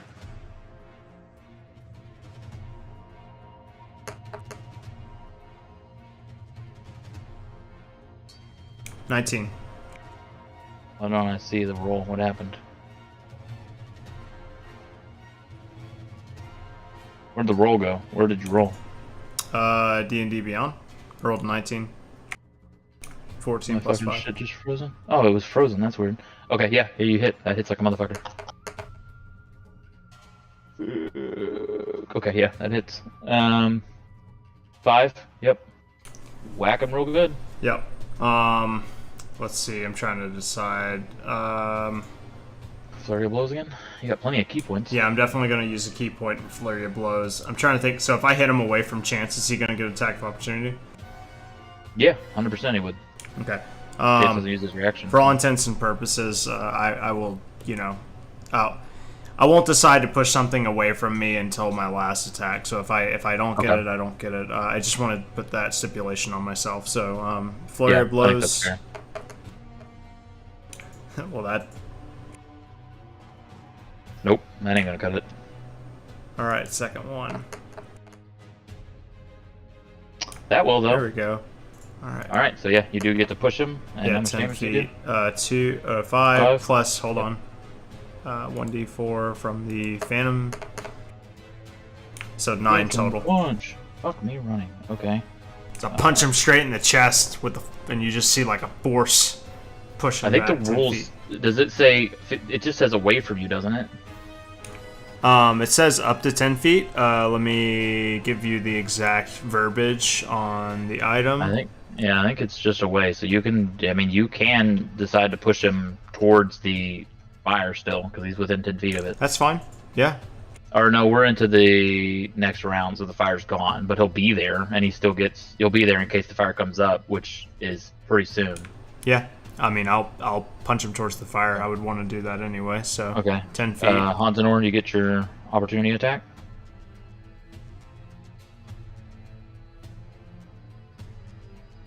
Fuck me. Yep, that hits. 6 damage. Anything else to it?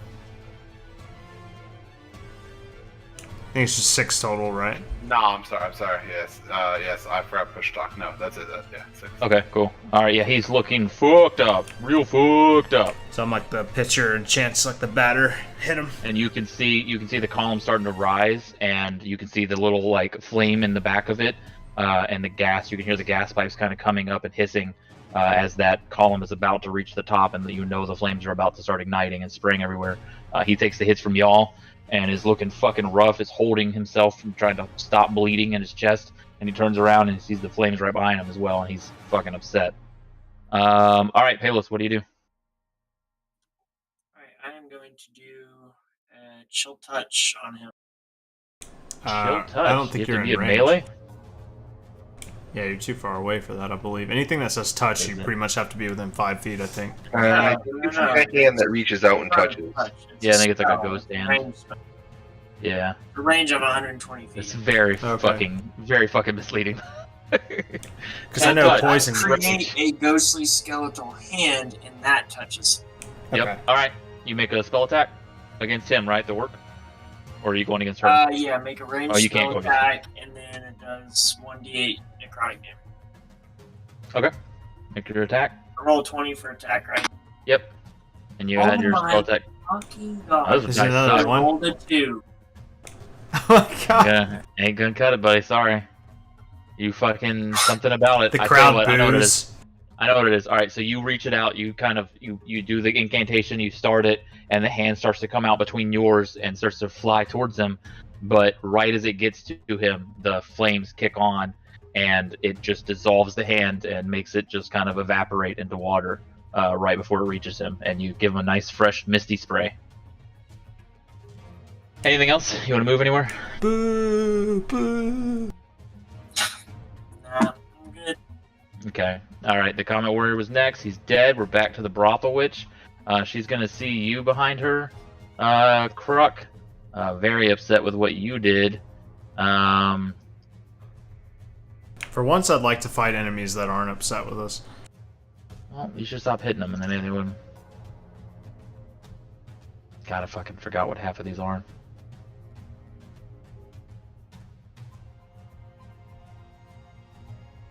These suck. These spells suck. She sounded way cooler in the description, and she sucks. She's doing okay. She's a whore with magic. What do you want? I don't know.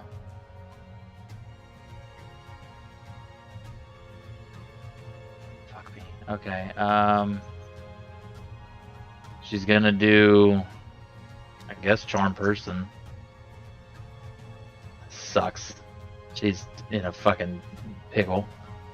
Yeah, she's gonna try to do Charm Person. Fuck. Is that the one that just incapacitates him? No, that was the hypnotic thing. It's gonna have a Wisdom saving throw with advantage. You fail. Can't do anything harmful to her.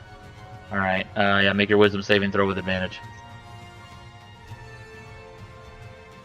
Oh, I ain't gonna get it. That's a nat. That's a nat one.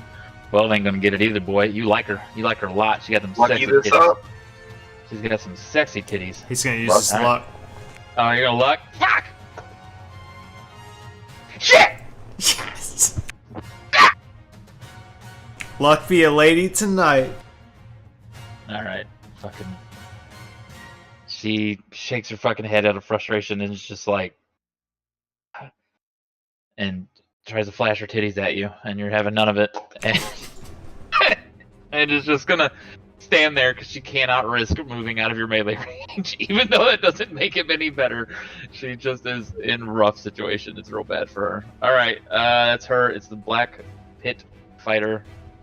He is immediately going to try to get out of range, but he is going to take 2d6 worth of damage. That's a 1, thank God. That's a 3, that's 4 damage. Alright, so he's gonna jump out of range. Fuck, and catch on fire on his cloak and just get kind of singed on the back pretty good. But he's gonna run away from the fire and try to help her out if he can. Let's see. 5, 10, 15, 20, 25, 30.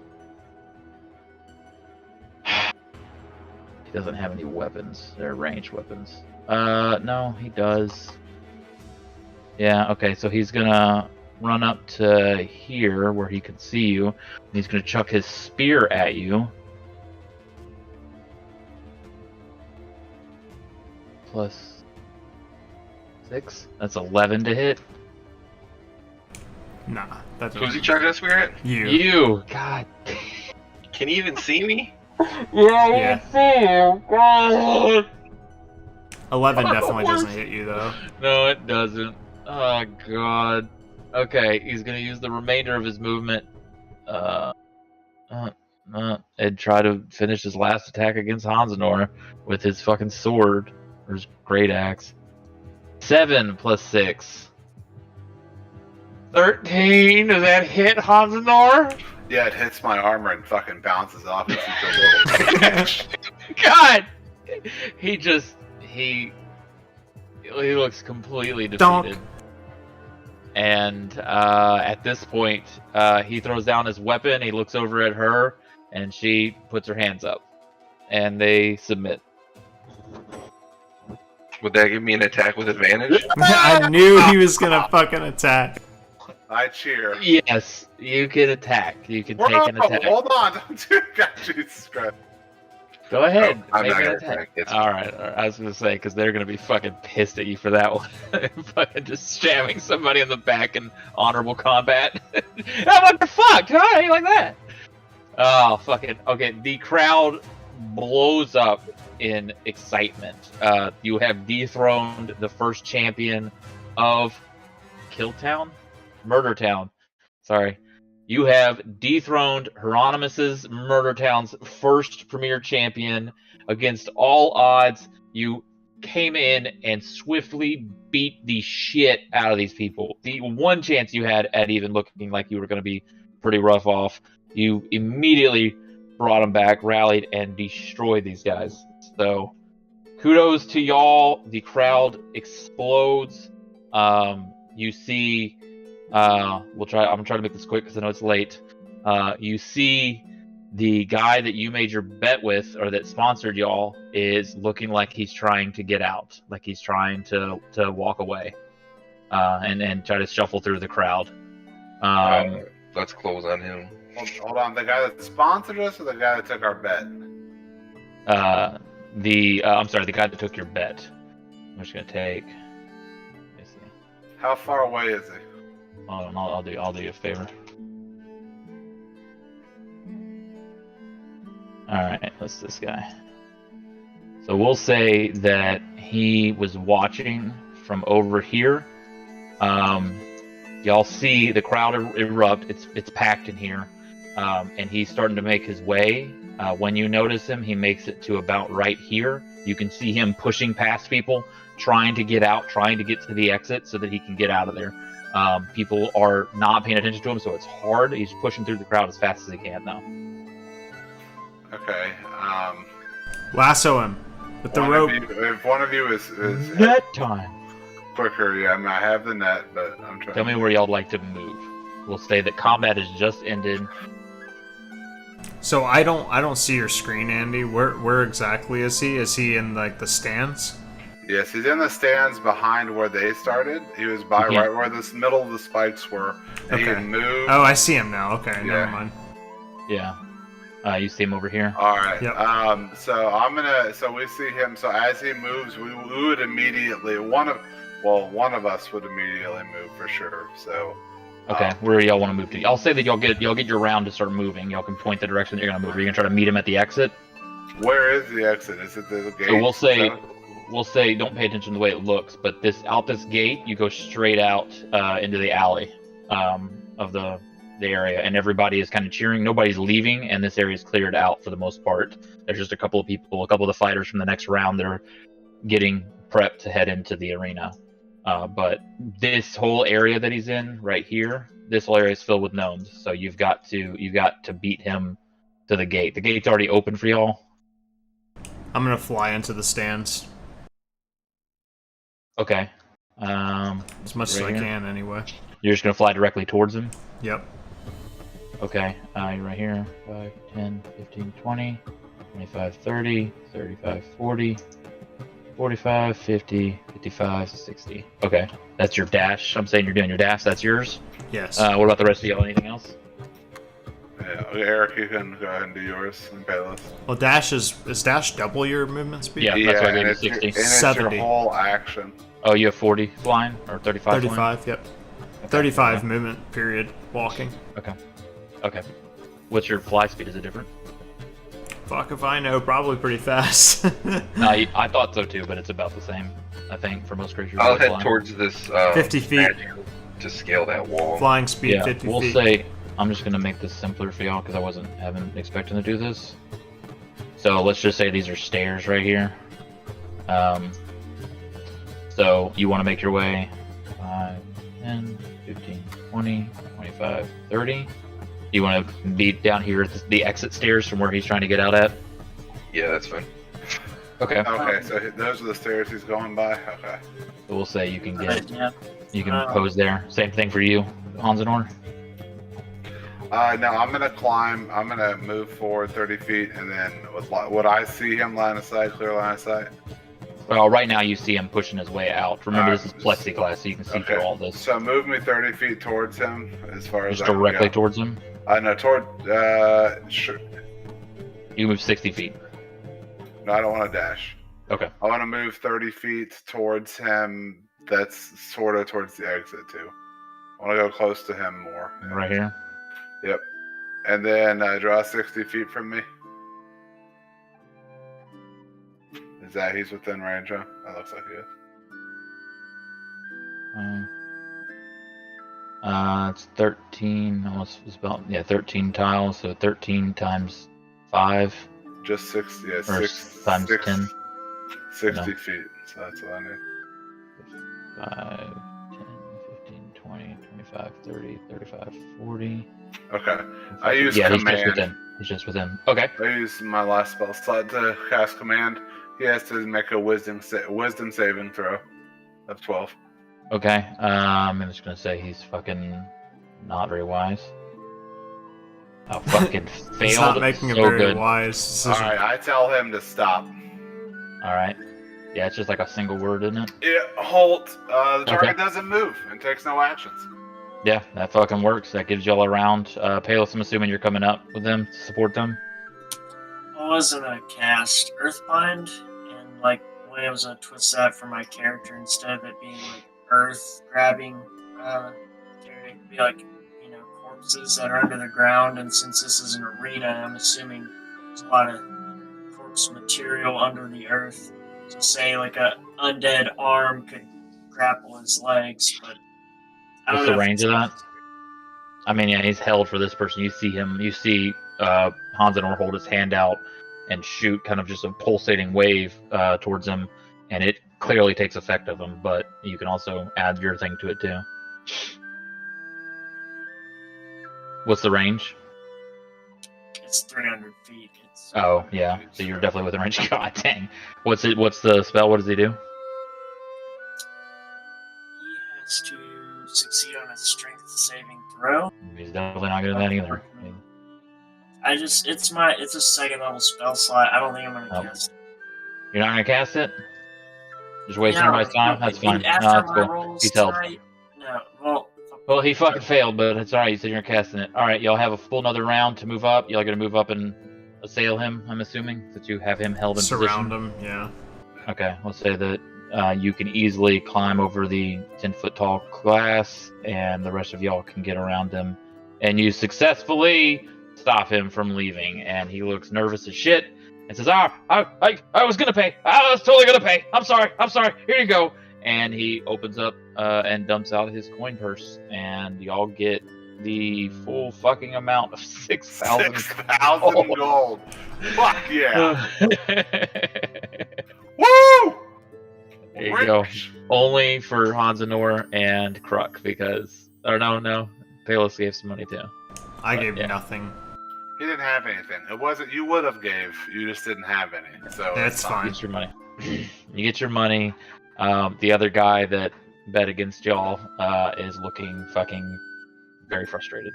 And I ignore him, and I just after we collect our money, I'm just I'm taking questions from the fans, letting them touch my armor, Signing autographs. I'm picking the little gnomes up that want to see how awesome I am.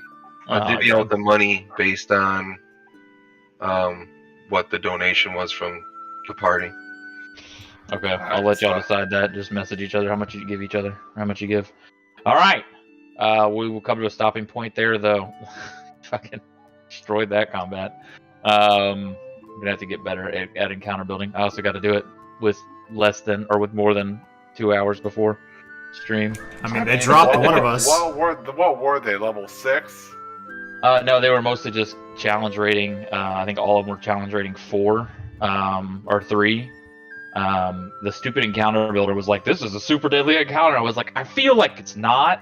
Yeah, because each of them was a CR3, right? That's what you're. Yeah, and I even gave them that's extra insane. HP. Yeah, and y'all just but I failed so many rolls. Yeah, Well, y'all the victors. It's our only fight, so we all got to use all of our best attacks and cooldowns. It was a very good situation. If those were all CR3s and we had I had one spell slot and used Channel Divinity, he had a few less spell slots, bro, we would have gotten fucking rocked. Yeah. Well, I mean, as paladins too, you can hit so damn hard. But it takes spell slots. It takes spell slots for me. So that's what I'm saying. The only one that does consistent damage, the other two melee fighters don't need anything. We just need to be able to hit. Yeah. But no, you did it. You crushed it, and y'all are now pretty well known across all of Hupperdook, not just. I mean, at this point, Hansenor is turning into just straight up hero of the city. His renown has gained pretty high. He also, lives it up too, so he gets even more attention. With this, though, I will say, since your names are registered across the thing, the Foul 4 has a name, and people know y'all's names, and I will say that Kruk, for you, that's not so appealing. No, I agree. Was there treasure for winning the tournament as well?